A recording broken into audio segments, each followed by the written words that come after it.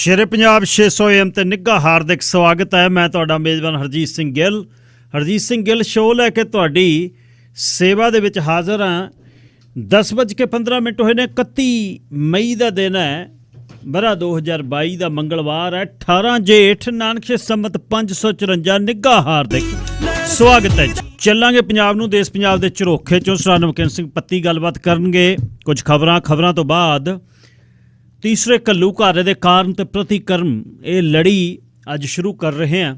31 ਤੋਂ ਲੈ ਕੇ 6 ਜੂਨ ਅਗਲੇ ਸੋਮਵਾਰ ਤੱਕ ਹਰ ਰੋਜ਼ 11 ਤੋਂ 12 ਵਜੇ ਤੱਕ ਇਸ 'ਤੇ ਗੱਲਬਾਤ ਹੋਏਗੀ। ਅੱਜ ਪਹਿਲੇ ਦਿਨ ਸਰਦਾਰ ਰਾਜਪਾਲ ਸਿੰਘ ਬਰਾੜ ਪੰਜਾਬ ਤੋਂ ਪਹੁੰਚਣਗੇ। ਇਸ ਨੂੰ ਆਪਾਂ ਤੋਰਾਂਗੇ ਸਿੱਖ ਰਾਜ ਦੇ ਪਤਨ 1849 ਤੋਂ ਲੈ ਕੇ 1984 ਤੱਕ ਦਾ ਸਫ਼ਰ। ਧਰਮ ਯੁੱਧ ਮੋਰਚਾ ਕੀ ਹੋਇਆ, 20ਵੀਂ ਸਦੀ ਦੇ ਵਿੱਚ ਕੀ ਹੋਇਆ, 1984 ਤੱਕ ਪਹੁੰਚਦੇ ਹਾਂ ਜੂਨ ਤੱਕ ਕਿਹੋ ਜਿਹੇ ਹਾਲਾਤ ਹੋਏ, ਕਿਹੜੇ ਕਾਰਨ ਹੋਏ। ਇਸ 'ਤੇ ਅਜੇਪਾਲ ਸਿੰਘ ਬਰਾੜ ਸ਼ਾਮਲ ਹੋਣਗੇ। ਹੋਰ ਵੀ ਕੁਝ ਜਿਹੜੇ ਚਸ਼ਮਦੀਦ ਇਸ ਘੱਲੂਘਾਰੇ ਦੇ ਰਹੇ ਉਸ ਦੀ ਗੱਲਬਾਤ ਹੋਏਗੀ। ਜਿਵੇਂ ਜਿਵੇਂ ਦਿਨ ਆਉਣਗੇ ਤਿਉਂ ਦਰਬਾਰ ਸਾਹਿਬ ਦੇ ਵਿੱਚ ਅਤੇ ਸ਼੍ਰੀ ਅਕਾਲ ਤਖਤ ਸਾਹਿਬ 'ਤੇ ਕੀ ਹੋਇਆ ਇਸ ਦੇ ਬਾਰੇ ਗੱਲਬਾਤ ਹੋਏਗੀ। ਅਤੇ 5 ਦਿਨਾਂ ਦੀ ਇਸ ਲੜੀ ਦੇ ਵਿੱਚ ਵੱਧ ਤੋਂ ਵੱਧ ਕੋਸ਼ਿਸ਼ ਕਰਾਂਗਾ ਕਿ ਤੁਹਾਡੇ ਤੱਕ ਹੋਰ ਜਾਣਕਾਰੀ ਜਿਹੜੀ ਪਿਛਲੇ ਸਾਲਾਂ 'ਚ ਨਹੀਂ ਦਿੱਤੀ, ਇੱਕ ਨਵੀਂ ਜਾਣਕਾਰੀ ਦਿੱਤੀ ਜਾਵੇ। ਆਖਰੀ ਘੰਟੇ ਦੇ ਵਿੱਚ ਹਥਿਆਰਾਂ ਦੀ ਪਾਬੰਦੀ ਜਿਹੜੀ ਖਾਸ ਤੌਰ 'ਤੇ ਹੈਂਡ ਗਨਜ਼, ਬੁੱਕਲ ਦੇ ਹਥਿਆਰਾਂ ਦੀ ਅਤੇ ਪਾਬੰਦੀ ਜਿਹੜੀ ਕੈਨੇਡਾ ਦੇ ਵਿੱਚ ਲੱਗ ਗਈ ਕਿ ਨਾ ਖਰੀਦ ਸਕਦੇ ਹੋ, ਨਾ ਵੇਚ ਸਕਦੇ ਹੋ, ਨਾ ਇੰਪੋਰਟ ਕਰ ਸਕਦੇ ਹੋ। ਅਤੇ ਫਿਰ ਰਹਿ ਕੀ ਗਿਆ? ਜਿਨ੍ਹਾਂ ਦੇ ਕੋਲ ਇਹ ਗਨਜ਼ ਹੈਗੀਆਂ ਨੇ ਉਹਨਾਂ ਦਾ ਕੀ ਮਤਲਬ? ਰਾਜ ਰਾਏ ਜੀ ਆ ਕੇ ਦੱਸਣਗੇ ਇਸ ਦੇ ਬਾਰੇ ਜਾਣਕਾਰੀ। ਅਤੇ ਉਸ ਤੋਂ ਬਾਅਦ ਜਿਹੜਾ ਸਮਾਂ ਰਹੇਗਾ, ਇੱਕ ਹੋਰ ਛੋਟਾ ਜਿਹਾ ਵਿਸ਼ਾ ਤੁਹਾਡੇ ਨਾਲ ਮੈਂ ਸਾਂਝਾ ਕਰਨਾ ਹੈ। ਉਹ ਤੇਰਾ ਸਜਿਆ ਦੀਵਾਨ ਵੇ ਵਿੱਚ ਵੰਡਦੇ ਸੁਹੇਂਦਾ, ਉਹ ਤੇਰੇ ਉੱਡਦਾ ਆਵਾਜ਼ ਵੇ ਤੇਰਾ ਊਠ ਚ ਰਹਿੰਦਾ। ਕਰਦੀ ਫਿਰਾਂ ਤਿਲ ਚੌਲੀਆਂ ਵੇ ਰੁੱਤਾਂ ਬੌਲੀਆਂ, ਨਾ ਸਾਡਾ ਪੀਰ ਮਨੇਂਦਾ। ਤੋੜਾਂ ਪੱਤਰੇ ਹਾੜ ਦੇ ਵਿਦਿਨ, ਤੋੜਾਂ ਪੱਤਰੇ ਤਾੜ ਦੇ ਵਿਦਿਨ ਹਾੜ ਦੇ, ਤੈਨੂੰ ਤਾਪ ਚੜੇਂਦਾ।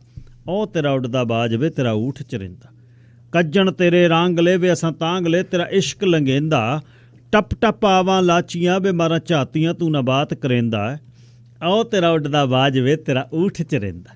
ਤੀਰਾਂ ਤਰਕਸ਼ਾਂ ਵਾਲਿਆ ਬੇਹੱਦੋਂ ਕਾਲਿਆ, ਦਿਸੇ ਰਣ ਚ ਲੜੇਂਦਾ। ਬੈਠ ਪਹਾੜੀ ਚੋਟੀਆਂ ਵੇ ਗੱਲਾਂ ਖੋਟੀਆਂ, ਸਾਡੀ ਅਕਲ ਚ ਰਹਿੰਦਾ। ਉਹ ਤੇਰਾ ਉੱਡਦਾ ਆਵਾਜ਼ ਵੇ ਤੇਰਾ ਊਠ ਚ ਰਹਿੰਦਾ। ਬੇ ਮਾਂ ਦੇ ਯੋਧੇ ਸੂਰਿਆ ਸਾਨੂੰ ਪੂਰਿਆ, ਕਿਆ ਤੱਕਣ ਕਰੇਂਦਾ। ਲੈ ਲੈ ਕਰਦਾ ਟਹਿਕਦਾ ਵੇ ਨਾਲੇ ਮਹਿਕਦਾ, ਸਾਡੇ ਚਾਹ ਦਾ ਗੇਂਦਾ। ਉਹ ਤੇਰਾ ਉੱਡਦਾ ਆਵਾਜ਼ ਵੇ ਤੇਰਾ ਊਠ ਚ ਰਹਿੰਦਾ। ਜੀਵਨ ਤੇਰੀਆਂ ਕਾਨੀਆਂ ਵੇ ਦਿਲ ਜਾਨੀਆਂ, ਘੜ ਸੁਖ ਨ ਰਚੇਂਦਾ। ਰੱਸੇ ਤੇਰੀ ਹਰਿਆਉਲ ਵੇ ਦੇ ਜਾ ਕੌਲ ਵੇ ਕਲਰੀ ਵਰਸੇਂਦਾ। ਉਹ ਤੇਰਾ ਉੱਡਦਾ ਆਵਾਜ਼ ਵੇ ਤੇਰਾ ਊਠ ਚ ਰਹਿੰਦਾ। ਸਬਜ਼ ਕਚੂਰੀ ਖੇਤੀਆਂ ਵੇ ਸਰੋਂ ਮੇਥੀਆਂ, ਨਾਲੇ ਵੇਰ ਪਗੇਂਦਾ। ਫੁੱਲ ਫੁੱਲ ਜਾਂਦਾ ਕੇਵੜਾ ਵੇਖ ਕਿਰੇ ਮੇਵੜਾ, ਅੱਜ ਹੱਸਦਾ ਖੜੇਂਦਾ। ਉਹ ਤੇਰਾ ਉੱਡਦਾ ਆਵਾਜ਼ ਵੇ ਤੇਰਾ ਊਠ ਚ ਰਹਿੰਦਾ। ਉਹ ਤੇਰਾ ਸਜਿਆ ਦੀਵਾਨ ਵੇ ਵਿੱਚ ਵੰਡਦੇ ਸੁਹੇਂਦਾ, ਉਹ ਤੇਰਾ ਉੱਡਦਾ ਆਵਾਜ਼ ਵੇ ਤੇਰਾ ਊਠ ਚ ਰਹਿੰਦਾ। ਹਰਮਨਜੀਤ ਜੰਗਲੀ ਪਹਾੜਾਂ ਦੇ ਫਿਰ ਤੂੰ ਯੋਧੇ ਨੂੰ ਲਿਖਦਾ।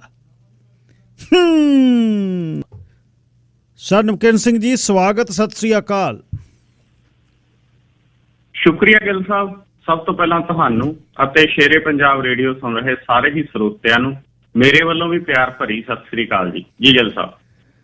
ਅੱਛਾ ਜੀ, ਫਿਰ ਸ਼ੇਰ ਬੱਗੇ ਦਾ ਸੰਸਕਾਰ ਹੋ ਗਿਆ ਮੂਸੇ ਪਿੰਡ 'ਚ ਕੱਲ੍ਹ। ਬਹੁਤ ਭਾਵਕ ਸੀ ਜਦ ਬਾਪੂ ਨੇ ਦਸਤਾਰ ਲਾ ਕੇ ਲੋਕਾਂ ਦੇ ਸਾਹਮਣੇ ਘੁਮਾਈ।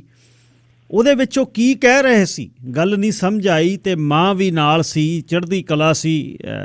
ਡੋਲੇ ਤਾਂ ਹੋਣਾ ਹੀ ਹੈ, ਡੋਲਣਾ ਤਾਂ ਪੈਣਾ ਹੀ ਆ। ਗਾਡਰ ਵਰਗਾ ਪੁੱਤ ਦੁਨੀਆ ਤੋਂ ਤੁਰ ਗਿਆ, ਪਰ ਉਸ ਸੰਸਕਾਰ ਨੂੰ ਥੋੜ੍ਹਾ ਜਿਹਾ ਰੂਪਮਾਨ ਕਰਿਓ ਤੁਸੀਂ।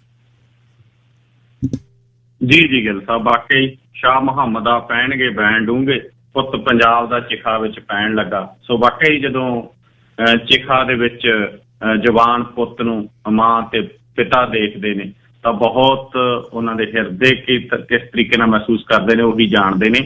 ਸੋ ਵਾਕਈ ਜੀ ਅੱਜ ਸਿੱਧੂ ਮੂਸੇਵਾਲਾ ਦਾ ਉਸ ਦੇ ਜੱਦੀ ਪਿੰਡ ਮਾਨਸਾ ਜ਼ਿਲ੍ਹੇ ਦੇ ਵਿੱਚ ਮੂਸੇ ਦੇ ਵਿੱਚ ਜਿਹੜਾ ਅੰਤਿਮ ਸੰਸਕਾਰ ਕੀਤਾ ਗਿਆ। ਪਹਿਲਾਂ ਸ਼ਮਸ਼ਾਨ ਘਾਟ ਦੇ ਵਿੱਚ ਅੰਤਿਮ ਸੰਸਕਾਰ ਕਰਨ ਦੀ ਤਿਆਰੀ ਸੀ, ਪਰ ਬਾਅਦ ਦੇ ਵਿੱਚ ਉਹਨਾਂ ਦੀ ਖੁਦ ਦੀ ਜ਼ਮੀਨ ਦੇ ਵਿੱਚ ਜਿਹੜਾ ਜ਼ਮੀਨ ਨੂੰ ਪੱਧਰ ਕਰਕੇ ਜਿੱਥੇ ਨਰਮਾ ਲਾਇਆ ਹੋਇਆ ਸੀਗਾ ਮੂਸੇ ਵਾਲੇ ਦਾ, ਉੱਥੇ ਉਹਦਾ ਅੰਤਿਮ ਸੰਸਕਾਰ ਆ ਜਿਹੜਾ ਕੀਤਾ ਗਿਆ। ਪਰਿਵਾਰ ਦੇ ਵੱਲੋਂ ਮੌਕੇ ਦੇ ਉੱਤੇ ਰਾਇ ਬਣਾਈ ਗਈ। ਸ਼ਾਇਦ ਪਰਿਵਾਰ ਦੇ ਵੱਲੋਂ ਆਉਣ ਵਾਲੇ ਦਿਨਾਂ ਦੇ ਵਿੱਚ ਉੱਤੇ ਉਹਦੀ ਯਾਦਗਾਰ ਬਣਾਉਣ ਬਾਰੇ ਸੋਚਿਆ ਜਾ ਰਿਹਾ ਹੋਵੇਗਾ।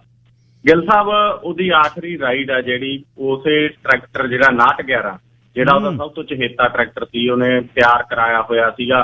ਬਚਪਨ ਤੋਂ 5911 ਨੂੰ ਤਿਆਰ ਕਰਦਾ ਸੀ। ਉਹਦੇ ਬਹੁਤ ਸਾਰੇ ਗੀਤਾਂ ਦੇ ਵਿੱਚ 5911 ਦਾ ਜ਼ਿਕਰ ਵੀ ਆ, ਬਹੁਤ ਸਾਰਿਆਂ ਦੇ ਵਿੱਚ ਫਿਲਮਾਇਆ ਵੀ ਗਿਆ ਗਾ 5911। ਉਸੇ ਦੇ ਉੱਤੇ ਉਹਨੂੰ ਲਿਜਾਇਆ ਗਿਆ ਔਰ ਹਜ਼ਾਰਾਂ ਦੀ ਗਿਣਤੀ ਦੇ ਵਿੱਚ ਪੰਜਾਬ, ਰਾਜਸਥਾਨ, ਹਰਿਆਣਾ ਤੋਂ ਜਿਹੜਾ ਨੌਜਵਾਨ ਵਰਗ ਆ ਉਹ ਉੱਥੇ ਪਹੁੰਚਿਆ ਹੋਇਆ ਸੀਗਾ। ਔਰ ਉੱਥੇ ਗਿੱਲ ਸਾਹਿਬ ਨੌਜਵਾਨਾਂ ਦੇ ਟੀ-ਸ਼ਰਟਾਂ ਪਾਈਆਂ ਹੋਈਆਂ ਸੀ ਸਿੱਧੂ ਮੂਸੇਵਾਲੇ ਵਾਲੀਆਂ। ਇਸ ਤੋਂ ਇਲਾਵਾ ਕੋਈ ਉਹਦੀ ਤਸਵੀਰ ਲੈ ਕੇ ਆਇਆ ਸੀ ਕਿਸੇ ਨਾ ਕਿਸੇ ਰੂਪ ਦੇ ਵਿੱਚ ਯੂਥ ਦਾ, ਕਿਉਂਕਿ ਉਹ ਆਈਕਨ ਹੈ, ਚਰਚਾ 'ਚ ਰਿਹਾ ਗਾ। ਬਹੁਤ ਸਾਰੇ ਲੋਕਾਂ ਨੇ ਉਹਦੀ ਆਲੋਚਨਾ ਵੀ ਕੀਤੀ, ਬਹੁਤ ਸਾਰੇ ਉਹਦੇ ਪ੍ਰਸ਼ੰਸਕ ਵੀ ਸੀ। ਤਾਂ ਸਾਰੇ ਕਾਸੇ ਤੋਂ ਉੱਪਰ ਉੱਠ ਕੇ ਲੋਕ ਉੱਥੇ ਪਹੁੰਚੇ ਔਰ ਉੱਥੇ ਗਿੱਲ ਸਾਹਿਬ ਦਾ ਭਾਵੁਕ ਜਿਹਾ ਮਾਹੌਲ ਸੀਗਾ। ਇੱਕ ਤਾਂ ਉਹਦੇ ਪਿਤਾ ਬਲਕੌਰ ਸਿੰਘ, ਉਹਨਾਂ ਨੇ ਪਹਿਲਾਂ ਥਾਪੀ ਵੀ ਮਾਰੀ ਜਿਵੇਂ ਸਿੱਧੂ ਮੂਸੇਵਾਲਾ ਮਾਰਦਾ ਹੁੰਦਾ ਸੀਗਾ ਕਿ ਮੈਂ ਉਹਦਾ ਬਾਪ ਹਾਂ, ਬੜੇ ਭਾਵੁਕ ਹੋ ਕੇ। ਉਸ ਤੋਂ ਬਾਅਦ ਉਹਨਾਂ ਨੇ ਆਪਣੀ ਦਸਤਾਰ ਵੀ ਉਤਾਰੀ ਔਰ ਉੱਥੇ ਉਹ ਲੋਕਾਂ ਦਾ ਧੰਨਵਾਦ ਵੀ ਕਰ ਰਹੇ ਸੀ ਕਿ ਸਿੱਧੂ ਮੂਸੇਵਾਲੇ ਦੀ ਇਹ ਦੇਣ ਆ ਹੁਣ ਤੱਕ ਦੀ ਕਿ ਐਡੀ ਵੱਡੀ ਗਿਣਤੀ ਦੇ ਵਿੱਚ ਲੋਕ ਆ ਜਿਹੜੇ ਉੱਥੇ ਪਹੁੰਚੇ ਨੇ ਔਰ ਇਨਸਾਫ ਦੀ ਆਸ ਵੀ ਤੇ ਗੁਹਾਰ ਵੀ ਲਾ ਰਹੇ ਸੀਗੇ। ਤਾਂ ਗਿੱਲ ਸਾਹਿਬ ਸਿੱਧੂ ਮੂਸੇਵਾਲਾ ਦੇ ਸਿਰ ਤੇ ਦਸਤਾਰ ਵੀ ਉਹਦੇ ਪਿਤਾ ਨੇ ਸਜਾਈ ਸੀ ਔਰ ਮਾਤਾ ਨੇ ਉਹਦਾ ਆਖਰੀ ਵਾਰ ਜੂੜਾ ਗੁੰਦਿਆ ਔਰ ਮਾਤਾ ਤੇ ਉਹਦੀਆਂ ਭੈਣਾਂ ਨੇ ਜਿਹੜਾ ਸਿਹਰਾ ਵੀ ਜਿਹੜਾ ਉਹਦੇ ਸਿਰ ਤੇ ਸਜਾਇਆ ਗਿਆ ਔਰ ਉਸ ਤੋਂ ਬਾਅਦ ਹੀ ਉਹਨੂੰ ਲਿਜਾਇਆ ਗਿਆ ਸੀਗਾ। ਤਾਂ ਵਾਕਈ ਸਿੱਧੂ ਮੂਸੇਵਾਲਾ ਦੇ ਨਾਲ ਜੋ ਹੋਇਆਗਾ ਉਹਦੇ ਕਰਕੇ ਦੁਨੀਆ ਭਰ ਦੇ ਵਿੱਚ ਉਹਦੇ ਪ੍ਰਸ਼ੰਸਕ ਨੇ ਜਿਹੜੇ ਉਹ ਇਸ ਗੱਲ ਨੂੰ ਲੈ ਕੇ ਬਹੁਤ ਜ਼ਿਆਦਾ ਖੌਫ ਦੇ ਵਿੱਚ ਨੇ। ਵੈਸੇ ਗਿੱਲ ਸਾਹਿਬ ਜਿਵੇਂ ਉਹਨੂੰ ਪਹਿਲਾਂ ਹੀ ਪਤਾ ਹੁੰਦਾ, ਉਹਨੇ ਜਿਹੜਾ ਆਪਦਾ ਆਖਰੀ ਗੀਤ ਵੀ ਗਾਇਆ ਕਿਉਂਕਿ ਉਹਦੇ 22 ਲੱਖ ਯੂਟਿਊਬਰ ਦੇ ਸਬਸਕ੍ਰਾਈਬਰ ਨੇ ਔਰ ਜਿਹੜਾ ਉਹਦਾ ਆਖਰੀ ਗੀਤ ਵੀ ਸੀਗਾ ਉਹਨੇ ਜਿਹੜਾ ਉਹ ਸਮਰਪਿਤ ਕੀਤਾ ਉਹ ਅਮਰੀਕਾ ਦਾ ਜਿਹੜਾ ਗਾਇਕ ਹੋਇਆ ਤਪਾਕ ਸ਼ਕੂਰ, ਜਿਹੜਾ ਰੈਪ ਗਾਇਕ ਸੀ, ਉਹਨੂੰ ਕੀਤਾ ਸਮਰਪਿਤ। ਔਰ ਜਿਹੜਾ ਇਹ ਤਪਾਕ ਸ਼ਕੂਰ ਹੈ ਇਹਦੀ ਵੀ 1996 ਦੇ ਵਿੱਚ 25 ਸਾਲ ਦੀ ਉਮਰ ਦੇ ਵਿੱਚ ਏਦਾਂ ਹੀ ਗੋਲੀਆਂ ਮਾਰ ਕੇ ਹੱਤਿਆ ਕਰ ਦਿੱਤੀ ਗਈ ਸੀ। ਔਰ ਉਹਦੇ ਆਖਰੀ ਗਾਣੇ ਦੇ ਵਿੱਚ ਜਿਹੜਾ ਦਾ ਲਾਸਟ ਰਾਈਡ ਹੈ, ਸਿੱਧੂ ਮੂਸੇਵਾਲਾ ਇਹੋ ਜਿਹੀ ਕਾਰ ਵਰਤੀ ਸੀ ਜਿਹੋ ਜਿਹੀ ਕਾਰ ਦੇ ਵਿੱਚ ਤਪਾਕ ਸ਼ਕੂਰ ਆਪਣੇ ਕਤਲ ਵਾਲੇ ਦਿਨ ਸਵਾਰ ਸੀਗਾ। ਔਰ ਇਹ ਗੀਤ ਉਹਨੇ ਸ਼ਕੂਰ ਨੂੰ ਸਮਰਪਿਤ ਕਰਨ ਤੋਂ ਬਾਅਦ ਮੂਸੇ ਨੇ ਲਿਖਿਆ ਸੀਗਾ ਆਖਰੀ ਗੀਤ ਦੇ ਵਿੱਚ, ਉਹ ਚੋਬਰ ਦੇ ਚਿਹਰੇ ਉੱਤੇ ਨੂਰ ਦੱਸਦਾ ਨਹੀਂ ਇਹਦਾ ਉੱਠੂਗਾ ਜਵਾਨੀ 'ਚ ਜਨਾਜ਼ਾ ਮਿਟੀਏ। ਤਾਂ ਕਿਤੇ ਨਾ ਕਿਤੇ ਗਿੱਲ ਸਾਹਿਬ ਜਿਵੇਂ ਉਹਨੂੰ ਪਹਿਲਾਂ ਹੀ ਸ਼ੱਕ ਹੋਵੇਗਾ ਪਰ ਫਿਰ ਵੀ ਆਉਣ ਵਾਲੇ ਦਿਨਾਂ ਦੇ ਵਿੱਚ ਇਸ ਮਸਲੇ ਦੇ ਉੱਤੇ ਹੋਰ ਬਹੁਤ ਕੁਛ ਆ ਜਿਹੜਾ ਉਹ ਸਾਹਮਣੇ ਆਊਗਾ। ਸੋ ਅੱਜ ਆਪਣੇ ਮੂਸੇ ਪਿੰਡ ਦੀ ਮਿੱਟੀ ਦੇ ਵਿੱਚ ਸਿੱਧੂ ਮੂਸੇਵਾਲਾ ਜਿਹੜਾ ਉਹ ਲੀਨ ਹੋ ਗਿਆ ਜੀ। ਜਿਹੜਾ ਨਾ ਇੱਕ ਇਸ ਨੂੰ ਇੱਕ ਹੋਰ ਜਿਹੜਾ ਪੱਤਰਕਾਰ ਦੇ 8-9 ਲੱਖ YouTube ਦੇ ਉਹਦੇ ਵਿਊ ਹੋ ਗਏ ਜਿਹੜੇ ਅੱਜ ਤੱਕ ਨਹੀਂ ਹੋਏ ਸੀ। ਉਹਨੇ ਕਿਹਾ ਵੀ ਮੈਨੂੰ ਫੋਨ ਕਰਕੇ ਗੋਲਡੀ ਬਰਾੜ ਨੇ ਕੈਨੇਡਾ 'ਚੋਂ ਦੱਸਿਆ ਵੀ ਅਸੀਂ ਮਾਰਿਆ ਉਹ, ਅਤੇ ਉਹ ਖਵਾਜਕੇ ਦੇ ਕਤਲ ਤੋਂ ਲੈ ਕੇ 2016 ਤੋਂ ਬੰਬੀਹਾ ਗਰੁੱਪ ਅਤੇ ਪਟਿਆਲ ਦੇ ਨਾਲ ਜੋੜ ਕੇ ਉਹ ਬਹੁਤ ਕੁਛ ਦੱਸ ਰਿਹਾ। ਅਤੇ ਮੈਨੂੰ ਨਹੀਂ ਲੱਗਦਾ ਵੀ ਇੱਕ ਬੰਦਾ ਜਿਹੜਾ ਕੋਈ ਵਾਂਟਡ ਹੈ ਜਾਂ ਕੋਈ ਇੱਕ ਦੇਸ਼ 'ਚ ਰਹਿ ਰਿਹਾ ਕੈਨੇਡਾ ਵਰਗੇ 'ਚ, ਇੱਥੋਂ ਉਸ ਦੇ ਲਈ ਉਸਨੇ ਉਹਨੂੰ ਫੋਨ ਕੀਤਾ ਹੋਵੇ ਜਾਂ ਦੱਸਿਆ ਹੋਵੇ। ਅਲੱਗ-ਅਲੱਗ ਇਹਦੇ ਪਹਿਲੂ ਨੇ।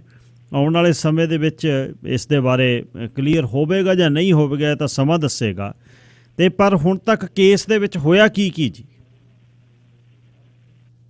ਜੀ ਗਿੱਲ ਸਾਹਿਬ ਹੁਣ ਤੱਕ ਦੇਖੋ ਇਸ ਕੇਸ ਦੇ ਵਿੱਚ ਜੋ ਸਾਹਮਣੇ ਆਇਆ ਹੈਗਾ, ਇੱਕ ਤਾਂ ਜਿਹੜੀ ਸਿੱਧੂ ਮੂਸੇਵਾਲੇ ਦੇ ਪਿਤਾ ਦੇ ਵੱਲੋਂ ਬਲਕੌਰ ਸਿੰਘ ਦੇ ਵੱਲੋਂ ਮੰਗ ਕੀਤੀ ਗਈ ਸੀਗੀ ਕਿ ਹਾਈ ਕੋਰਟ ਦੇ ਸਿਟਿੰਗ ਜੱਜ ਤੋਂ ਇਹਦੀ ਜਾਂਚ ਕਰਵਾਈ ਜਾਵੇ। ਸੋ ਉਹ ਪ੍ਰੋਸੈਸ ਚੱਲ ਰਿਹਾ ਜੀ। ਇੱਕ ਨਿਆਂ ਕਮਿਸ਼ਨ ਆ ਜਿਹੜਾ ਉਹ ਗਠਿਤ ਕੀਤਾ ਜਾ ਰਿਹਾ ਹੈ। ਇਸ ਤੋਂ ਇਲਾਵਾ 5 ਮੈਂਬਰੀ ਇੱਕ ਸਪੈਸ਼ਲ ਇਨਵੈਸਟੀਗੇਸ਼ਨ ਟੀਮ ਆ ਗਈ ਜਿਹੜੀ ਉਹ ਗਠਿਤ ਕੀਤੀ ਗਈ ਹੈ ਇਸ ਕੇਸ ਦੇ ਵਿੱਚ। ਫਰੀਦਕੋਟ ਰੇਂਜ ਦਾ ਜਿਹੜਾ IG ਹੈ ਉਹ ਇਸ ਟੀਮ ਦਾ ਮੇਨ ਹੈਗਾ। ਇਸ ਤੋਂ ਇਲਾਵਾ ਇਹਦੇ 'ਚ ਹੋਰ ਜਿਹੜੇ ਮੈਂਬਰ ਲੈ ਗਏ ਨੇ ਉਹਨਾਂ ਦੇ ਵਿੱਚ SP ਹੈ ਮਾਨਸਾ ਦਾ ਧਰਮਵੀਰ ਸਿੰਘ, DSP ਇਨਵੈਸਟੀਗੇਸ਼ਨ ਹੈ ਬਠਿੰਡੇ ਦਾ ਵਿਸ਼ਵਜੀਤ ਸਿੰਘ, CIA ਸਟਾਫ ਦਾ ਇੰਚਾਰਜ ਇੰਸਪੈਕਟਰ ਪ੍ਰਿਥੀਪਾਲ ਸਿੰਘ।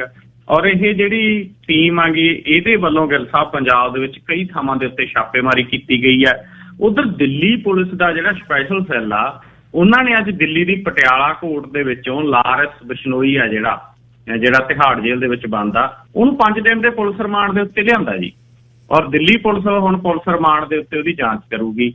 ਔਰ ਦਿੱਲੀ ਹਾਈ ਕੋਰਟ ਦੇ ਵਿੱਚ ਲਾਰੈਂਸ ਬਿਸ਼ਨੋਈ ਨੇ ਇੱਕ ਪਟੀਸ਼ਨ ਪਾਈ ਆ, ਉਹਦੇ ਵਿੱਚ ਉਹਨੇ ਕਿਹਾ ਗਾ, ਪਹਿਲਾਂ ਕੱਲ ਉਹਨੇ ਲੋਅਰ ਕੋਰਟ ਦੇ ਵਿੱਚ ਵੀ ਗਿਆ ਸੀਗਾ, ਔਰ ਉਹਦੇ 'ਚ ਉਹਨੇ ਕਿਹਾ ਕਿ ਪੰਜਾਬ ਪੁਲਿਸ ਮੇਰਾ ਮੁਕਾਬਲਾ ਬਣਾ ਸਕਦੀ ਆ, ਇਸ ਕਰਕੇ ਮੇਰੀ ਜਿਹੜੀ ਇਨਵੈਸਟੀਗੇਸ਼ਨ ਹੋਣੀ ਆ ਉਹ ਜੇਲ੍ਹ 'ਚ ਹੀ ਹੋਵੇ ਜਾਂ ਵੀਡੀਓ ਕਾਨਫਰੰਸਿੰਗ ਜ਼ਰੀਏ ਹੋਵੇ, ਕਿਸੇ ਹੋਰ ਸੂਬੇ ਦੇ ਸਪੁਰਦ ਮੈਨੂੰ ਜੇਲ੍ਹ 'ਚੋਂ ਨਾ ਕੀਤਾ ਜਾਵੇ। ਪਹਿਲਾਂ NIA ਕੋਰਟ ਵੀ ਉਹ ਗਿਆ ਸੀ, ਉੱਥੋਂ ਨਹੀਂ ਉਹਦੀ ਗੱਲ ਸਿਰੇ ਚੜੀ ਸੀ ਤਾਂ ਉਹਨੇ ਹੁਣ ਪਟੀਸ਼ਨ ਹਾਈ ਕੋਰਟ 'ਚ ਪਾਈ ਹੈ। ਔਰ ਗਿੱਲ ਸਾਹਿਬ ਇਹ ਵੀ ਪਤਾ ਲੱਗਿਆ ਗਾ ਕਿ ਪੰਜਾਬ ਪੁਲਿਸ ਵੱਲੋਂ ਉਹਨੂੰ ਪੁਲਿਸ ਰਿਮਾਂਡ ਦੇ ਉੱਤੇ ਲਿਆਉਣ ਦੀ ਤਿਆਰੀ ਆ। ਪੰਜਾਬ ਦੇ ਵਿੱਚ ਜਿਹੜੀ ਛਾਪੇਮਾਰੀ ਹੋ ਰਹੀ ਆ ਉਹ 'ਚ ਕਈ ਥਾਵਾਂ ਤੋਂ ਨੌਜਵਾਨਾਂ ਨੂੰ ਗ੍ਰਿਫਤਾਰ ਕੀਤਾ ਗਿਆ। ਪੁਲਿਸ ਨੇ ਅਜੇ ਤੱਕ ਜ਼ਿਕਰ ਨਹੀਂ ਕੀਤਾ, ਸਿਰਫ ਇੱਕੋ ਹੀ ਬੰਦੇ ਦਾ ਜ਼ਿਕਰ ਕੀਤਾ ਕਿ ਅਸੀਂ ਗ੍ਰਿਫਤਾਰ ਕੀਤਾ, ਉਹ ਮਨਪ੍ਰੀਤ ਸਿੰਘ ਮੰਨਾ ਢੈਪੀ। ਇਹ ਜਿੱਥੇ ਮੂਸੇਵਾਲੇ ਦਾ ਕਤਲ ਹੁੰਦਾ ਉਹਦੇ ਨੇੜੇ ਹੀ ਇਹਦਾ ਪਿੰਡ ਹੈ। ਔਰ ਇਹਨੂੰ ਜੇ ਗਿੱਲ ਸਾਹਿਬ ਉੱਤਰਾਖੰਡ ਤੋਂ ਗ੍ਰਿਫਤਾਰ ਕੀਤਾ ਗਿਆ, ਜਿਹੜੇ ਕੱਲ 6 ਬੰਦੇ ਉੱਤਰਾਖੰਡ ਤੋਂ ਗ੍ਰਿਫਤਾਰ ਕੀਤੇ ਗਏ ਸੀਗੇ, ਪਤਾ ਲੱਗਿਆ ਸੀਗਾ ਉਹਨਾਂ 6 ਦੇ ਵਿੱਚ ਇਹ ਮਨਪ੍ਰੀਤ ਮੰਨਾ ਗਾ। ਪਤਾ ਇਹ ਲੱਗਿਆ ਕਿ ਮਨਪ੍ਰੀਤ ਮੰਨਾ ਨੇ ਹੀ ਉਹਨਾਂ ਨੂੰ ਜਿਹੜੀਆਂ ਗੱਡੀਆਂ ਪ੍ਰੋਵਾਈਡ ਕੀਤੀਆਂ ਨੇ। ਔਰ ਉਹਨਾਂ 'ਚ ਇੱਕ ਗੱਡੀ ਤਾਂ ਗਿੱਲ ਸਾਹਿਬ ਜਿਹੜੀ ਹੈਗੀ ਕੋਰੋਲਾ ਸੀਗੀ ਤੇ ਦੂਸਰੀ ਜਿਹੜੀ ਗੱਡੀ ਹੈਗੀ ਬਲੈਰੋ ਸੀਗੀ। ਔਰ ਇਸੇ ਬੰਦੇ ਦੇ ਵੱਲੋਂ ਪਤਾ ਲੱਗ ਰਿਹਾ ਕਿ ਉਹਨਾਂ ਨੂੰ ਪ੍ਰੋਵਾਈਡ ਕੀਤੀਆਂ ਗਈਆਂ ਨੇ। ਔਰ ਇਸ ਕਰਕੇ ਇਹਨੂੰ ਗ੍ਰਿਫਤਾਰ ਕਰਕੇ 5 ਦਿਨ ਦਾ ਇਹਦਾ ਪੁਲਿਸ ਰਿਮਾਂਡ ਆ ਜਿਹੜਾ ਉਹ ਲੈ ਲਿਆ ਗਿਆ। 2 ਜਿਹੜੇ ਗੈਂਗਸਟਰ ਨੇ, ਇੱਕ ਬਠਿੰਡੇ ਤੇ ਇੱਕ ਫਿਰੋਜ਼ਪੁਰ ਜੇਲ੍ਹ ਤੋਂ ਪ੍ਰੋਡਕਸ਼ਨ ਵਾਰੰਟ ਦੇ ਉੱਤੇ ਲਿਆਂਦੇ ਹੋਏ ਨੇ ਔਰ ਉਹ ਮਸਲਾ ਚੱਲ ਰਿਹਾ।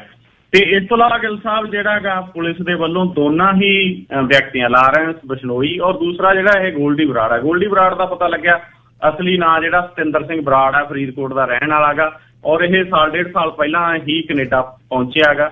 ਔਰ ਪਹਿਲਾਂ ਇੱਕ ਚੰਡੀਗੜ੍ਹ ਦੇ ਵਿੱਚ ਕਤਲ ਹੋਇਆ ਸੀ ਜਿਹੜਾ ਗੁਰਲਾਲ ਬਰਾੜ ਦਾ, ਉਹ ਇਹਦਾ ਕਜ਼ਨ ਬ੍ਰਦਰ ਸੀਗਾ। ਔਰ ਉਸ ਤੋਂ ਬਾਅਦ ਕਈ ਕੇਸਾਂ ਦੇ ਵਿੱਚ ਇਹਦਾ ਨਾਂ ਜਿਹੜਾ ਉਹ ਸਾਹਮਣੇ ਆਇਆ ਸੀਗਾ। ਤੇ ਪੁਲਿਸ ਹਰ ਪੱਖੋਂ ਜਿਹੜੀ ਹੈ ਪਤਾ ਲੱਗਿਆ ਇਸ ਮਸਲੇ ਦੇ ਉੱਤੇ ਵੀ ਜਿਹੜੀ ਜਾਂਚ ਦੀ ਸੂਈ ਆ ਉਹ ਘੁਮਾ ਰਹੀ ਆ। ਪੱਤੀ ਸਾਹਿਬ ਇਹ ਅਗਲਾ ਦੱਸਿਓ ਕਿ ਮਨਕੀਰਤ ਔਲਖ ਹੁਣ ਕਹਿੰਦਾ ਮੈਨੂੰ ਸਿਕਿਉਰਿਟੀ ਚਾਹੀਦੀ ਆ, ਕੀ ਰੇੜਕਾ ਪਿਆ ਜੀ? ਜੀ ਗਿੱਲ ਸਾਹਿਬ ਦੇਖੋ, ਮਨਕੀਰਤ ਔਲਖ ਅਸਲ ਦੇ ਵਿੱਚ ਨਾ ਜਿਹੜਾ ਗਿੱਲ ਸਾਹਿਬ ਪੰਜਾਬੀ ਇੰਡਸਟਰੀ ਹੈ, ਪਹਿਲਾਂ ਤਾਂ ਬਾਲੀਵੁੱਡ ਦੇ ਵਿੱਚ ਬਹੁਤ ਵੱਡੀ ਪੱਧਰ ਦੇ ਉੱਤੇ ਪੈਸਾ ਗਾ ਜਿਹੜਾ ਉਹ ਬਾਹਰੋਂ ਆ ਕੇ ਲੱਗਿਆ, ਜਿਹਦੇ ਵਿੱਚੋਂ ਉਸ ਤੋਂ ਬਾਅਦ ਅੱਬੂ ਸਲੇਮ ਵਰਗੇ ਹੋਰ ਬਹੁਤ ਸਾਰੇ ਚਰਚਾ, ਚਾਹੇ ਸੰਜੇ ਦੱਤ ਵੀ ਬਹੁਤ ਸਮਾਂ ਚਰਚਾ ਦੇ ਵਿੱਚ ਰਿਹਾ। ਉਸ ਤੋਂ ਬਾਅਦ ਜਿਹੜਾ ਇਹ ਬਾਲੀਵੁੱਡ ਔਰ ਕਬੱਡੀ ਆ, ਇਹ 2 ਥਾਵਾਂ ਦੇ ਉੱਤੇ ਗੈਂਗਸਟਰਾਂ ਦਾ ਬੋਲਬਾਲਾ ਗਾ ਜਿਹੜਾ ਪਿਛਲੇ ਸਮੇਂ ਤੋਂ ਉਹ ਸਾਫ਼ ਦਿਖਾਈ ਦੇ ਰਿਹਾ। ਪਹਿਲਾਂ ਵੀ ਬਹੁਤ ਸਾਰੇ ਗਾਇਕਾਂ ਦੇ ਉੱਤੇ ਹਮਲੇ ਹੋ ਚੁੱਕੇ ਨੇ, ਪਹਿਲਾਂ ਵੀ ਬਹੁਤ ਸਾਰੇ ਗਾਇਕ ਇਸ ਵਿਸ਼ੇ ਨੂੰ ਲੈ ਕੇ ਚਰਚਾ ਦੇ ਵਿੱਚ ਆ ਚੁੱਕੇ ਨੇ। ਹੁਣ ਮਨਕੀਰਤ ਔਲਖ ਜਿਹੜਾ ਪੰਜਾਬੀ ਗਾਇਕ ਆ ਉਹ ਅੱਜ ਲਾਈਵ ਵੀ ਹੋਇਆ ਔਰ ਉਹਨੇ ਪੰਜਾਬ ਪੁਲਿਸ ਤੋਂ ਸਿਕਿਉਰਿਟੀ ਦੀ ਮੰਗ ਕੀਤੀ ਹੈ ਕਿ ਮੇਰੀ ਸੁਰੱਖਿਆ ਦੀ ਜਿਹੜੀ ਉਹ ਕੀਤੀ ਜਾਵੇ। ਔਰ ਉਹਨੇ ਗਿੱਲ ਸਾਹਿਬ ਇਸ ਵਿਸ਼ੇ ਦੇ ਉੱਤੇ ਕਿਹਾ ਕਿ ਮੇਰਾ ਨਾਂ ਗਾ ਜਿਹੜਾ ਗੈਂਗਸਟਰਾਂ ਦੇ ਨਾਲ ਨਾ ਜੋੜੋ, ਕਿਉਂਕਿ ਚਰਚਾ ਇਹ ਚੱਲ ਰਹੀ ਹੈਗੀ ਕਿ ਬੰਬੀਹਾ ਗਰੁੱਪ ਦੇ ਵੱਲੋਂ ਉਹਦਾ ਨਾਂ ਲੈ ਕੇ ਚਰਚਾ ਕੀਤੀ ਗਈ ਆ ਫੇਸਬੁੱਕ ਦੇ ਉੱਤੇ। ਬੰਬੀਹਾ ਗਰੁੱਪ ਵੱਲੋਂ ਮਨਕੀਰਤ ਔਲਖ ਨੂੰ ਧਮਕੀ ਵੀ ਦਿੱਤੀ ਗਈ ਆ ਕਿਸੇ ਨਾ ਕਿਸੇ ਰੂਪ ਦੇ ਵਿੱਚ। ਬੰਬੀਹਾ ਗਰੁੱਪ ਹੈਗਾ ਜਿਹੜਾ ਉਹ ਮਨਕੀਰਤ ਔਲਖ ਦਾ ਜ਼ਿਕਰ ਹੈਗਾ ਜਿਹੜਾ ਉਹ ਸਿੱਧੂ ਮੂਸੇਵਾਲਾ ਦੇ ਕਤਲ ਦੇ ਵਿੱਚ ਕਰਦਾ ਦਿਖਾਈ ਦੇ ਰਿਹਾ। ਉਹ ਤੋਂ ਬਾਅਦ ਹੀ ਮਨਕੀਰਤ ਔਲਖ ਨੇ ਜਿਹੜੀ ਹੈਗੀ ਸਿਕਿਉਰਿਟੀ ਦੀ ਮੰਗ ਕੀਤੀ ਆ। ਉਧਰੋਂ ਵਿੱਕੀ ਮਿੱਡੂ ਖੇੜਾ ਜਿਹਦਾ ਕਤਲ ਹੋ ਗਿਆ ਸੀ ਪਿਛਲੇ ਸਮੇਂ ਦੇ ਵਿੱਚ, ਜਿਹਦੇ ਕਤਲ ਦਾ ਬਦਲਾ ਲਿਆ ਦੱਸਿਆ ਜਾਂਦਾ ਗਾ, ਉਹਦੇ ਭਰਾ ਅਜੇਪਾਲ ਸਿੰਘ ਨੇ ਵੀ ਪੰਜਾਬ ਤੇ ਹਰਿਆਣਾ ਹਾਈ ਕੋਰਟ ਦੇ ਵਿੱਚ ਪਹੁੰਚ ਕੀਤੀ। ਅੱਜ ਉਹਨੇ ਵੀ ਸੁਰੱਖਿਆ ਦੀ ਮੰਗ ਕੀਤੀ ਹੈ। ਇਸ ਤੋਂ ਇਲਾਵਾ ਪੰਜਾਬੀ ਅਦਾਕਾਰ, ਪੰਜਾਬੀ ਗਾਇਕ ਮੀਕਾ ਸਿੰਘ ਹੈ, ਉਹਦੀ ਪੁਲਿਸ ਸੁਰੱਖਿਆ ਅੱਜ ਵਧਾ ਦਿੱਤੀ ਗਈ। ਉਹ ਜੋਧਪੁਰ ਦੇ ਵਿੱਚ ਇੱਕ ਰਿਐਲਿਟੀ ਸ਼ੋਅ ਦੀ ਸ਼ੂਟਿੰਗ ਕਰ ਰਿਹਾ ਸੀ ਅੱਜ, ਔਰ ਉੱਥੇ ਵੱਡੀ ਗਿਣਤੀ ਦੇ ਵਿੱਚ ਪੁਲਿਸ ਆ ਜਿਹੜੀ ਉਹ ਲਾ ਦਿੱਤੀ ਗਈ। ਜਿਸ ਹੋਟਲ ਦੇ ਵਿੱਚ ਜੋਧਪੁਰ ਦੇ ਵਿੱਚ ਉਹ ਰੁਕਿਆ ਹੋਇਆ ਗਾ, ਉੱਥੇ ਵੀ ਗਿੱਲ ਸਾਹਿਬ ਵੱਡੀ ਤਾਦਾਦ ਦੇ ਵਿੱਚ ਪੁਲਿਸ ਮੁਲਾਜ਼ਮ ਨੇ ਜਿਹੜੇ ਉਹ ਨਜ਼ਰ ਆਏ। ਸੋ ਗੀਤਾਂ ਦੇ ਵਿੱਚ ਵੀ ਜਿਸ ਤਰੀਕੇ ਦਾ ਗਿੱਲ ਸਾਹਿਬ ਜੇਕਰ ਚੱਲਦਾ ਹੈਗਾ, ਉਹ ਤੋਂ ਬਾਅਦ ਗੈਂਗਸਟਰਾਂ ਦੇ ਵੱਲੋਂ ਧਮਕੀਆਂ ਵੀ ਆਉਂਦੀਆਂ, ਕਰਨ ਔਜਲਾ ਨੂੰ ਆਈਆਂ, ਪਰਮੀਸ਼ ਵਰਮਾ ਨੂੰ ਆਈਆਂ, ਇਸ ਤੋਂ ਇਲਾਵਾ ਹੋਰ ਬਹੁਤ ਸਾਰੇ ਨੇ ਜਿਨ੍ਹਾਂ ਨੂੰ ਪਿਛਲੇ ਸਮੇਂ ਦੇ ਵਿੱਚ ਧਮਕੀਆਂ ਆਈਆਂ। ਈਵਨ ਹਮਲੇ ਵੀ ਹੋਏ, ਪਰਮੀਸ਼ ਵਰਮਾ ਦੇ ਉੱਤੇ ਤਾਂ ਹਮਲਾ ਵੀ ਹੋ ਗਿਆ ਸੀਗਾ। ਗਿੱਪੀ ਗਰੇਵਾਲ ਨੂੰ ਧਮਕੀਆਂ ਦਿੱਤੀਆਂ ਸੀਗੀਆਂ ਔਰ ਗਿੱਪੀ ਗਰੇਵਾਲ ਦੀ ਫਿਰ ਸੁਰੱਖਿਆ ਜਿਹੜੀ ਹੈਗੀ ਉਹ ਵਧਾਈ ਗਈ ਸੀਗੀ। ਕਰਨ ਔਜਲਾ ਦੇ ਉੱਤੇ 2019 ਦੇ ਵਿੱਚ ਕੈਨੇਡਾ ਦੇ ਸਰੀ ਦੇ ਵਿੱਚ ਇੱਕ ਹਮਲਾ ਵੀ ਹੋਇਆ ਸੀਗਾ। ਇਸ ਤੋਂ ਇਲਾਵਾ ਬਹੁਤ ਸਾਰੇ ਹੋਰ ਗਾਇਕਾਂ ਦਾ ਇਸੇ ਤਰੀਕੇ ਨਾਲ ਜ਼ਿਕਰ ਚੱਲਦਾ ਹੈ। ਜੀ ਗਿੱਲ ਸਾਹਿਬ, ਬਿਲਕੁਲ ਜੀ, ਇਹ ਬੜੀ ਉਲਝੀ ਤਾਣੀ ਹੈ ਜਿਹਨੂੰ ਸਮਝਣਾ ਬੜਾ ਔਖਾ ਹੈ। ਕਰਨ ਔਜਲੇ ਨੇ ਅੱਜ ਗੱਲ ਕਹੀ ਹੈ ਵੀ ਕਿਉਂਕਿ ਸਿੱਧੂ ਦੇ ਬਾਰੇ ਉਹ ਕਹਿੰਦਾ ਮੈਂ ਬੜਾ ਭਾਵੁਕ ਹਾਂ ਕਿਉਂਕਿ ਕਰਨ ਔਜਲਾ ਦੇ ਪੇਰੈਂਟਸ ਹੈ ਨਹੀਂ। ਕੰਮਾ ਪਿੰਡ ਆ ਬਿਲਕੁਲ ਪੈਲ ਦੇ ਨਾਲ, ਜਿੱਥੇ ਦਾ ਕਰਨ ਔਜਲਾ ਪਿੱਛੋਂ ਔਜਲਿਆਂ ਦਾ ਪਿੰਡ ਹੈ ਉਹ, ਅਤੇ ਵੱਡਾ ਇੱਕ ਸ਼ੋਅ ਸਤੰਬਰ ਦੇ ਵਿੱਚ ਕਰਨ ਔਜਲਾ ਕਰਨ ਜਾ ਰਿਹਾ ਇੱਥੇ। ਉੱਧਰੋਂ ਮਾਂ ਪੁੱਤ ਇਕੱਲੇ ਹੋ ਗਏ, ਉੱਧਰ ਪੁੱਤ ਹੈ ਨਹੀਂ ਕੋਈ, ਹਵੇਲੀ ਭਾਂ ਕਰਦੀ ਹੈ ਅਤੇ ਉਹ 'ਚ ਰਹਿਣਾ ਨਸੀਬ ਨਾ ਹੋਇਆ, ਵਿਆਹ ਕਰਨਾ ਸੀ ਹਲੇ, ਬੜਾ ਕੁਛ ਜ਼ਿੰਦਗੀ ਦਾ ਰੰਗ ਹੈ। ਅਤੇ ਪਿਛਲੇ ਦਿਨੀ ਜਿਹੜਾ ਸਿਹਤ ਮੰਤਰੀ ਜੀ ਸਿੰਗਲਾ ਜੀ ਦੇ ਚੱਕਰ ਦੇ ਵਿੱਚ ਵੇਖਿਆ ਸੀ ਅਤੇ ਵਿਜੀਲੈਂਸ ਤੋਂ ਬਿਨਾਂ ਉਹਦੇ 'ਤੇ ਪਰਚਾ ਕੀਤਾ ਸੀ, ਅਤੇ ਦੇਖਣ ਵਾਲੇ ਨੇੜਿਓਂ ਇਹ ਕਹਿ ਰਹੇ ਸੀ ਕਿ ਵਿਜੀਲੈਂਸ ਦੇ ਹੁਣ ਈਸ਼ਵਰ ਸਿੰਘ ਦੀ ਉੱਥੋਂ ਛੁੱਟੀ ਹੋਏਗੀ, ਕਿਉਂਕਿ ਵਿਜੀਲੈਂਸ ਆ ਜਿਹੜੀ ਉਹ ਸਰਕਾਰ ਜਿਹੜੀ ਮੌਜੂਦਾ ਹੁੰਦੀ ਹੈ ਉਹਦੇ ਉਹ ਬੁਲੀ ਨੇ, ਉਹਨਾਂ ਦੇ ਰਾਹੀਂ ਉਹ ਫਿਰ ਕਿੜ ਕੱਢਦੇ ਨੇ ਆਪਣੇ, ਸਾਰੀਆਂ ਸਰਕਾਰਾਂ ਕੱਢਦੀਆਂ ਆਈਆਂ ਨੇ, ਅਤੇ ਈਸ਼ਵਰ ਸਿੰਘ ਨੂੰ ਤੁਰਦਾ ਕਰ ਦਿੱਤਾ ਜੀ ਹੁਣ ਵਿਜੀਲੈਂਸ 'ਚੋਂ। ਬਿਲਕੁਲ ਜੀ, ਵਿਜੀਲੈਂਸ ਦੇ ਵਿੱਚੋਂ ਈਸ਼ਵਰ ਸਿੰਘ ਨੂੰ ਤੁਰਦਾ ਕੀਤਾ ਔਰ ਸੀਨੀਅਰ IPS ਅਫਸਰ ਵਰਿੰਦਰ ਕੁਮਾਰ ਨੂੰ ਵਿਜੀਲੈਂਸ ਬਿਊਰੋ ਦਾ ਨਵਾਂ ਚੀਫ ਡਾਇਰੈਕਟਰ ਆ ਜਿਹੜਾ ਨਿਯੁਕਤ ਕੀਤਾ ਗਿਆ। ਈਸ਼ਵਰ ਸਿੰਘ ਦੀ ਨਿਯੁਕਤੀ ਵਿਜੀਲੈਂਸ ਦੀ ਥਾਂ ਦੇ ਉੱਤੇ ਹੁਣ ADGP ਲਾਅ ਐਂਡ ਆਰਡਰ ਦੀ ਕਰ ਦਿੱਤੀ ਗਈ ਹੈ। 7 ਦਿਨ ਪਹਿਲਾਂ ਹੀ ਗਿੱਲ ਸਾਹਿਬ ਅਜੇ ADGP ਲਾਅ ਐਂਡ ਆਰਡਰ ਦਾ ਤਬਾਦਲਾ ਹੋਇਆ ਸੀਗਾ। ਨਰੇਸ਼ ਕੁਮਾਰ ਸੀਗਾ ਪਹਿਲਾਂ ADGP law and order, Naresh Kumar ਦੇ ਤਬਾਦਲੇ ਦੇ 7 ਦਿਨਾਂ ਬਾਅਦ ਹੁਣ ਨਿਯੁਕਤੀ ਹੈ ਜਿਹੜੀ ਉਹ ਕੀਤੀ ਗਈ ਹੈਗੀ। ਔਰ ਦੱਸਿਆ ਜਾਂਦਾ ਹੈਗਾ ਕਿ IPS ਅਧਿਕਾਰੀ ਹੈ ਜਿਹੜਾ ਉਹ ਅਕਾਲੀ ਤੇ ਕਾਂਗਰਸ ਸਰਕਾਰਾਂ ਦੌਰਾਨ DGP ਦਿਨਕਰ ਗੁਪਤਾ ਤੇ ਸ਼੍ਰੇਸ਼ ਅਰੋੜਾ ਦੇ ਕਾਰਜਕਾਲ ਦੌਰਾਨ ਲਾਅ ਐਂਡ ਆਰਡਰ ਬੈਂਕ ਦੇ ਵਿੱਚ ਕੰਮ ਕਰਦਾ ਸੀਗਾ। ਔਰ ਸਿੱਧੂ ਮੂਸੇਵਾਲਾ ਦੀ ਹੱਤਿਆ ਤੋਂ ਬਾਅਦ ਲਾਅ ਐਂਡ ਆਰਡਰ ਬੈਂਕ ਦੇ ਉੱਚ ਅਧਿਕਾਰੀ ਦੀ ਨਿਯੁਕਤੀ ਹੈ ਜਿਹੜੀ ਇਹ ਹੋਈ ਦੱਸੀ ਜਾਂਦੀ ਹੈ, ਕਿਉਂਕਿ ਜਿਸ ਵਕਤ ਸਿੱਧੂ ਮੂਸੇਵਾਲਾ ਦੀ ਹੱਤਿਆ ਕੀਤੀ ਗਈ ਤਾਂ ਲਾਅ ਐਂਡ ਆਰਡਰ ਬੈਂਕ ਦੇ ਉੱਚ ਅਧਿਕਾਰੀ ਦੀ ਨਿਯੁਕਤੀ ਵੀ ਨਹੀਂ ਸੀ ਹੋਈ 7 ਦਿਨ ਤੋਂ। ਤਾਂ ਇਹ ਵੀ ਇੱਕ ਬੜਾ ਵੱਡਾ ਸਵਾਲ ਆ ਜਿਹੜਾ ਖੜਾ ਹੁੰਦਾ, ਹਾਲਾਂਕਿ ਸਰਕਾਰ ਦੇ ਉੱਤੇ ਹੋਰ ਵੀ ਬਹੁਤ ਸਾਰੇ ਗੰਭੀਰ ਸਵਾਲ ਨੇ ਜਿਹੜੇ ਉਹ ਖੜੇ ਨੇ ਜੀ। ਅੱਛਾ ਜੀ, ਜਲੰਧਰ ਦੇ ਵਿੱਚ ਇੱਕ ਵਿਅਕਤੀ ਨੇ ਘਰ ਵਾਲੀ ਤੇ ਸੱਸ ਸਹੁਰਾ ਤਿੰਨੇ ਮਾਰਤੇ ਜੀ। ਜੀ ਗਿੱਲ ਸਾਹਿਬ, ਇਹ ਜਲੰਧਰ ਦੀ ਘਟਨਾ ਜੀ, ਔਰ ਇਹ ਵਿਅਕਤੀ ਦਾ ਤੀਜਾ ਵਿਆਹ ਸੀਗਾ। ਇਹ ਤੋਂ ਪਹਿਲਾਂ ਜਿਹੜੀਆਂ ਇਹਦੀਆਂ 2 ਘਰ ਵਾਲੀਆਂ ਸੀ ਉਹਨਾਂ ਨਾਲ ਵੀ ਲੜਾਈ ਝਗੜੇ ਕਰਕੇ ਇਹਦਾ ਤਲਾਕ ਹੋਇਆ ਸੀਗਾ। ਤੋ ਇਹੋ ਜਿਹਾ ਬੰਦਾ ਗਿੱਲ ਸਾਹਿਬ ਆਸੇ ਪਾਸੇ ਆਂਢ ਗੁਆਂਢ ਵਾਲਿਆਂ ਨੂੰ ਵੀ ਪਤਾ ਹੁੰਦਾ ਵੀ ਪਹਿਲੀ ਘਰ ਵਾਲੀ ਨਾਲ ਲੜਾਈ ਝਗੜੇ ਕਰਕੇ ਤਲਾਕ ਹੋ ਗਿਆ, ਦੂਜੀ ਘਰ ਵਾਲੀ ਨਾਲ ਲੜਾਈ ਝਗੜੇ ਕਰਕੇ ਤਲਾਕ ਹੋ ਗਿਆ, ਤੀਜਾ ਵਿਆਹ ਹੋਇਆ ਉਹਦੇ ਨਾਲ ਵੀ ਲੜਾਈ ਝਗੜਾ ਕਰਦਾ ਸੀ। ਉਹਨੇ ਆਪਦੇ ਮਾਂ ਪਿਓ ਸੱਦ ਲਏ ਵੀ ਆ ਜਾਓ, ਮੈਨੂੰ ਮੇਰੇ ਨਾਲ ਲੜਾਈ ਝਗੜਾ ਕਰਦਾ, ਕੁੱਟਦਾ ਮਾਰਦਾ। 3 ਸਾਲ ਹਜੇ ਤੀਜਾ ਵਿਆਹ ਹੋਏ ਨੂੰ ਹੋਏ ਸੀ, 2 ਸਾਲ ਦਾ ਜਵਾਕ ਆ। ਔਰ ਆਂਢ ਗੁਆਂਢ ਇਕੱਠਾ ਹੋ ਗਿਆ, ਆਂਢ ਗੁਆਂਢ ਨੇ ਗਿੱਲ ਸਾਹਿਬ ਇਹਨੂੰ ਕਿਹਾ ਭਾਈ ਤੇਰੀ ਗਲਤੀ ਹੈ, ਉੱਥੋਂ ਚਲਿਆ ਗਿਆ। ਉਦੋਂ ਬਾਅਦ ਹਥਿਆਰ ਲਿਆ ਕੇ ਆਪਣੀ ਪਤਨੀ ਤੇ ਉਹਦੇ ਮਾਂ-ਬਾਪ ਤਿੰਨਾਂ ਦਾ ਕਤਲ ਕਰਤਾ ਇਹਨੇ ਅੱਜ ਜੀ। ਡਾਕਟਰੀ ਮੁਆਇਨੇ ਦੀ ਲੋੜ ਹੈ ਜੀ ਇਸ ਬੰਦੇ ਦੀ। ਜਥੇਦਾਰ ਅਕਾਲ ਤਖਤ ਸਾਹਿਬ ਨੇ ਜਦ ਦੇ ਹਥਿਆਰਾਂ ਦੀ ਗੱਲ ਕੀਤੀ ਹੈ ਨਾ, ਕਈ ਨਾਮ ਨਿਹਾਦ ਸਿਰਗੁਮ ਪੱਤਰਕਾਰ ਉਹਨਾਂ ਨੂੰ ਬੜਾ ਟਾਰਗੇਟ ਕਰ ਰਹੇ ਨੇ। ਉਹ ਜੀ ਹਥਿਆਰਾਂ ਦੀ ਗੱਲ ਨਹੀਂ, ਪੜ੍ਹਾਈ ਦੀ ਗੱਲ। ਜਥੇਦਾਰ ਸਾਹਿਬ ਨੇ ਕਿਤੇ ਇਹ ਕਿਹਾ ਵੀ ਹਥਿਆਰ ਰੱਖ ਕੇ ਤੁਸੀਂ ਪੜ੍ਹ ਨਹੀਂ ਸਕਦੇ, ਕਿਉਂਕਿ ਉਹਨਾਂ ਨੇ ਕਿਹਾ ਵੀ ਸਵੈ ਰੱਖਿਆ ਲਈ ਹਥਿਆਰ ਰੱਖੋ।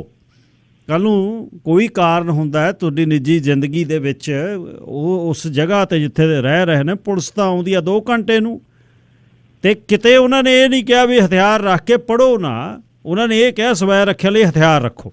ਉਹਨਾਂ ਨੇ ਕਿਹਾ ਜੀ ਵੀ ਸਿਕਿਉਰਿਟੀ ਅਸੀਂ ਲੈਣੀ ਨਹੀਂ ਹੁਣ। ਜੀ ਗਿੱਲ ਸਾਹਿਬ, ਇਹ ਨਾ ਮਸਲਾ ਬਹੁਤ ਚਰਚਾ ਦਾ ਵਿਸ਼ਾ ਬਣ ਰਿਹਾ, ਕਿਉਂਕਿ ਜਦੋਂ 424 ਲੋਕਾਂ ਦੀ ਸੁਰੱਖਿਆ ਵਾਪਸ ਲਈ ਗਈ ਪਿਛਲੇ ਦਿਨਾਂ ਦੇ ਵਿੱਚ, ਕਿਸੇ ਦੀ ਘਟਾਈ ਗਈ ਜਾਂ ਵਾਪਸ ਲਈ ਗਈ। ਸਿੱਧੂ ਮੂਸੇਵਾਲੇ ਦੇ ਵੀ 4 ਗਨਮੈਨ ਸੀਗੇ, ਉਹਦੇ 2 ਵਾਪਸ ਲੈ ਲਏ ਸੀ ਔਰ ਉਹ ਲਿਸਟ ਜਾਰੀ ਕਰ ਦਿੱਤੀ ਗਈ। ਉਹਦੇ ਵਿੱਚ ਜਥੇਦਾਰ ਅਕਾਲ ਤਖਤ ਸਾਹਿਬ ਗਿਆਨੀ ਹਰਪ੍ਰੀਤ ਸਿੰਘ ਜੀ ਦਾ ਵੀ ਨਾਮ ਸੀ। ਇਹਨਾਂ ਦੀ ਵੀ ਸੁਰੱਖਿਆ ਜਿਹੜੀ ਉਹ ਵਾਪਸ ਲਈ ਗਈ ਸੀ। ਔਰ ਉਸ ਤੋਂ ਬਾਅਦ ਗਿੱਲ ਸਾਹਿਬ ਜਥੇਦਾਰ ਸਾਹਿਬ ਨੇ ਜਦੋਂ ਇਹਨਾਂ ਦੀ ਸੁਰੱਖਿਆ ਵਾਪਸ ਲਈ ਔਰ ਬਕਾਇਦਾ ਅਖਬਾਰਾਂ 'ਚ ਦੇਤਾ, ਲਿਸਟ ਜਾਰੀ ਕਰਤੀ, ਜਥੇਦਾਰ ਸਾਹਿਬ ਨੇ ਕਿਹਾ ਸੀ ਵੀ ਠੀਕ ਆ, ਲਓ ਆਪਦੀ ਸੁਰੱਖਿਆ ਵਾਪਸ ਲੈ ਜਾਓ, ਮੈਨੂੰ ਤੁਹਾਡੀ ਸਰਕਾਰੀ ਸੁਰੱਖਿਆ ਦੀ ਲੋੜ ਹੀ ਨਹੀਂ ਹੈਗੀ। ਮੇਰੀ ਸੁਰੱਖਿਆ ਕਰਨ ਦੇ ਲਈ ਹੋਰ ਬਹੁਤ ਸਾਰੇ ਜਿਹੜੇ ਸਿੱਖ ਨੌਜਵਾਨ ਉਹ ਹੈਗੇ ਨੇ। ਔਰ ਉਹਨਾਂ ਨੇ ਉਸ ਤੋਂ ਬਾਅਦ ਸਰਕਾਰੀ ਸੁਰੱਖਿਆ ਜਿਹੜੀ ਉਹ ਠੁਕਰਾ ਦਿੱਤੀ ਸੀ। ਹੁਣ ਜਦੋਂ ਸਿੱਧੂ ਮੂਸੇਵਾਲਾ ਦਾ ਕਤਲ ਹੋ ਗਿਆ, ਬਹੁਤ ਸਾਰੇ ਲੋਕ ਨੇ ਜਿਹੜੇ ਗਿੱਲ ਸਾਹਿਬ ਉਹ 424 ਦੇ ਵਿੱਚੋਂ ਹਾਈ ਕੋਰਟ ਜਾ ਪਹੁੰਚੇ। ਕਾਂਗਰਸ ਪਾਰਟੀ ਦੇ ਸੀਨੀਅਰ ਲੀਡਰ ਨੇ ਪੰਜਾਬ ਦੇ ਵਿੱਚ ਜਿਹੜੀ ਚੰਨੀ ਹੋਰਾਂ ਦੀ ਸਰਕਾਰ ਸੀ ਉਹਦੇ 'ਚ ਉਪ ਮੁੱਖ ਮੰਤਰੀ ਰਹੇ OP ਸੋਨੀ, ਉਹਨਾਂ ਨੇ ਹਾਈ ਕੋਰਟ ਦਾ ਦਰ ਜਾ ਕੇ ਖੜਕਾਇਆ। ਇਸ ਤੋਂ ਇਲਾਵਾ ਅਕਾਲੀ ਦਲ ਦੇ ਆਗੂ ਨੇ ਵੀਰ ਸਿੰਘ ਲੋਕੋਕੇ, ਉਹਨਾਂ ਨੇ ਹਾਈ ਕੋਰਟ ਦਾ ਦਰ ਜਾ ਖੜਕਾਇਆ। ਪਰਮਿੰਦਰ ਸਿੰਘ ਪੈਂਕੀ ਨੇ ਪਿਛਲੇ ਦਿਨਾਂ ਦੇ ਵਿੱਚ ਹਾਈ ਕੋਰਟ ਦਾ ਦਰ ਖੜਕਾਇਆ ਸੀ, ਉਹਦੀ ਸੁਰੱਖਿਆ ਬਹਾਲ ਕਰ ਦਿੱਤੀ ਗਈ ਸੀ। ਔਰ ਹੁਣ ਜਦੋਂ ਬਹੁਤ ਸਾਰੇ ਲੋਕਾਂ ਨੇ ਜਾ ਕੇ ਹਾਈ ਕੋਰਟ ਦਾ ਦਰ ਜਾ ਖੜਕਾਇਆ, ਹਾਈ ਕੋਰਟ ਨੇ ਪੰਜਾਬ ਸਰਕਾਰ ਨੂੰ ਇਸ ਵਿਸ਼ਲੇ ਦੇ ਵਿੱਚ ਖਿਚਾਈ ਕੀਤੀ ਆ। ਪੰਜਾਬ ਤੇ ਹਰਿਆਣਾ ਹਾਈ ਕੋਰਟ ਨੇ ਸਿੱਧੂ ਮੂਸੇਵਾਲਾ ਦੇ ਕਤਲ ਦੀ ਘਟਨਾ ਤੋਂ ਬਾਅਦ ਸੁਰੱਖਿਆ ਵਾਪਸ ਲੈਣ ਦੇ ਮੁੱਦੇ ਤੇ ਪੰਜਾਬ ਸਰਕਾਰ ਨੂੰ ਨੋਟਿਸ ਜਾਰੀ ਕਰਦਿਆਂ ਵਿਸਥਾਰਤ ਰਿਪੋਰਟ ਮੰਗੀ ਹੈ ਔਰ ਉਹਨਾਂ ਨੇ ਮੰਗਿਆ ਗਾ ਕਿ ਇਹ ਲੀਕ ਕਿਵੇਂ ਹੋਈ ਜਿਹੜੀ ਚਿੱਠੀ ਕਿ ਆਹ ਲੋਕ ਬੰਦੇ ਦੇ ਇੰਨੇ ਗਨਮੈਨ ਵਾਪਸ ਲੈ ਰਹੇ ਆ, ਇਹਦੇ ਸਾਰੀ ਵਾਪਸ ਲੈ ਰਹੇ ਆ, ਇਹਦੇ ਇੰਨੇ ਲੈ ਰਹੇ ਆ, ਹਾਲਾਂਕਿ ਇਹਨੂੰ ਪ੍ਰਾਪਤੀ ਦੇ ਤੌਰ ਦੇ ਉੱਤੇ ਸਰਕਾਰ ਦੇ ਵੱਲੋਂ ਦਿਖਾਇਆ ਗਿਆ। ਤਾਂ ਹੁਣ ਜਥੇਦਾਰ ਸਾਹਿਬ ਨੂੰ ਗਿੱਲ ਸਾਹਿਬ ਅੱਜ ਪੰਜਾਬ ਸਰਕਾਰ ਦੇ ਵੱਲੋਂ ਜਿਹੜਾ ਸੰਪਰਕ ਕੀਤਾ ਗਿਆ ਉਹਨਾਂ ਦੇ ਪੀਏ ਦੇ ਨਾਲ ਔਰ ਕਿਹਾ ਗਿਆ ਕਿ ਅਸੀਂ ਸਿਕਿਉਰਿਟੀ ਵਾਪਸ ਕਰਨੀ ਚਾਹੁੰਦੇ ਹਾਂ ਜਥੇਦਾਰ ਸਾਹਿਬ ਦੀ, ਉਹਨਾਂ ਦੀ ਸਿਕਿਉਰਿਟੀ ਬਹਾਲ ਕਰਨੀ ਚਾਹੁੰਦੇ ਹਾਂ।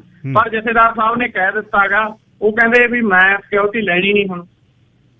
ਔਰ ADGP ਤੇ DCP ਅੰਮ੍ਰਿਤਸਰ ਸਾਹਿਬ ਨੇ ਉਹਨਾਂ ਦੇ ਨਿੱਜੀ ਸਹਾਇਕ ਜਸਪਾਲ ਸਿੰਘ ਨਾਲ ਸੰਪਰਕ ਕੀਤਾ ਤੇ ਕਿਹਾ ਕਿ ਅਸੀਂ ਜਥੇਦਾਰ ਸਾਹਿਬ ਦੀ ਸੁਰੱਖਿਆ ਬਹਾਲ ਕਰਨਾ ਚਾਹੁੰਦੇ ਹਾਂ, ਪਰ ਉਹਨਾਂ ਸਾਫ਼ ਇਨਕਾਰ ਕਰ ਦਿੱਤਾ ਔਰ ਜਥੇਦਾਰ ਸਾਹਿਬ ਵੀ ਸਪਸ਼ਟ ਕਰ ਚੁੱਕੇ ਨੇ ਕਿ ਉਹ ਹੁਣ ਸਰਕਾਰੀ ਸੁਰੱਖਿਆ ਨਹੀਂ ਲੈਣਗੇ। ਕੀ ਗੱਲ ਸਾਹਿਬ?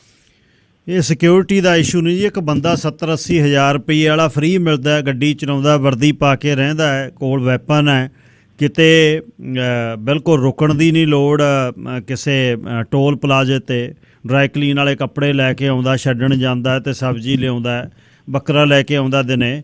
ਇਹ ਬੰਦਾ ਇੱਕ ਪੱਕਾ ਫ੍ਰੀ ਦਾ ਜਦ ਮਿਲਦਾ ਹੈ ਅਤੇ ਉਹ ਬਹੁਤ ਮੌਜ ਹੈ। ਮੇਮ ਸਾਹਿਬ ਦੇ ਨਾਲ ਜਾਂਦਾ ਸਬਜ਼ੀ ਖਰੀਦਣ ਕਦੇ ਕਦੇ।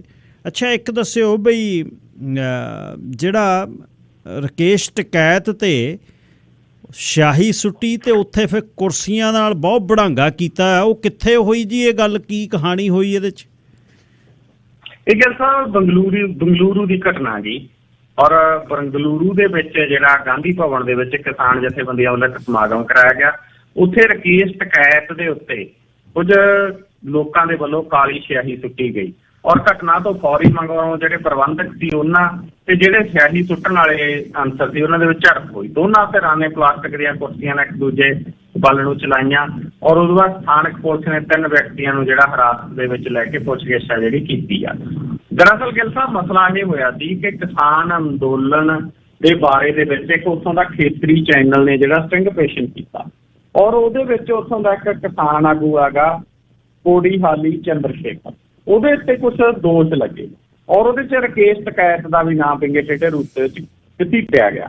ਤਾਂ ਰਕੇਸ਼ ਟਕੈਤ ਨੇ ਉੱਥੇ ਇੱਕ ਪ੍ਰੈਸ ਕਾਨਫਰੰਸ ਰੱਖੀ ਸੀ, ਪੱਤਰਕਾਰ ਸੱਦੇ ਸੀ ਔਰ ਉਹ ਸਪਸ਼ਟ ਕਰਨਾ ਚਾਹੁੰਦਾ ਸੀ ਕਿ ਚੰਦਰਸ਼ੇਖਰ ਦੇ ਉੱਤੇ ਜਿਹੜੇ ਲੱਗੇ ਇਲਜ਼ਾਮ ਨੇ ਉਹਨਾਂ ਦੀ ਜਾਂਚ ਹੋ ਰਹੀ ਹੈ ਔਰ ਮੇਰਾ ਇਸ ਮਸਲੇ ਦੇ ਵਿੱਚ ਕੋਈ ਲਿੰਕ ਨਹੀਂ। ਇਸੇ ਦਰਮਿਆਨ ਜਿਹੜਾ ਕੁਝ ਲੋਕਾਂ ਨੇ ਆ ਕੇ ਉਹਨਾਂ ਦੇ ਉੱਤੇ ਸਿਆਹੀ ਹੈ ਜਿਹੜੀ ਕਾਲੀ ਉਹ ਸੁੱਟ ਦਿੱਤੀ। ਸੋ ਇਹ ਪਹਿਲਾਂ ਵੀ ਕਈ ਵਾਰ ਬਹੁਤ ਸਾਰੇ ਲੋਕਾਂ ਦੇ ਉੱਤੇ ਜਿਹੜੀ ਕਾਲੀ ਸਿਆਹੀ ਹੈ ਇਸ ਤਰੀਕੇ ਦੇ ਨਾਲ ਸੁੱਟੀ ਗਈ ਹੈ ਜੀ। ਅੱਛਾ ਜੀ, ਇਹ ਜਗਜੀਤ ਚਾਹਲ ਜਿਹੜਾ ਚਿੱਟ ਫੰਡ ਵਾਲਾ ਫੜਿਆ ਹੈ, ਜਗਜੀਤ ਚਾਹਲ ਉਹੀ ਹੈ ਜਿਹੜਾ ਮਜੀਠੀਏ ਵੇਲੇ ਜਿਹਦਾ ਨਾਂ ਆਇਆ ਸੀ ਚਾਹਲ ਟਾਇਰਸ ਵਾਲਾ, ਕਿ ਹੋਰ ਹੈ ਕੋਈ? ਇਹ ਗੱਲ ਸਾਹਿਬ ਜਿਹੜੇ ਇੱਕ ਕਰਾਊਨ ਕੰਪਨੀ ਸੀਗੀ ਪਰਲ ਵਾਂਗੂ, ਜਿਵੇਂ ਪਰਲ ਵਾਲੇ ਚਿੱਟ ਫੰਡ ਕੰਪਨੀ ਦੇ ਤੌਰ ਦੇ ਉੱਤੇ ਪੰਜਾਬ ਦੇ ਲੋਕਾਂ ਤੋਂ ਕਰੋੜਾਂ ਰੁਪਈਆ ਲੈ ਗਏ ਔਰ ਉਵੇਂ ਜਿਵੇਂ ਇੱਕ ਕਰਾਊਨ ਕੰਪਨੀ ਆਈ ਸੀਗੀ, ਉਹਨੇ 10,000 ਕਰੋੜ ਦਾ ਜਿਹੜਾ ਘਟਾਲਾ ਕੀਤਾ ਸੀਗਾ ਔਰ ਇਹ ਆਈ ਉਹਨਾਂ ਟਾਈਮਾਂ ਦੇ ਵਿੱਚ ਸੀਗੀ ਗਿੱਲ ਸਾਹਿਬ, ਅਕਾਲੀਆਂ ਦੀ ਸਰਕਾਰ ਸਮੇਂ ਇਹਦੀ ਟੂਟੀ ਬੋਲਦੀ ਸੀ ਕਰਾਊਨ ਕੰਪਨੀ ਦੀ। ਔਰ ਹੁਣ ਇਸ ਵਿਅਕਤੀ ਨੂੰ ਜਗਜੀਤ ਚਾਹਲ ਨੂੰ ਹਰਿਆਣਾ ਪੁਲਿਸ ਨੇ ਜਿਹੜਾ ਗੁਜਰਾਤ ਤੋਂ ਗ੍ਰਿਫਤਾਰ ਕੀਤਾ ਔਰ ਪਿਛਲੇ 5 ਸਾਲਾਂ ਤੋਂ ਪੰਜਾਬ ਪੁਲਿਸ ਦੀ ਸੂਚੀ ਦੇ ਵਿੱਚ ਸਭ ਤੋਂ ਲੋੜੀਂਦੇ ਜਿਹੜੇ ਲੋਕ ਘਟਾਲੇ ਕਰਕੇ ਭੱਜੇ ਨੇ, ਠੱਗੀਆਂ ਮਾਰ ਕੇ ਭੱਜੇ ਨੇ, ਉਹਨਾਂ ਦੇ ਵਿੱਚੋਂ ਇੱਕ ਹੈਗਾ ਔਰ ਇਹ ਘਟਾਲਾ ਬਹੁਤ ਚਰਚਾ ਦਾ ਵਿਸ਼ਾ ਰਿਹਾ ਹੈਗਾ। ਸੋ ਹੁਣ ਬਹੁਤ ਸਾਰੇ ਲੋਕਾਂ ਨੂੰ ਮੈਨੂੰ ਲੱਗਦਾ ਇਹਦੀ ਗ੍ਰਿਫਤਾਰੀ ਤੋਂ ਬਾਅਦ ਆਸ ਵੀ ਬੱਝੀ ਹੋਵੇਗੀ ਕਿ ਸ਼ਾਇਦ ਹੁਣ ਉਹਨਾਂ ਦੇ ਪੈਸੇ ਨੇ ਜਿਹੜੇ ਉਹ ਮੁੜੇ ਆਉਣ ਜੀ। ਧੰਨਵਾਦ ਜੀ। ਕੱਲ੍ਹ ਸਵੇਰੇ ਫੇਰ ਸਾਂਝ ਪਵੇਗੀ ਤੁਹਾਡੇ ਨਾਲ 10:15 ਵਜੇ ਤੇ ਆਪਣਾ ਖਿਆਲ ਰੱਖਿਓ। ਧੰਨਵਾਦ ਬਹੁਤ ਬਹੁਤ। ਸ਼ੁਕਰੀਆ ਜੀ ਗਿੱਲ ਸਾਹਿਬ, ਤੁਹਾਡਾ ਤੇ ਸਾਰੇ ਸਰੋਤਿਆਂ ਦਾ ਵੀ ਧੰਨਵਾਦ। ਸਿੱਧੂ ਮੂਸੇਵਾਲੇ ਦੇ ਕਤਲ ਦੀ ਜਿਹੜੀ ਥਿਊਰੀ ਹੈ ਉਹ, ਅਤੇ ਮੈਂ ਇੱਕ ਹੋਰ ਬੇਨਤੀ ਕਰਾਂ, ਕਈ ਵਾਰ ਤੁਸੀਂ ਕਿਸੇ ਖਬਰ ਬਾਰੇ ਗੱਲ ਕਰਨੀ ਚਾਹੁੰਦੇ ਹੁੰਦੇ ਹੋ ਤਾਂ ਜਦ ਮਰਜ਼ੀ ਜਿਹੜੀ ਅਸੀਂ ਦੇਸ਼ ਪੰਜਾਬ ਦੇ ਝਰੋਖੇ 'ਚੋਂ ਗੱਲਬਾਤ ਕਰਕੇ ਹਟੇ ਹਾਂ ਉਹਦੇ 'ਤੇ ਤੁਸੀਂ ਗੱਲ ਕਰ ਸਕਦੇ ਹੋ। ਥਿਊਰੀ ਦੀ ਜਿਹੜੀ ਗੱਲ ਹੈ ਉਹਦੇ ਬਹੁਤ ਅਲੱਗ-ਅਲੱਗ ਪਾਸੇ ਨੇ ਜੇ ਤੁਸੀਂ ਵੇਖੇ ਜਾਣ। ਉਹਦੀ ਜ਼ਿੰਦਗੀ, ਉਹਦੀ ਸਥਾਪਤੀ, ਉਹਦੇ ਵੱਲੋਂ ਇੱਕ ਰਾਹ ਚੁਣਨਾ ਜਿਹਦੇ ਵਿੱਚ ਹਥਿਆਰਾਂ ਦੀ ਉਹ ਗੱਲ ਕਰਦਾ ਹੈ ਪਰ ਹੋਰ ਕਿਸੇ ਪਾਸੇ ਨੂੰ ਨਹੀਂ ਜਾਂਦਾ। ਹਥਿਆਰਾਂ ਨੂੰ ਗਲੋਰੀਫਾਈ ਕਰਦਾ, ਕੋਈ ਨਸ਼ੇ ਦੀ ਗੱਲ, ਕੋਈ ਇਸ਼ਕ ਦੀ ਗੱਲ, ਪਿੰਡ ਦੀਆਂ ਕੁੜੀਆਂ ਚਿੜੀਆਂ ਦੀ ਗੱਲ, ਇਹੋ ਜਿਹਾ ਕੁਛ ਨਹੀਂ ਕਰਦਾ ਉਹ। ਪਰ ਉਹਦੇ ਕਤਲ ਨੂੰ ਐਡਾ ਜਿਹੜਾ ਕਹਾਣੀ ਉਸ ਦੀ ਕੀਤੀ ਗਈ ਬਹੁਤ ਅਲੱਗ-ਅਲੱਗ ਪਾਸਿਆਂ ਤੋਂ, ਉਹਦੇ ਵੱਲ ਨੂੰ ਜਾਣਨਾ ਮੈਂ ਥੋੜ੍ਹੀ ਜਿਹੀ ਗੱਲ ਇਸ 'ਤੇ ਕਰਨੀ ਚਾਹੁੰਦਾ ਹੈ ਵੀ ਸੌਫਟ ਟਾਰਗੇਟ ਕੀ ਹੈ। ਸੌਫਟ ਟਾਰਗੇਟ ਜ਼ੁਹੇਰ ਕਸ਼ਮੀਰੀ ਨੇ ਲਿਖਿਆ ਨਾ ਕਿਤਾਬ ਏਅਰ ਇੰਡੀਆ ਦੀ ਬੋਂਬਿੰਗ 1985 ਦੀ, ਅਤੇ 25 ਜੂਨ ਆਉਣੀ ਆ, ਮੈਂ ਉਹਦੇ 'ਤੇ ਗੱਲ ਕਰੂੰਗਾ ਵੀ ਸੌਫਟ ਟਾਰਗੇਟ ਕੀ ਹੈ, ਕਿਸ ਤਰ੍ਹਾਂ ਸੌਫਟ ਟਾਰਗੇਟ ਕਰਕੇ ਐਡੀ ਗੱਲ ਰੋਲ ਘਚੋਲੇ 'ਚ ਪਾ ਦਿੱਤੀ ਜਾਂਦੀ ਹੈ ਜਿਹੜੀ ਕਿਸੇ ਪਾਸੇ ਨਹੀਂ ਜਾਂਦੀ। ਸਿੱਧੂ ਦੇ ਕਤਲ 'ਚ ਵੀ ਇਹੋ ਜਿਹੇ ਕੁਛ ਹੋਇਆ। ਜਿਹੜੇ ਪੱਤਰਕਾਰ ਇਹ ਗੱਲ ਫੈਲਾ ਰਹੇ ਨੇ, ਜਿਹੜਾ ਮਿਲੀਅਨ ਦੇ ਕਰੀਬ ਉਹਨਾਂ ਨੂੰ ਵਿਊ, ਜਿਹੜਾ 50,000 ਤੋਂ ਕਦੇ ਨਹੀਂ ਵੱਧ ਮਿਲੇ, ਸਟੇਟ ਦਾ ਜਿਹੜਾ ਸੰਦ ਬਣ ਕੇ ਜਿਹੜੇ ਬੰਦੇ ਐਕਟ ਇਸ ਤਰ੍ਹਾਂ ਕਰਦੇ ਨੇ, ਉਹ ਖਲਾਰਾ ਕਿਵੇਂ ਪਾਉਂਦੇ ਆ। ਕਿਸੇ ਚੀਜ਼ ਨੂੰ ਕਿਸੇ ਨਾਲ ਮਰਜ਼ੀ ਜੋੜ ਲਓ, ਕਿਸੇ ਦੀ ਵਿਅਕਤੀਤਵ ਨੂੰ, ਕਿਸੇ ਦੀ ਸ਼ਖਸੀਅਤ ਨੂੰ ਕਿਸੇ ਪਾਸੇ ਮਰਜ਼ੀ ਜੋੜ ਦਿਓ। ਆਟਾ ਗੁੰਨਦੀ ਦਾ ਜਿਵੇਂ ਸਿਰ ਹਿਲਦਾ ਹੈ, ਅੱਧਾ ਭਰਿਆ ਗਲਾਸ ਅੱਧਾ ਖਾਲੀ, ਜਿੱਥੇ ਮਰਜ਼ੀ ਫਿੱਟ ਇਨ ਕਰ ਲਓ। ਮੈਂ ਅੱਗੇ ਚੱਲਦਾ, ਪਰ ਇੱਕ ਕਾਲਰ ਲੱਖਾ ਜੀ, ਤੁਸੀਂ ਏਅਰ 'ਤੇ ਹੋ। ਸਤਿ ਸ਼੍ਰੀ ਅਕਾਲ ਗਿਲ ਸਾਹਿਬ ਜੀ। ਸਤਿ ਸ਼੍ਰੀ ਅਕਾਲ। ਤੁਹਾਡੇ ਡੈਡ ਦੇ ਨਾਲ ਦੇ ਮਾਸਟਰ ਐਬਸਪੋਰਟ 'ਚ ਰਹਿੰਦੇ ਆ, ਉਹ ਬਹੁਤ ਲਾਈਕ ਕਰਦੇ ਆ ਵੀ ਉਸ ਨਾਲ ਗੱਲਬਾਤ ਕਰਨ ਨੂੰ। ਅੱਛਾ ਜੀ, ਮੈਂ ਸੈਲਰ ਤੇ ਕਰੂੰਗਾ ਫੋਨ। ਜ਼ਰੂਰ ਕਰ ਦਿਓ ਜੀ, ਜ਼ਰੂਰ ਕਰ ਦਿਓ। ਤੁਹਾਡੇ ਡੈਡ ਦੇ ਨਾਲ ਦੇ। ਠੀਕ ਹੈ ਜੀ, ਠੀਕ ਹੈ। ਮੁਕੰਦ ਸਿੰਘ, ਹਾਂ ਕਰਾ ਦਿਓ ਜੀ ਗੱਲ ਬਜ਼ੁਰਗਾਂ ਦੀ। ਕਦੇ ਕਿਸੇ ਦਿਨ ਮੈਨੂੰ ਦੱਸ ਦਿਓ, ਮੇਰੇ ਫੋਨ 'ਤੇ, ਸੈੱਲ ਫੋਨ 'ਤੇ ਗੱਲ ਕਰ ਲਿਓ ਉਹ ਜੀ। ਘਰ ਵਾਲਾ ਹੈਗਾ ਮੇਰੇ ਕੋਲ, ਸੈਲਰ ਵੀ ਹੈਗਾ। ਹਾਂ ਜੀ, ਕਰ ਲਿਓ ਜੀ, ਫਿਰ ਕਰ ਲਿਓ। Thank you.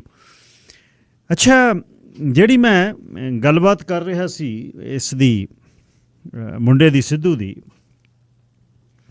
ਹੁਣ ਉਸ ਨੂੰ ਜਿਹੜਾ ਪੱਤਰਕਾਰ ਕਹਿੰਦਾ ਨਾ ਮੈਨੂੰ ਗੋਲਡੀ ਬਰਾੜ ਨੇ ਇੱਥੋਂ ਫੋਨ ਕੀਤਾ, ਪਹਿਲੀ ਤਾਂ ਗੱਲ ਇਹ ਬਹੁਤ ਔਖਾ ਹੈ ਕਿ ਸਟੇਟ ਦੇ ਦੂਜੀ ਜਗ੍ਹਾ ਬੈਠਾ ਬੰਦਾ ਇਸ ਤਰ੍ਹਾਂ ਫੋਨ ਕਰਕੇ ਦੱਸੇ ਉਹ ਆਪਣਾ ਭਵਿੱਖ ਇਹਨਾਂ ਦੇਸ਼ ਦੇ ਵਿੱਚ ਜਿੱਥੇ ਉਹ ਬੈਠਾ ਹੈ, ਉਹ ਕਿਹੜੀ ਹਲੇ ਉਹਦੀ ਇਮੀਗ੍ਰੇਸ਼ਨ ਦਾ ਸਟੇਟਸ ਕੀ ਆ, ਉਹ ਸਟੂਡੈਂਟ ਆ ਕੀ ਹੈ, ਉਹ ਕਿਸ ਤਰ੍ਹਾਂ ਰਹਿ ਰਿਹਾ, ਅਤੇ ਉਹ ਗੁਰਲਾਲ ਬਰਾੜ ਨੂੰ ਉਹਦਾ ਭਾਈ ਕਹਿ ਰਿਹਾ, ਅਤੇ ਹੁਣ ਪੱਤੀ ਹੋਣੀ ਕਜ਼ਨ ਕਹਿ ਗਏ ਨੇ। ਗੁਰਲਾਲ ਪਹਿਲਵਾਨ ਫਰੀਦਕੋਟ ਵਾਲੇ ਦੇ ਕਤਲ ਦੀ ਅਸਲ ਰਵੀ ਖਵਾਜਕੇ ਤੋਂ ਜੋੜਦਾ। ਉਹ ਰਵੀ ਖਵਾਜਕੇ ਦੇ ਕਤਲ ਨੂੰ ਬੰਬੀਹਾ ਗਰੁੱਪ ਨਾਲ ਜੋੜ ਕੇ ਉਸ ਨੂੰ ਉਹ ਬੰਬੀਹਾ ਗਰੁੱਪ ਨੂੰ ਲੈ ਕੇ ਡਰੈਗ ਕਰਦਾ ਵਿੱਕੀ ਮਿੱਡੂ ਖੇੜੇ ਤੋਂ ਲਿਆ ਕੇ ਉਹ ਇਸ ਦੇ ਕਤਲ ਤੱਕ ਲੈ ਕੇ ਆਉਂਦਾ ਹੈ ਸਿੱਧੂ ਦੇ।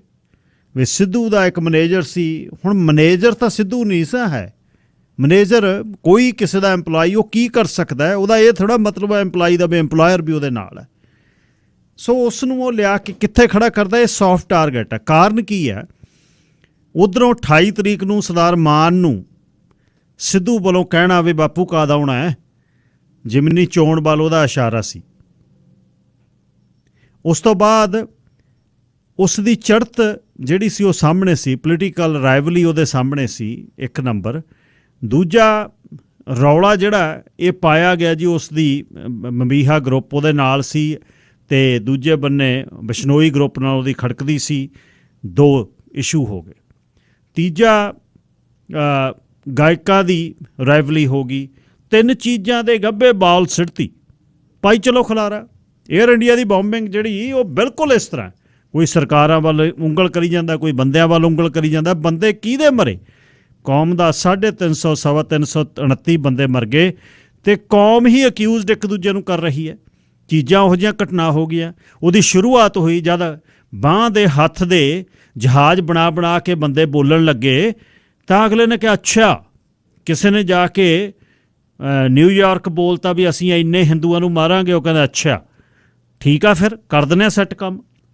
ਕਿੱਧਰ ਗਈਆਂ ਟੇਪਾਂ, ਕਿਵੇਂ ਹੋਈਆਂ, ਅਤੇ ਉਹਦੇ ਬਾਅਦ ਕੌਣ ਉਹਦੇ 'ਚੋਂ ਫਾਇਦਾ ਲਿਆ। ਸਭ ਤੋਂ ਵੱਡੀ ਗੱਲ ਇਹ ਆ ਵੀ ਕਿਹੜੇ ਬੰਦੇ ਨੂੰ ਉਹ ਸਪੈਸੀਫਿਕਲੀ ਉਹਦੇ 'ਚੋਂ ਫਾਇਦਾ ਹੋਇਆ। ਸਾਰਾ ਕੁਛ ਸਰਕਾਰਾਂ ਦੇ ਆਪਸ ਵਿੱਚ ਕੰਟੈਕਟ ਹੋ ਗਏ। ਉਹ ਕਹਿੰਦਾ ਤੁਹਾਡੀ ਧਰਤ 'ਤੇ ਇਹ ਬੰਬ ਰੱਖਿਆ ਕਿਵੇਂ ਗਿਆ, ਕੈਨੇਡੀਅਨ ਗੌਰਮੈਂਟ ਪ੍ਰੋਬਲਮ 'ਚ ਆ ਗਈ, ਅਤੇ ਉੱਧਰੋਂ ਇੰਡੀਅਨ ਗੌਰਮੈਂਟ ਨੂੰ ਇਨਵੋਲਵ ਕਰਨ ਲੱਗ ਗਏ ਲੋਕ, ਕਿਤਾਬਾਂ ਲਿਖਣ ਲੱਗ ਗਏ। ਇੰਡੀਅਨ ਗੌਰਮੈਂਟ ਅਤੇ ਕੈਨੇਡੀਅਨ ਗੌਰਮੈਂਟ ਨੇ ਸਿਰ ਜੋੜ ਕੇ ਦੇਖਿਆ ਹੋਊਗਾ, ਅੱਛਾ ਜੇ ਤੁਹਾਡੇ ਇਨਫਿਲਟਰਡ ਹੋਏ ਸਾਡੇ ਬੰਦੇ ਸਿਪਾਹੀ ਦੇ ਆ ਕੇ ਸੂਈਆ ਬੰਦੇ ਮਲੋਏ ਕ੍ਰਿਸ਼ਨ ਧਰ ਵਰਗਿਆਂ ਨੇ ਗੱਲ ਕੀਤੀ, ਫਿਰ ਤੁਹਾਡੀ ਸਿਕਿਉਰਿਟੀ ਕਿੱਥੇ ਗਈ ਬਈ? ਉਹ ਕਹਿੰਦੇ ਫਿਰ ਚਲੋ ਰਲ ਕੇ ਇੱਕ ਦੂਜੇ ਨੂੰ ਬਚਾਈਏ, ਫਿਰ ਬਚਾ ਦਿਓ। ਫਿਰ ਜਿਨ੍ਹਾਂ ਨੇ ਮਾਰੇ ਜਿਨ੍ਹਾਂ ਦੇ ਮਰੇ ਉਹਨਾਂ 'ਚੋਂ ਕਿਸੇ ਤੇ ਸਿੱਟ ਦਿਓ ਸਵਾਲ। ਲੱਭਣਾ ਕੀ ਸੀ? ਕੁਛ ਨਹੀਂ। ਬੰਦਾ ਜਿਹੜਾ ਮੁੱਦਾ ਖਤਮ ਹੈ ਤੇ ਉਹਦੇ ਬਾਅਦ ਗੱਲ ਰਹਿ ਗਈ। ਜਹਾਜ਼ ਹੈ ਨਹੀਂ, ਬੰਦੇ ਹੈ ਨਹੀਂ, ਖਤਮ। ਵਰਡਿਕਟ ਆ ਗਿਆ, ਕਿਸੇ ਨੂੰ ਚਾਰਜ ਨਹੀਂ ਹੋਇਆ। Win win situation. ਇਸ ਤਰ੍ਹਾਂ ਹੀ ਇਸ ਮੁੰਡੇ ਦੇ ਕਤਲ 'ਚ ਹੋਇਆ। ਸੌਫਟ ਟਾਰਗੇਟ ਜਦ ਬੰਦਾ ਹੁੰਦਾ ਹੈ ਉਹ 'ਚੋਂ ਕੱਖ ਨਹੀਂ ਨਿਕਲਦਾ। ਜੰਡੀ ਸਾਹਿਬ ਗਿੱਲ ਸਾਹਿਬ ਸਤਿ ਸ੍ਰੀ ਅਕਾਲ। ਸਤਿ ਸ਼੍ਰੀ ਅਕਾਲ ਡਾਕਟਰ ਸਾਹਿਬ। ਗਿੱਲ ਸਾਹਿਬ, ਜਿਹੜੀ ਸਾਰਿਆਂ ਤੋਂ ਵੱਡਾ ਇਸ਼ੂ ਆ ਨਾ, ਜਿਹੜਾ ਕੋਈ ਵੀ ਬੰਦਾ ਪੰਜਾਬੀਆਂ ਦੀ ਜਿਹੜੀ ਇੱਕ ਬੇਸਿਕ ਕਰੈਕਟਰ ਆ, ਮਾਨਕ ਦਾ ਹਥਿਆਰ, ਜਿਹੜਾ ਬੰਦਾ ਉਹਦੇ ਹੱਕ 'ਚ ਬੋਲੂਗਾ ਉਹਨੂੰ ਕਦੀ ਵੀ ਜਿਹੜੀ ਆ ਕੋਈ ਸਰਕਾਰ ਜਾਂ ਤਾਂ ਉਹਨੂੰ ਆਪਣੇ ਜੇ ਸਿਮੂਲੇਟ ਕਰ ਲਊਗੀ, ਜੇ ਸਿਮੂਲੇਟ ਨਾ ਹੋਊਗਾ ਤਾਂ ਐਲੀਮੀਨੇਟ ਹੋ ਜਾਊਗਾ। ਜੇ ਤੁਸੀਂ ਮੁੰਡੇ ਦੇ ਜਿਹੜੇ ਪਿਛਲੇ ਗਾਣੇ, ਮਤਲਬ ਗਾਣੇ ਗਾਉਣ ਦਾ ਤੁਸੀਂ ਉਹਦੇ ਕਹਿੰਦੇ ਲਿਰਿਕਸ ਸਮਝ ਕੇ ਦੇਖੋ, ਤੁਸੀਂ ਕਿੰਨਾ ਇੰਜੋਏ ਕਰਦੇ ਹੋ ਉਹਦੇ ਲਿਰਿਕਸ ਇਸ ਲਹਿਜੇ 'ਚ ਲਿਖੇ ਹੋਆ। ਕਿਉਂਕਿ ਮਤਲਬ ਪੰਜਾਬ ਦਾ ਜਿੰਦਾ ਦੋ ਚੀਜ਼ਾਂ ਦੇ ਅਣਖ ਦਾ ਹਥਿਆਰ, ਦੋ ਹੀ ਚੀਜ਼ਾਂ ਦੇ ਪੰਜਾਬ ਅੱਜ ਤੱਕ ਜੀਆ, ਇਹਦੇ ਉੱਤੇ ਹੀ ਜੀਣਾ। ਜਦੋਂ ਇਹ ਪੰਜਾਬ 'ਚ ਇਹ ਦੋ ਚੀਜ਼ਾਂ ਜਾਂਦੀਆਂ ਰਹੀਆਂ ਫਿਰ ਪੰਜਾਬ ਵੀ ਜਾਂਦਾ ਰਹਿਣਾ। ਫਿਰ ਉਸ ਪੰਜਾਬ ਦੀ ਆਪਾਂ ਨੂੰ ਲੋੜ ਨਹੀਂ, ਜਿੱਥੇ ਨਾਨਕ ਰਹੂਗੀ ਨਾ ਹਥਿਆਰ ਰਹੂਗੇ, ਉਹ ਪੰਜਾਬ ਤੋਂ ਕੀ ਲੈਣਾ? ਉਹਦਾ ਫਿਰ ਕਈਆਂ ਦੇ ਆਲੇ ਦੁਆਲੇ ਬਥੇਰੇ ਬੈਠੇ ਆ, ਉਹਨਾਂ ਦੇ ਵਿੱਚ ਹੀ ਆਪਾਂ ਰਲ ਜਾਣਾ। ਇਸ ਕਰਕੇ ਮੇਰੇ ਖਿਆਲ 'ਚ ਸਟੇਟਾਂ ਦਾ ਇਹੀ ਚੱਲਣਾ ਵੀ ਜਿਹੜਾ ਬੰਦਾ ਇਸ ਲਹਿਜੇ ਤੇ ਬੋਲੂਗਾ ਉਹਨੂੰ ਜਾਂ ਉਹਦਾ ਆਪਣੇ ਆਪ 'ਚ ਸਿਮੂਲੇਟ ਕਰ ਲੈਣਗੇ। ਜਿਹੜੇ ਕਈ ਬੰਦੇ ਨਹੀਂ ਕੀਤੇ ਆ, ਸਰਕਾਰੀ ਬੋਲੀ ਬੋਲਣ ਲੱਗ ਪੈਂਦੇ ਆ, ਨਹੀਂ ਤਾਂ ਐਲੀਮੀਨੇਟ ਕਰ ਦਿੰਦੇ ਆ। ਪਰ ਇਹ ਆ ਵੀ ਬੋਲਣ ਵਾਲੇ ਅੱਗੇ ਵੀ ਜੰਮਦੇ ਰਹਿਣੇ ਆ।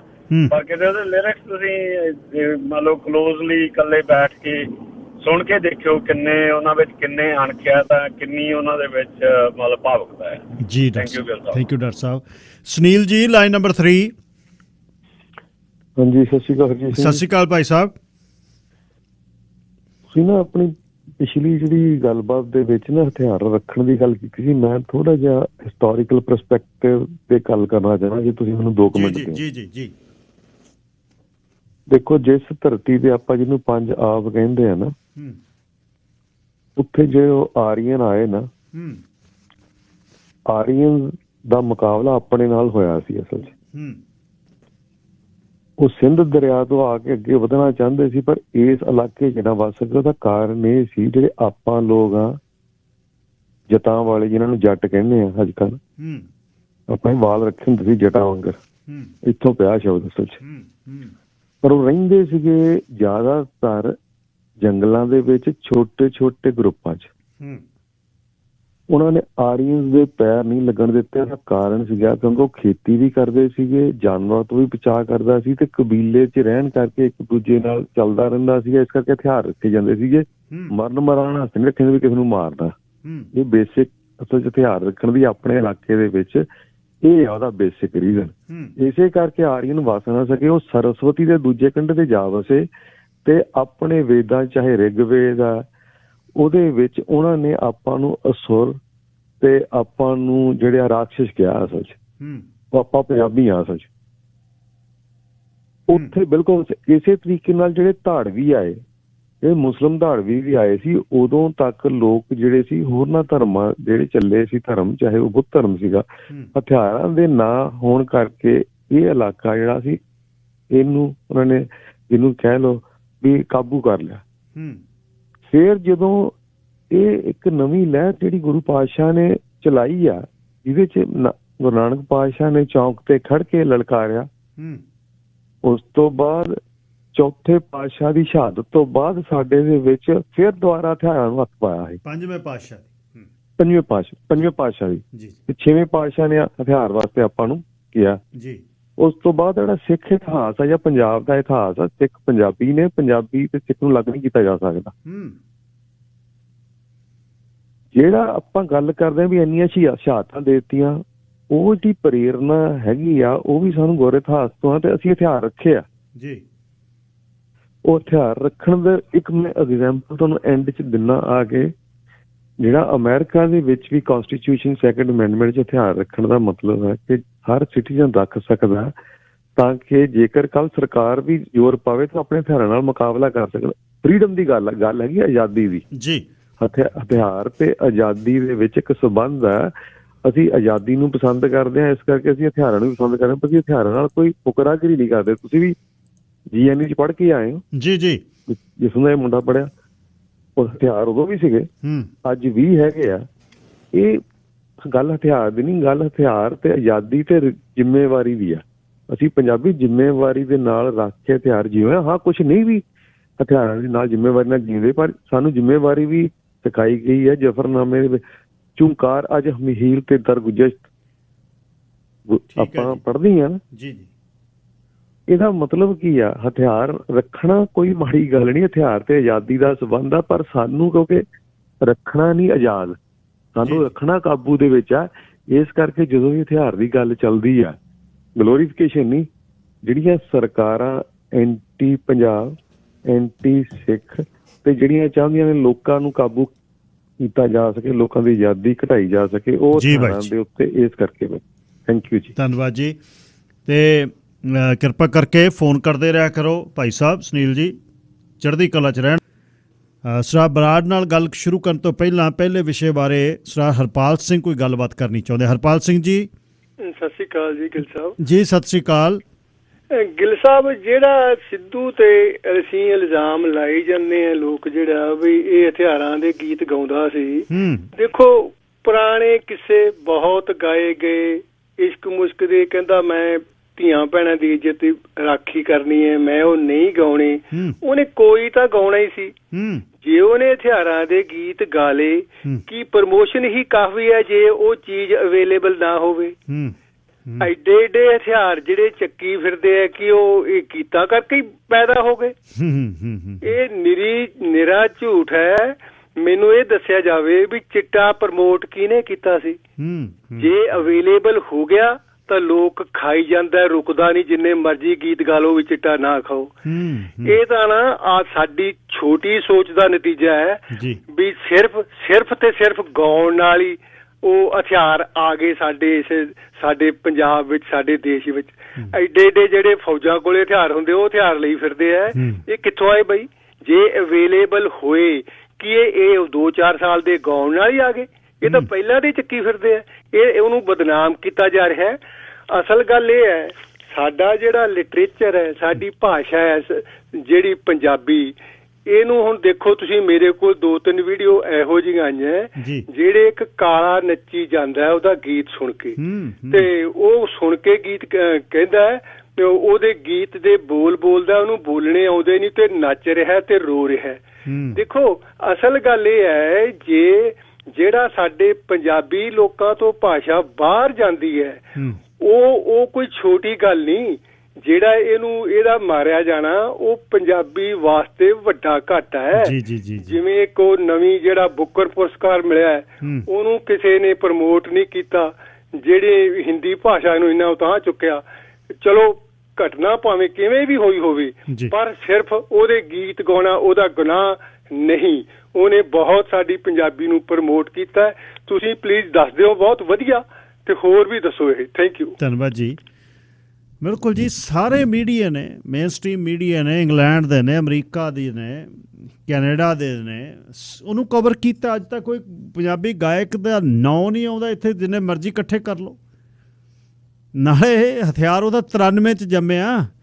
ਹਥਿਆਰਾਂ ਦੀ ਨਾਲ ਤਾਂ ਲਹੂ ਡੋਲਵੀਂ ਜਿਹੜਾ ਸੰਘਰਸ਼ ਕੌਮ ਨੇ ਲੜਿਆ, ਲੈ ਕੇ 84 ਤੋਂ 94 ਤੱਕ, ਉਹ ਤਾਂ 93 'ਚ ਜੰਮਦਾ। ਤਾਂ ਆਪਾਂ ਤਾਂ ਪਿੰਡਾਂ ਦੇ ਵਿੱਚ ਕੋਈ 12 ਬੋਰ ਲੈ ਕੇ ਲੰਘਦਾ ਨਾ, ਲੋਕ ਖੜਖੜ ਦੇਖਦੇ, ਧੂਮਾ ਚਾਦਰਾ ਭੋਥਾ ਲਾਇਆ ਹੁੰਦਾ, 315 ਬੋਰ, ਕਿਸੇ ਕੋਲ 303 ਫੜੀ ਹੁੰਦੀ, ਅਗਲਾ ਕਹਿੰਦਾ ਬਾਈ ਦਾ ਘਰ ਹੈ। ਬੀਹੀ ਦੇ ਵਿੱਚ ਇੱਕ ਘਰ ਕੋਲ ਹੁੰਦੀ ਗੰਨ, ਜਾਂ ਤਾਂ ਕੋਈ ਚੂਕ ਜੇ ਕਹਿੰਦਾ ਚਵਾਰੇ 'ਤੇ ਪਿਆ, ਨਾਲ ਪਈ ਆ ਉਹਦੇ ਬੰਦੇ ਖਾਣੀ, ਇਉਂ ਹੁੰਦੀ ਸੀ। ਸਾਰੇ ਪਿੰਡ ਦੀ ਸਾਂਝੀ ਹੁੰਦੀ, 2-3 ਜਿਹੜੀਆਂ ਰਫਲਾਂ ਪਿੰਡ 'ਚ ਹੁੰਦੀਆਂ। ਹੁਣ ਤਾਂ ਹਰ ਘਰ ਕੋਲ ਹੈ, ਅਤੇ ਉਹਨੂੰ ਜੰਨ ਚੜ੍ਹਾਉਣ ਲਈ ਖਾਸ ਲੈ ਕੇ ਜਾਂਦੇ, ਚਾਚਾ ਚੱਲੀ ਯਾਰ। ਉਹ ਕਹਿੰਦਾ ਕੀ ਹੋ ਗਿਆ ਮੁੰਡੇ ਦਾ ਵਿਆਹ ਆਪਣੇ ਦਾ। ਫਿਰ ਉਹ ਮੰਜੇ 'ਤੇ ਪਈ ਹੁੰਦੀ, ਜਦ ਪਿਆ ਬੈਠਾ ਹੁੰਦਾ ਸੱਥ 'ਚ, ਉਹ ਲੱਤਾਂ ਚੌੜੀਆਂ, ਖੁੱਸਾ ਹੁੰਦਾ ਅਤੇ ਬੈਠਾ ਹੁੰਦਾ, ਬੈਠੇ ਦੀ ਉਹ ਸੇਵਾ ਹੁੰਦੀ। ਉਹ ਮਸ਼ਾਹਰਿਆਂ ਨੂੰ ਹੋੜੀ ਜਾਂਦਾ, ਅਤੇ ਜੇ ਜਵਾਕ ਉਹਦੇ ਨੇੜੇ ਨੂੰ ਹੁੰਦਾ, ਕਹਿੰਦਾ ਪਰਾਂ ਹਟ ਨੇੜੇ ਨਾ ਹੋ ਪੁੱਤ, ਇਹ ਨਹੀਂ ਹੱਥ ਨਹੀਂ ਲਾਈਦਾ ਹੁੰਦਾ। ਇਹ ਜਿਹੜੀਆਂ ਚੀਜ਼ਾਂ ਇਹ ਬਹੁਤ ਵੱਡੀਆਂ, ਇਹਨੂੰ ਸਮਝਣ ਦੀ ਲੋੜ ਹੈ। ਗਲੋਰੀਫਾਈ ਨਹੀਂ ਉਹਨੇ ਕੀਤਾ। ਹਥਿਆਰ ਤਾਂ ਇੱਥੇ ਨੇ ਅਜ਼ਲਾਂ ਤੋਂ। 100 ਬਿਲੀਅਨ ਡਾਲਰ ਦੇ, 80 ਬਿਲੀਅਨ ਡਾਲਰ, 80 ਅਰਬ ਡਾਲਰ ਦੇ ਬਜਟ ਨੇ ਦੇਸ਼ਾਂ ਦੇ। ਲਓ ਜੀ, ਮੁੜ ਕੇ ਆਇਆ, ਹੋਰ ਕਾਲ ਨਾ ਕਰਿਓ। ਮੈਂ ਸਰਦਾਰ ਬਰਾੜ ਨਾਲ ਤੀਸਰੇ ਘੱਲੂਘਾਰੇ ਦੇ ਕਾਰਨ ਤੇ ਪ੍ਰਤੀਕਰਮ ਇੱਥੇ ਗੱਲ ਤੋਰਨੀ ਹੈ। ਸਰਦਾਰ ਅਜੇਪਾਲ ਸਿੰਘ ਬਰਾੜ ਉੱਘੇ ਸਿੱਖ ਚਿੰਤਕ ਤੇ ਭੂ ਰਾਜਨੀਤੀ ਦੇ ਮਾਹਰ ਸਰਦਾਰ ਬਰਾੜ, ਜਦ ਉਹਨਾਂ ਦੀ ਸਾਂਝ, ਜਦ ਉਹਨਾਂ ਬਾਰੇ ਪੜ੍ਹਨਾ, ਉਹਨਾਂ ਨਾਲ ਗੱਲਬਾਤ ਸ਼ੁਰੂ ਕੀਤੀ, ਉਹਨਾਂ ਦਾ ਬਹੁਤ ਵਧੀਆ ਇੱਕ ਉਹਨਾਂ ਨੇ ਇਕੱਠ ਦੇ ਵਿੱਚ, ਇੱਕ ਸੈਮੀਨਾਰ ਦੇ ਵਿੱਚ ਧਰਮ ਯੁੱਧ ਮੋਰਚੇ ਤੱਕ 20ਵੀਂ ਸਦੀ ਨੂੰ ਉਹਨਾਂ ਨੇ 1901 ਤੋਂ ਲੈ ਕੇ 1920 ਤੋਂ ਸ਼੍ਰੋਮਣੀ ਅਕਾਲੀ ਦਲ ਤੇ ਪ੍ਰਬੰਧਕ ਕਮੇਟੀ ਤੋਂ ਲੈ ਕੇ 1984 ਤੱਕ ਦਾ ਪੰਜਾਬ ਦੇ ਅਲੱਗ-ਅਲੱਗ ਕਾਰਨਾਂ ਨੂੰ, ਪੈਸਾ, ਵੱਧ ਅਧਿਕਾਰਾਂ ਦੀ ਗੱਲ, ਡੇਰਾਵਾਦ, ਪੈਸੇ ਆਉਣ ਤੇ ਜੱਟਾਂ ਦੇ ਵਿੱਚ ਜ਼ਾਤ ਪਾਤ, ਆਈਸੋਲੇਸ਼ਨ, ਸ਼ਹਿਰੀ ਵਰਗ ਦਾ ਅਮੀਰ ਹੋਣਾ ਜਾਂ ਸ਼ਹਿਰੀ ਵਰਗ ਦਾ ਕਿਸੇ ਪਾਸੇ ਨੂੰ ਜਾਣਾ, ਪੰਜਾਬੀ ਬੋਲੀ, ਅਲੱਗ-ਅਲੱਗ ਚੀਜ਼ਾਂ ਉਹ 1984 ਤੱਕ ਧਰਮ ਯੁੱਧ ਮੋਰਚੇ ਤੱਕ ਲੈ ਗਿਆ। ਅਤੇ ਕਿਵੇਂ ਅਕਾਲੀ ਦਲ ਨੇ ਹੱਥ ਖੜੇ ਕਰਕੇ ਫਿਰ ਸੰਤ ਜਰਨੈਲ ਸਿੰਘ ਜੀ ਖਾਲਸਾ ਭਿੰਡਰਾਂ ਵਾਲਿਆਂ ਨੂੰ ਇਹ ਜਿਹੜੀ ਇਸ ਦੀ ਵਾਗਡੋਰ ਦਿੱਤੀ, ਕਿਵੇਂ ਸਰਦਾਰ ਜਦ ਆਪਣੇ ਸੰਤ ਭਿੰਡਰਾਂ ਵਾਲਿਆਂ ਨੇ ਫਿਰ ਅਨੰਦਪੁਰ ਸਾਹਿਬ ਦੇ ਮਤੇ ਦੀ ਗੱਲ ਕੀਤੀ ਵੀ ਇੱਦੋਂ ਘੱਟ ਨਹੀਂ, ਇੱਥੇ ਤੱਕ। ਅਤੇ ਮੈਂ ਅੱਜ ਸਰਦਾਰ ਬਰਾੜ ਉਹਨਾਂ ਨਾਲ ਗੱਲਬਾਤ ਜਿਹੜੀ ਸ਼ੁਰੂ ਕਰਨੀ ਹੈ, ਉਹ ਕਰਨੀ ਹੈ ਸਿੱਖ ਰਾਜ ਦੇ ਪਤਨ 'ਤੇ 1849 'ਤੇ, ਜਾਂ ਜੇ ਉਹ ਜਿੱਥੋਂ ਵੀ ਹੋਰ ਵੀ ਜੇ ਉਹਨਾਂ ਨੇ ਨਾਲ ਐਡ ਕਰਨੀ ਹੋਵੇ ਕੁਛ, ਉਹ ਕਰਨਗੇ। ਸਰਦਾਰ ਬਰਾੜ ਜੀ, ਵਾਹਿਗੁਰੂ ਜੀ ਕਾ ਖਾਲਸਾ, ਵਾਹਿਗੁਰੂ ਜੀ ਕੀ ਫਤਿਹ। ਵਾਹਿਗੁਰੂ ਜੀ ਕਾ ਖਾਲਸਾ, ਵਾਹਿਗੁਰੂ ਜੀ ਕੀ ਫਤਿਹ।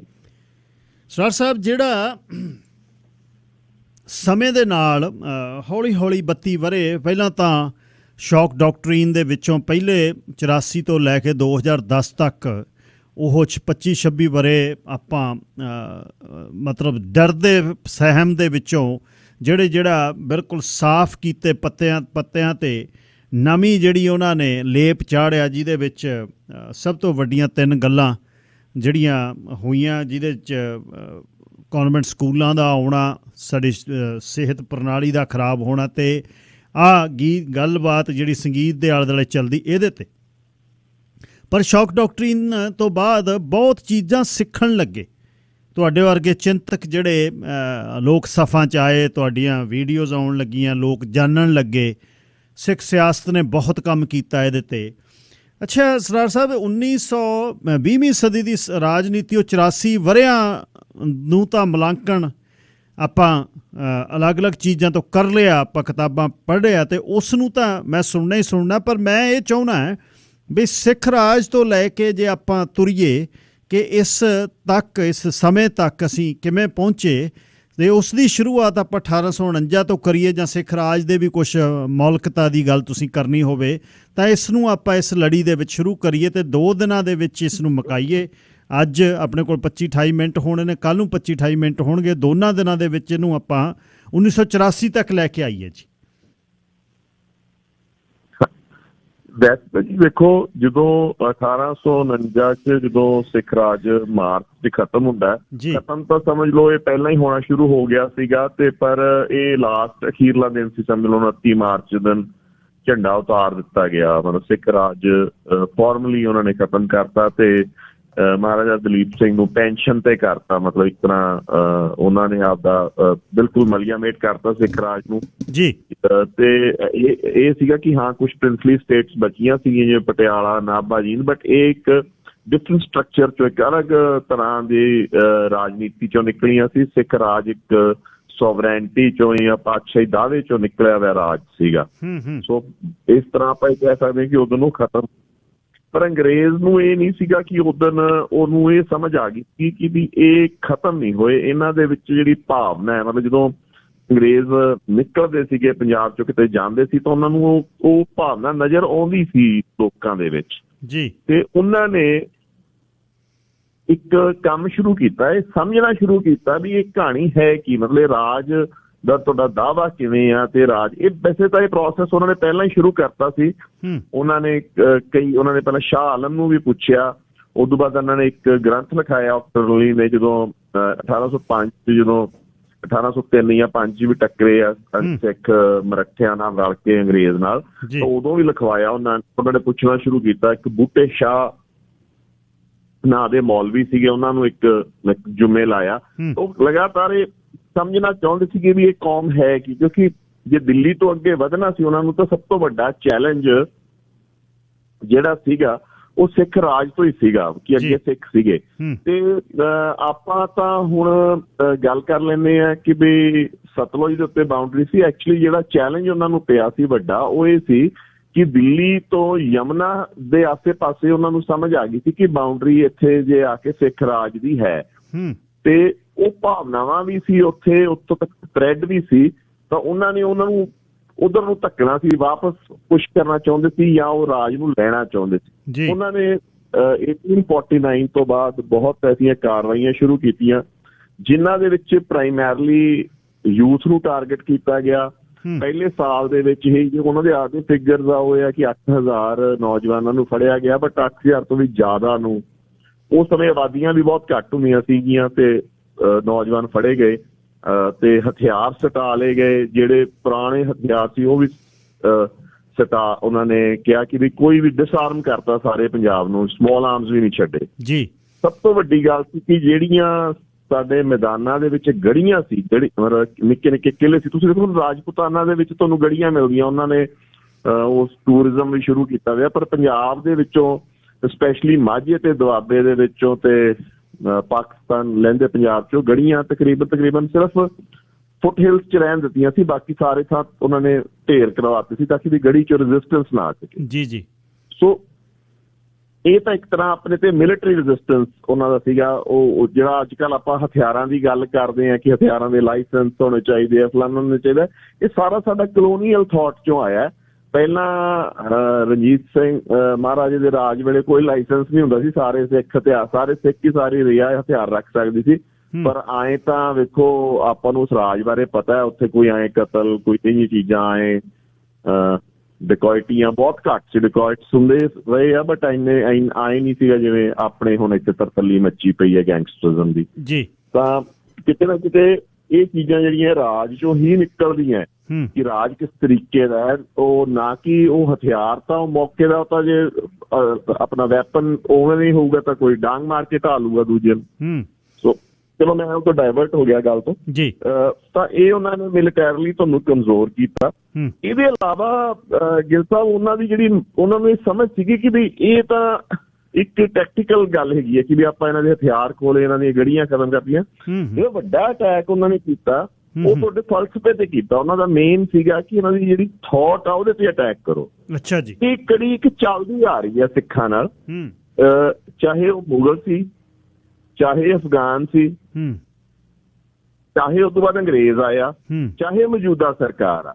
ਉਹਨਾਂ ਦਾ ਜਿਹੜਾ ਟਾਰਗੇਟ ਹੁੰਦਾ ਵੱਡਾ ਉਹ ਤੁਹਾਡੇ ਥਾਟ ਤੇ ਆ ਤੇ ਖਾਸ ਕਰਕੇ ਤੁਹਾਡੀ ਪੋਥੀ ਤੇ ਆ, ਤੁਹਾਡੇ ਗ੍ਰੰਥ ਤੇ ਆ। ਤੁਸੀਂ ਅੱਜ ਵੇਖੋ ਜਦੋਂ ਦੀ ਭਾਰਤੀ ਸਟੇਟ 'ਚ ਆਪਾਂ ਯੂਨੀਅਨ 'ਚ ਜੁਆਇਨ ਕੀਤੇ ਆ, ਲਗਾਤਾਰ ਗੁਰੂ ਗ੍ਰੰਥ ਸਾਹਿਬ ਦੀਆਂ ਬੇਅਦਬੀਆਂ ਹੁੰਦੀਆਂ ਠੀਕ ਹੈ ਜੀ। ਉਹਨੂੰ ਉਸੇ ਤਰ੍ਹਾਂ ਅੰਗਰੇਜ਼ਾਂ ਨੇ ਵੀ ਉਹ ਕੀਤਾ। ਅੰਗਰੇਜ਼ਾਂ ਨੇ ਬਹੁਤ ਹੀ ਸਖਤ ਕਾਨੂੰਨ ਲਿਆਂਦੇ ਦਰਬਾਰ ਸਾਹਿਬ ਦੇ ਉੱਥੇ ਆਪਣਾ ਅਮਲ ਦੇ ਵਿੱਚ। ਉੱਥੇ ਇੱਕ ਸਰਜੋਤ ਸਿੰਘ ਸੀਗੇ ਜਿਹੜੇ ਉੱਥੋਂ ਦੇ ਸਰਬਰਾਹ ਬਣਾਏ ਜਾਂ ਜਿਨ੍ਹਾਂ ਨੇ ਰੱਖਣਾ ਸੀ।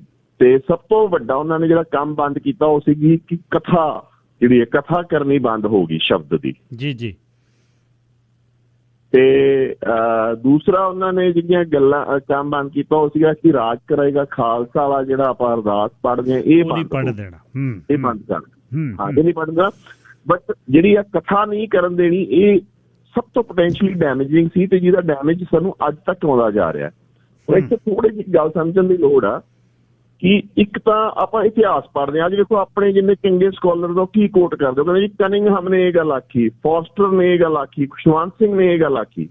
ਇਹ ਅਸੀਂ ਇਤਿਹਾਸ ਕੋਈ ਹੋਰ ਬੰਦਾ ਸਾਡੇ ਬਾਰੇ ਲਿਖ ਕੇ ਦਿੰਦਾ, ਉਹ ਸਾਨੂੰ ਕੀ ਕਹਿੰਦਾ ਹੈ, ਕੀ ਸਾਡੇ ਬਾਰੇ ਸੋਚਦਾ, ਅਸੀਂ ਉਹਨੂੰ ਆਪਦੀ ਇਤਿਹਾਸ ਕਹਿਣ ਲੱਗ ਗਏ ਜੀ।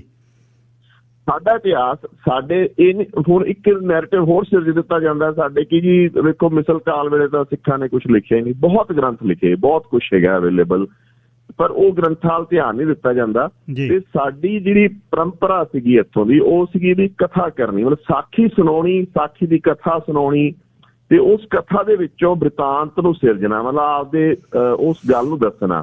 ਉਹ ਜ਼ਰੂਰੀ ਨਹੀਂ ਕਿ ਕ੍ਰੋਨੋਲੋਜੀਕਲ ਆਰਡਰ 'ਚ ਹੋਵੇ। ਕ੍ਰੋਨੋਲੋਜੀਕਲ ਆਰਡਰ 'ਚ ਵੀ ਗੁਰਬਿਲਾਸ ਜਿਹੜਾ ਗ੍ਰੰਥ ਹੈਗੇ ਉਹ ਆਏ ਆ, ਉਹ ਸਾਰੇ ਖਤਮ ਕੀਤੇ ਅੰਗਰੇਜ਼ ਨੇ। ਤੇ ਅੰਗਰੇਜ਼ ਨੇ ਜਿੱਥੇ ਇੱਕ ਮਿਲਟਰੀ ਬੰਨ ਲਾਇਆ ਸਾਡੇ ਤੇ, ਇੱਕ ਤਰੀਕੇ ਦਾ ਉਹਨੇ ਮਤਲਬ ਖਤਮ ਕੀਤਾ। ਉਹਨੇ ਨਾਲ ਤੁਹਾਡੀ ਸੋਚ ਨੂੰ ਪਹਿਲਾਂ ਖਤਮ ਕੀਤਾ ਜੀ, ਤੇ ਖਤਮ ਕਰਨ ਦੇ ਨਾਲ ਨਾਲ ਉਹਨੇ ਬਰਾਬਰ ਦੀ ਇੱਕ ਸ਼ਰੀਕ ਖੜਾ ਕੀਤਾ ਸਾਡਾ ਜੀ, ਜਿਹੜਾ ਕਿ ਪਿੱਛੋਂ ਐਡਾ ਵੱਡਾ ਸ਼ਰੀਕ ਨਹੀਂ ਸੀ, ਜਿਹਨੂੰ ਅਸੀਂ ਆਰਿਆ ਸਮਾਜੀ ਲਹਿਰ ਕਹਿੰਦੇ ਆ। ਕਿਉਂਕਿ ਅੰਗਰੇਜ਼ ਨੂੰ ਇਹ ਪਤਾ ਸੀਗਾ ਕਿ ਵੀ ਇਹ ਜਿਹੜੀ ਸੋਚ ਆ ਇਹ ਜੇ ਅੱਗੇ ਹਰਿਆਣਾ, ਜਿਹਨੂੰ ਅੱਜ ਮੌਜੂਦਾ ਹਰਿਆਣਾ ਕਹਿੰਦੇ ਆ ਜਾਂ ਯਮੁਨਾ ਦਾ ਇਲਾਕਾ ਕਹਿੰਦੇ ਆ, ਇੱਥੋਂ ਦੇ ਵਸੇ ਜਾਟਾਂ ਦੇ ਵਿੱਚ ਫੈਲਦੀ ਆ, ਤਾਂ ਇਹ ਉਹਨਾਂ ਵਾਸਤੇ ਇੱਕ ਤਰ੍ਹਾਂ ਕੰਟਰੋਲ ਕਰਨਾ ਬਹੁਤ ਮੁਸ਼ਕਲ ਹੈਗਾ। ਠੀਕ ਹੈ। ਤੇ ਉਹਨਾਂ ਨੇ ਉਸ ਪ੍ਰੈਜ਼ੈਂਟਰੀ ਦੇ ਵਿੱਚ ਉਸ ਸੋਚ ਨੂੰ ਠੱਲ ਲਾਉਣੀ ਸੀ, ਤਾਂ ਉਹਨਾਂ ਨੇ ਇੱਕ ਨਕਲੀ ਧਰਮ ਕਹਿ ਲਓ ਜਾਂ ਇੱਕ ਆਰਟੀਫੀਸ਼ੀਅਲ ਕ੍ਰੀਏਸ਼ਨ ਕਰਤੀ, ਜਿਹਨੂੰ ਅਸੀਂ ਆਰਿਆ ਸਮਾਜ ਕਹਿ ਦਿੰਦੇ ਹਾਂ ਜੀ।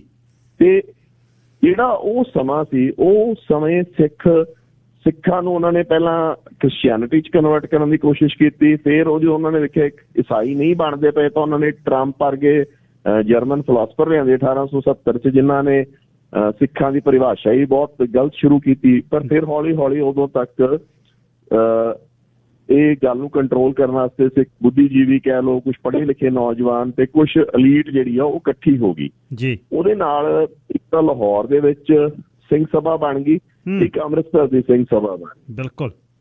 ਤੇ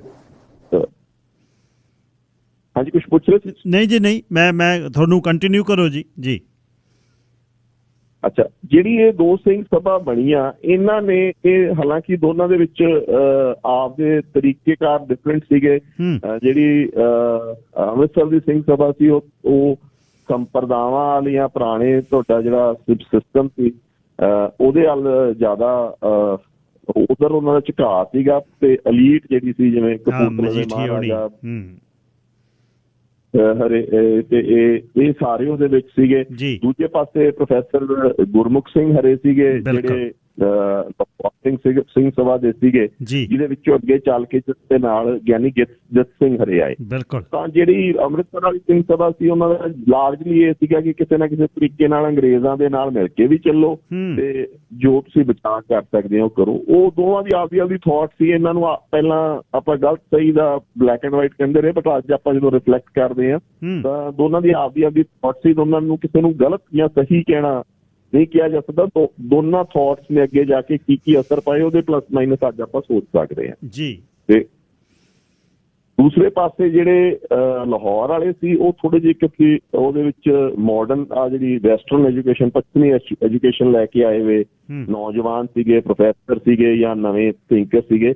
ਉਹਨਾਂ ਨੇ ਬਹੁਤ ਵੱਡਾ ਟਾਕਰਾ ਦਿੱਤਾ ਜੀ ਸਿੰਘ ਸਭਾ ਲਹਿਰ ਨੂੰ ਜੀ। ਉਹਨਾਂ ਨੇ ਇੱਥੋਂ ਤੱਕ ਕਿ ਜਿਵੇਂ ਮਤਲਬ ਜਿਸ ਤਰੀਕੇ ਦਾ ਉਹ ਅਟੈਕ ਸੀਗਾ ਗੁਰੂ ਨਾਨਕ ਸਾਹਿਬ ਤੱਕ, ਉਹਦੀ ਸਤਿਆਰਥ ਪ੍ਰਕਾਸ਼ ਚ ਜਾਂ ਹੋਰ ਆਪਣਾ ਜਿਹੜੇ ਉਹਨਾਂ ਦੇ ਸੀਗੇ ਆਪਣਾ ਥਿੰਕਰ ਸੀਗੇ, ਉਹਨਾਂ ਨੇ ਜਿਵੇਂ ਅਟੈਕ ਕੀਤਾ ਸੀ ਉਹ ਆਪਣਾ ਨੇ ਇੱਕ ਗੁਜਰਾਤ ਵਾਲੇ ਬ੍ਰਾਹਮਣ, ਹਾਂਜੀ, ਉਹਨਾਂ ਨੇ ਜਿਸ ਤਰੀਕੇ ਨਾਲ ਉਹਨੂੰ ਮਤਲਬ ਡਾਊਨ ਦਿਖਾਉਣ ਦੀ ਕੋਸ਼ਿਸ਼ ਕੀਤੀ ਸੀਗੀ, ਹਾਂਜੀ, ਉਹ ਸਾਰਿਆਂ ਨੂੰ ਉਹਨਾਂ ਨੇ ਹੈਂਡਲ ਕੀਤਾ ਤੇ ਉਹਨਾਂ ਨੂੰ ਵਾਪਸ ਧੱਕਿਆ ਜੀ। ਤੇ ਇਸੇ ਤਰੀਕੇ ਨਾਲ ਜਿਹੜੇ ਆਪਣਾ ਉਹਦੇ ਵਿੱਚ ਜਿਹੜੇ ਮੇਨ ਥਿੰਕਰ ਆਪਣੇ ਸੀਗੇ, ਭਾਈ ਜਵਾਹਰ ਸਿੰਘ, ਭਾਈ ਦਿੱਤ ਸਿੰਘ, ਗਿਆਨੀ ਦਿੱਤ ਸਿੰਘ ਜਿਹਨਾਂ ਨੂੰ ਆਪਾਂ ਕਹਿ, ਇਹ ਸਾਰੇ ਲੋਕਾਂ ਨੇ ਇਹਦਾ ਲਿਆ। ਤੇ ਪਰ ਨਾਲ ਦੀ ਨਾਲ ਇਹਦੇ ਵਿੱਚ ਇਹ ਆ ਕਿ ਬਈ ਐਕਟਿਵਿਜ਼ਮ ਵੀ ਸ਼ੁਰੂ ਹੋ ਗਿਆ, ਪੋਲੀਟੀਕਲ ਥਾਟ ਵੀ ਸ਼ੁਰੂ ਹੋ ਗਈ, ਕਿਉਂਕਿ ਜਦੋਂ ਰਜਿਸਟ ਕਰਦੇ ਸੀਗੇ ਉਹਨਾਂ ਨੂੰ ਤਾਂ ਆਰਿਆ ਸਮਾਜੀ ਬਹੁਤ ਪਾਵਰਫੁਲ ਲੌਬੀ ਬਣ ਗਈ ਸੀ ਜੀ। ਆਰਿਆ ਸਮਾਜੀ ਦੇ ਵਿੱਚ ਪੰਜਾਬੀ ਹਿੰਦੂ ਵੀ ਬਹੁਤ ਸੀਗਾ, ਜ਼ਿਆਦਾ ਪੰਜਾਬੀ ਹਿੰਦੂ ਸੀ। ਉਹਦੀ ਇੱਕ ਲਾਰਜਲੀ ਵੈਸੇ ਵੀ ਉਹਦੀ ਇੱਕ ਭਾਵਨਾ ਸੀ ਜਿਹੜੀ ਕਿ ਇੱਕ ਰੂਰਲ ਪ੍ਰੈਜ਼ੈਂਟੇਟਿਵ ਨਾਲ। ਇੱਕ ਇਹ ਵੀ ਸਮਝਣਾ ਪਊਗਾ ਕਿ ਜਿਹੜਾ ਇਹ ਪੰਜਾਬੀ ਹਿੰਦੂ ਸੀ ਜਿਹੜਾ ਸੀਗਾ, ਇਹਨੇ ਪਿਛਲੇ ਬਹੁਤ ਸਾਲ ਜੋ ਮੁਗਲਾਂ ਦੇ ਥੱਲੇ ਰਹੇ ਸੀਗੇ, ਪਰ ਜਦੋਂ ਤੋਂ ਸਿੱਖ ਰਾਜ ਆ ਗਿਆ ਸੀ ਜਾਂ ਮਿਸਲ ਕਾਲ ਆ ਗਿਆ ਸੀ, ਸਮਝੋ ਵੀ 1750 ਤੋਂ ਬਾਅਦ ਤਕਰੀਬਨ 1 ਸੈਂਚੁਰੀ ਦੀ ਇਹਨੇ ਸਿੱਖਾਂ ਦੀ ਪੈਟਰਨੇਜ ਇੰਜੋਏ ਕੀਤੀ, ਜਿਹਦੇ ਵਿੱਚ ਬਹੁਤ ਅਫਲੂਐਂਟ ਹੋ ਗਿਆ, ਬਹੁਤ ਅਮੀਰ ਹੋ ਗਿਆ। ਇਹ ਉਦੋਂ ਆਪਦੇ ਆਪ ਨੂੰ ਸਿੱਖ ਪੋਜ਼ ਵੀ ਕਰਦੇ ਹੁੰਦੇ ਸੀ, ਬਟ ਇਹ ਜਦੋਂ ਸਿੱਖਾਂ ਦੇ ਉੱਤੇ ਸਮਝ ਲਓ ਕਿ ਪ੍ਰੈਸ਼ਰ ਬਣਨਾ ਸ਼ੁਰੂ ਹੋਇਆ ਤੇ ਬਹੁਤ ਤੇਜ਼ੀ ਨਾਲ ਚੱਲੇ। ਲਾਰਡ ਡਲਹੌਜ਼ੀ ਕਹਿੰਦੇ ਵੀ ਹੈਗੇ ਆ ਕਿ ਵੀ ਇਹ ਬਹੁਤ ਖਤਮ ਹੋ ਰਿਹਾ ਧਰਮ ਹੈ, ਇਹ ਹੌਲੀ ਹੌਲੀ ਖਤਮ ਹੋ ਜਾਊਗਾ। ਬਿਲਕੁਲ, ਲੋਕ ਛੱਡ ਬਹੁਤ ਰਹੇ ਆ। ਇਹ ਅੰਗਰੇਜ਼ਾਂ ਦੀ ਪੈਟਰਨੇਜ ਦੇ ਵਿੱਚ ਫਿਰ ਇਹ ਲੋਕ ਤਰੱਕੀ ਕਰਨ ਲੱਗ ਗਏ ਤੇ ਉਹਦੇ ਨਾਲ ਇੱਕ ਇਕਨੋਮਿਕਲ ਗੈਪ ਆ ਗਿਆ ਕਿ ਸ਼ਹਿਰਾਂ ਦੇ ਵਿੱਚ ਉਹ ਚੀਜ਼ਾਂ ਇੰਡਸਟਰੀ ਟ੍ਰੇਡ ਉਹ ਕਰਨਾ ਸੌਖਾ ਸੀਗਾ, ਤਾਂ ਪਹਿਲੀ ਪ੍ਰੋਸਪੈਰਿਟੀ ਸ਼ਹਿਰਾਂ ਦੇ ਵਿੱਚ ਹੀ ਆਈ। ਅੱਛਾ ਬਰਾੜ ਸਾਹਿਬ, ਇੱਕ ਗੱਲ ਥੋੜ੍ਹੀ ਜਿਹੀ, ਮੈਂ ਜਦ ਅੰਗਰੇਜ਼ ਰਾਜ ਆਉਂਦਾ ਹੈ, ਮਹਾਰਾਜੇ ਰਾਜ ਨੂੰ ਖਤਮ ਕਰਦੇ ਆ, ਇਹਨਾਂ ਨੇ ਸਪੈਸੀਫਿਕਲੀ ਬੰਗਾਲ ਤੋਂ ਟੀਚਰ ਜਿਹੜੇ ਪੰਜਾਬ 'ਚ ਲੈ ਕੇ ਆਂਦੇ, ਉਹਨਾਂ ਨੇ ਬ੍ਰਹਮੋ ਸਮਾਜ ਦਾ ਵੀ ਕੁਛ ਕੀਤਾ ਜੀ ਆ ਕੇ ਪੰਜਾਬ 'ਚ। ਬ੍ਰਹਮੋ ਸਮਾਜ ਤੇ ਆਰੀਆ ਸਮਾਜ ਪੈਰਲਲ ਚੱਲੇ ਜੀ। ਫਿਰ ਦੇਖੋ ਜੀ, ਜਿਹੜਾ ਇਹਨਾਂ ਨੇ ਉੱਥੋਂ ਜੋ ਥੌਟ ਲਿਆਂਦੀ ਨਾ ਜੀ, ਉਹਦੇ ਬਾਰੇ ਸਭ ਤੋਂ ਜ਼ਿਆਦਾ ਜਿਹੜਾ ਵੱਡਾ ਅਟੈਕ ਇਹਨਾਂ ਨੇ ਪੰਜਾਬ ਦੇ ਵਿੱਚ ਆਪਣੇ ਲਾਂਚ ਕੀਤਾ, ਉਹ ਸੀ ਸਾਡੀ ਲੈਂਗੁਏਜ ਦੇ ਉੱਤੇ ਕੀਤਾ ਜੀ। ਜਿੰਨੇ ਵੀ ਇਹਨਾਂ ਨੇ ਗੰਗਾ ਜਮਨਾ ਤਹਿਜ਼ੀਬ ਚੋਂ ਜਾਂ ਕਿਤੋਂ ਵੀ ਜੋ ਟੀਚਰ ਲਿਆਂਦੇ ਜਾਂ ਈਵਨ ਕਲੈਰੀਕਲ ਸਟਾਫ ਜਾਂ ਸਿਵਲ ਸਰਵੈਂਟ ਵੀ ਲਿਆਂਦੇ, ਉਹ ਸਾਰਿਆਂ ਦਾ ਰੁਝਾਨ ਇਹ ਸੀਗਾ ਕਿ ਕਿਸੇ ਤਰੀਕੇ ਨਾਲ ਇੱਥੇ ਉਰਦੂ ਲਗਾਈ ਜਾਵੇ ਜੀ।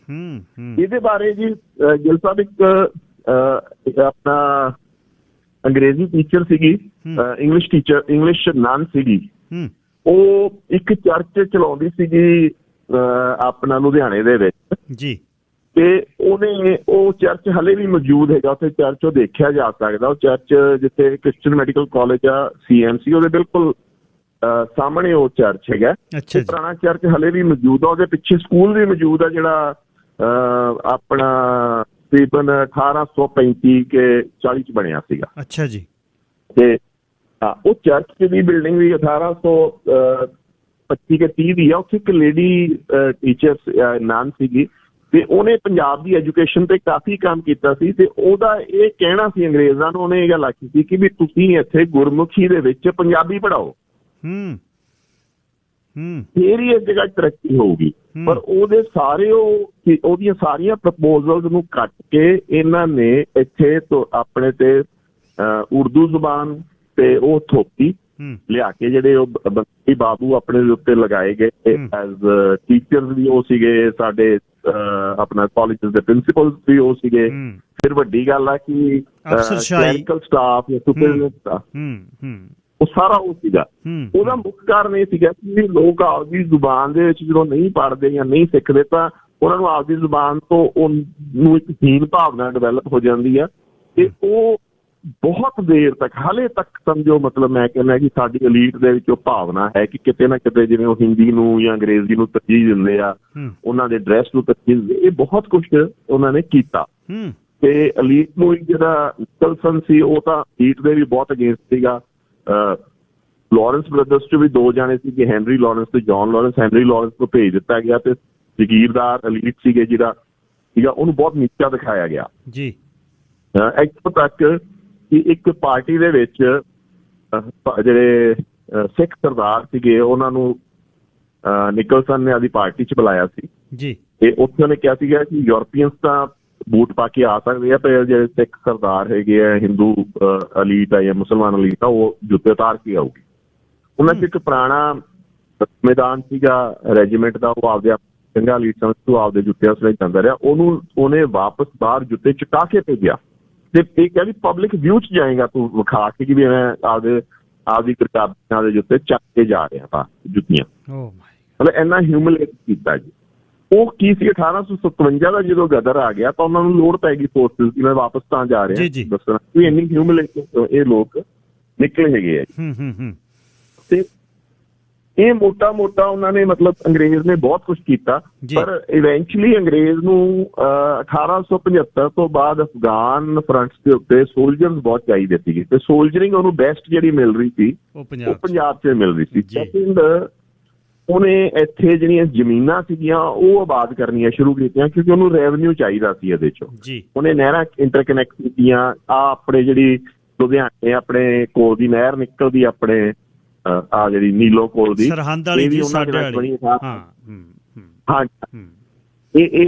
ਇਹਦਾ ਇੰਨਾ ਅਸਰ ਪਿਆ ਸੀਗਾ ਇਸ ਨਹਿਰ ਨਿਕਲਣ ਦਾ ਵਰਲਡ ਮਾਰਕੀਟ ਤੇ ਟਰੇਡ ਦੀ, ਤੇ ਕਿ ਵੀ ਅਮਰੀਕਾ 'ਚ ਜਦੋਂ ਨਹਿਰ ਕਮਿਸ਼ਨ ਹੋਈ ਉਦੋਂ ਅਮਰੀਕਾ 'ਚ ਵੀ ਵੀਟ ਦੀ ਜਿਹੜੀ ਆਪਣਾ ਕੀਮਤ ਆ ਉਹ ਡਿੱਗ ਗਈ ਸ਼ਿਕਾਗੋ ਦੀ ਐਕਸਚੇਂਜ ਦੇ ਉੱਤੇ ਜੀ।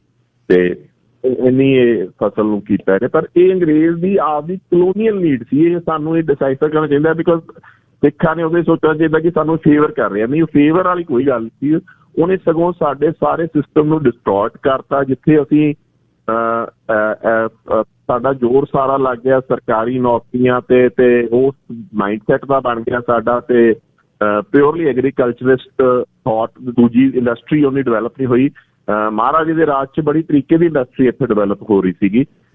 ਪਸ਼ਮੀਨੇ ਦਾ ਬਹੁਤ ਵੱਡਾ ਟ੍ਰੇਡ ਸੀ, ਖੈਰ ਉਹ ਬਾਅਦ ਚੱਲਦਾ ਰਿਹਾ, ਪਰ ਉਸ ਲੈਵਲ ਦਾ ਕਦੀ ਨਹੀਂ ਬਣਿਆ। ਸੋ ਅੰਗਰੇਜ਼ ਨੇ ਆਪਦੀ ਜ਼ਰੂਰਤਾਂ ਦੇ ਹਿਸਾਬ ਨਾਲ ਇਹਨੂੰ ਕਨੈਕਟ ਕੀਤਾ। ਹਾਂ, ਉਹਦੇ ਬਾਏ ਪ੍ਰੋਡਕਟ ਸਾਨੂੰ ਕੁਝ ਫਾਇਦੇ ਹੋ ਗਏ, ਨੁਕਸਾਨ ਹੋ ਗਏ, ਤੇ ਉਹੀ ਨੀਤੀ ਅੱਗੇ ਚੱਲਦੀ ਪਈ। ਜਿਵੇਂ ਆਪਾਂ ਹੋਰ ਗੱਲ ਕਰਾਂਗੇ ਕੌਨਸੀਕੁਐਂਸ ਜੀ ਤਾਂ ਅੱਗੇ ਆਪਾਂ ਇਹਨੂੰ ਆਰੀਆ ਸਮਾਜ ਮੂਵਮੈਂਟ ਦੇ ਅਗੇਂਸਟ ਲੜਦੇ ਸਿੰਘ ਸਭਾਈਆਂ ਨੇ ਲੜਾਈ ਕੀਤੀ, ਮਤਲਬ ਇੱਕਦਮ ਟੱਕਰ ਦਿੱਤੀ। ਤਾਂ ਉਸੇ ਵਿੱਚੋਂ ਹੌਲੀ ਹੌਲੀ ਉਹਦੇ ਵਿੱਚੋਂ ਤੇ ਕੁਛ ਜਿਹੜੇ ਆਪਣੇ ਫੌਜੀ ਰਿਕਰੂਟ ਹੋਏ ਸੀਗੇ, ਜਦੋਂ ਉਹ ਵਾਪਸ ਆਉਣ ਲੱਗੇ ਪਹਿਲੀ ਜੰਗ ਤੋਂ ਬਾਅਦ ਜੀ, ਤਾਂ ਇੱਕ ਪਤਾ ਲੱਗ ਗਿਆ ਇਹਨਾਂ ਨੂੰ ਕਿ ਵੀ ਸਾਡੇ ਨਾਲ ਇੱਥੇ ਗੁਰਦੁਆਰਿਆਂ ਦੇ ਵਿੱਚ ਸਾਡਾ ਕੰਟਰੋਲ ਨਹੀਂ ਗਾ, ਸਾਡੇ ਨਾਲ ਵਿਤਕਰਾ ਹੋ ਰਿਹਾ। ਜਦੋਂ ਇਹ ਸਿਪਾਹੀ ਯੂਰਪ ਦੇ ਵਿੱਚ ਲੜੇ ਸੀ ਜੀ, ਤਾਂ ਉਹਨਾਂ ਨੇ ਉੱਥੇ ਆਜ਼ਾਦੀ ਵੇਖੀ ਕਿ ਕੀ ਹੁੰਦੀ ਆ, ਕਿਵੇਂ ਉੱਥੇ ਯੂਰਪੀਅਨ ਨਾਲ ਕਿਵੇਂ ਟਰੀਟ ਕਰਦੇ ਆ ਉਹੀ ਗੋਰੇ।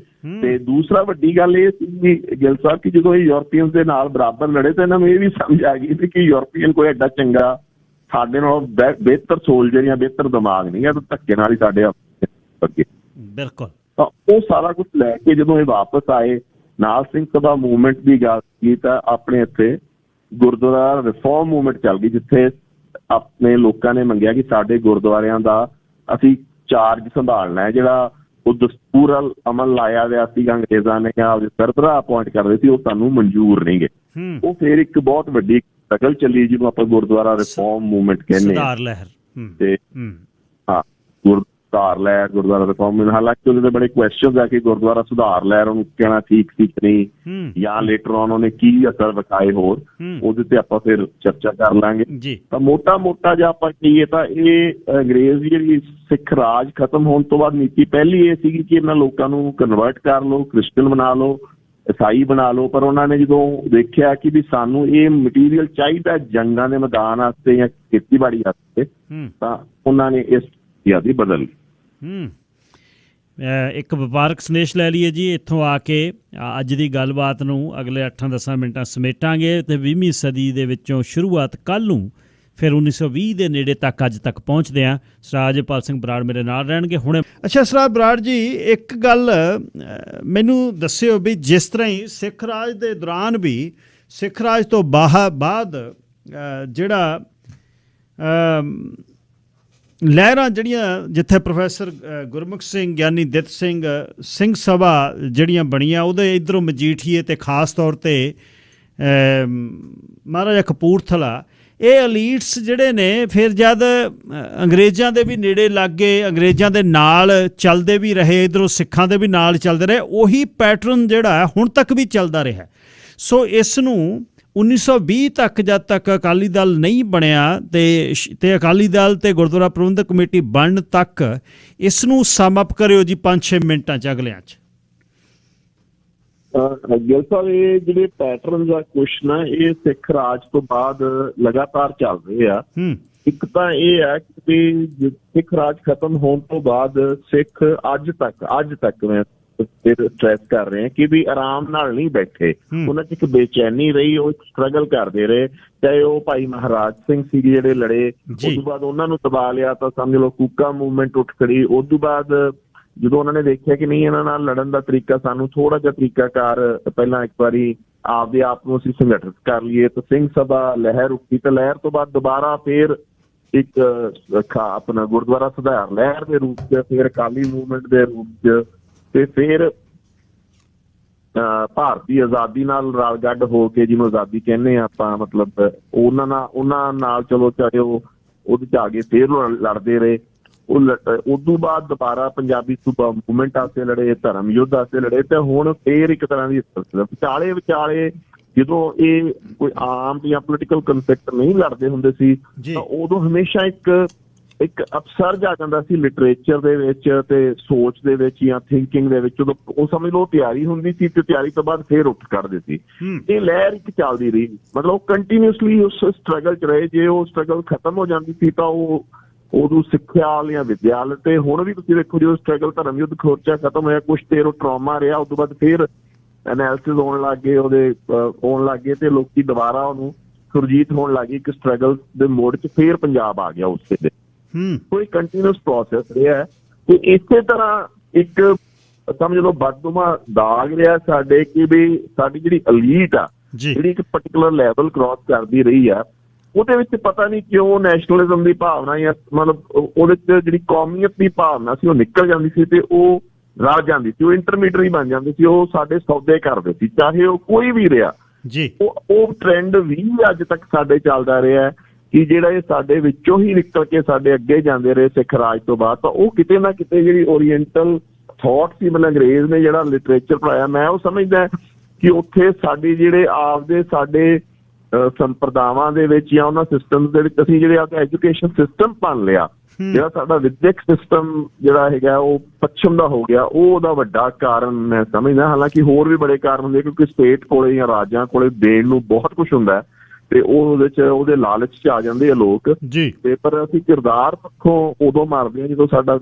ਐਜੂਕੇਸ਼ਨ ਸਿਸਟਮ ਕੋਈ ਹੋਰ ਲਾਗੂ ਹੁੰਦਾ ਜੀ। ਤਾਂ ਜਿਵੇਂ ਮੈਂ ਗੱਲ ਕੀਤੀ ਵੀ ਉਹਨਾਂ ਨੇ ਸਾਖੀਆਂ ਤੇ ਉਹਨਾਂ ਨੇ ਕਥਾਵਾਂ ਬੰਦ ਕਰਦੀਆਂ ਤੇ ਅਸੀਂ ਨੈਰੇਟਿਵ ਸਿਰਜਣੇ ਸਾਡੇ ਵਾਸਤੇ ਮੁਸ਼ਕਲ ਹੋ ਗਏ, ਤਾਂ ਇਹ ਸਾਡੇ ਬੰਦੇ ਵਿਕਣ ਲੱਗ ਗਏ। ਸੋ ਮੋਟਾ ਇਹ ਦੋ ਟ੍ਰੈਂਡ ਜਿਹੜੇ ਤੁਸੀਂ ਕਹਿੰਦੇ ਵੀ ਅਲੀਟ ਵੀ ਸਾਡੀ ਵਿਕਦੀ ਰਹੀ ਕਹਿ ਲਓ, ਜਾਂ ਉਹ ਜੇ ਫੈਸਲੇ ਲੈਂਦੇ ਰਹੇ, ਜਾਂ ਉਹ ਪੂਰੇ ਮਤਲਬ ਵਿਕਣਾ ਇੱਕ ਬੜਾ ਭੈੜਾ ਸ਼ਬਦ ਹੈ, ਮਤਲਬ ਆਪਾਂ ਉਹ ਫੈਸਲੇ ਹੀ ਉਵੇਂ ਕਰਦੇ ਸੀ ਕਿ ਜਿਹੜੇ ਕਿ ਇੰਟਰਸਟ 'ਚ ਨਹੀਂ ਜਾਂਦੇ ਸੀ, ਉਹਨਾਂ ਨੂੰ ਲੱਗਦਾ ਸੀ ਅਸੀਂ ਸਹੀ ਕਰ ਰਹੇ ਹਾਂ।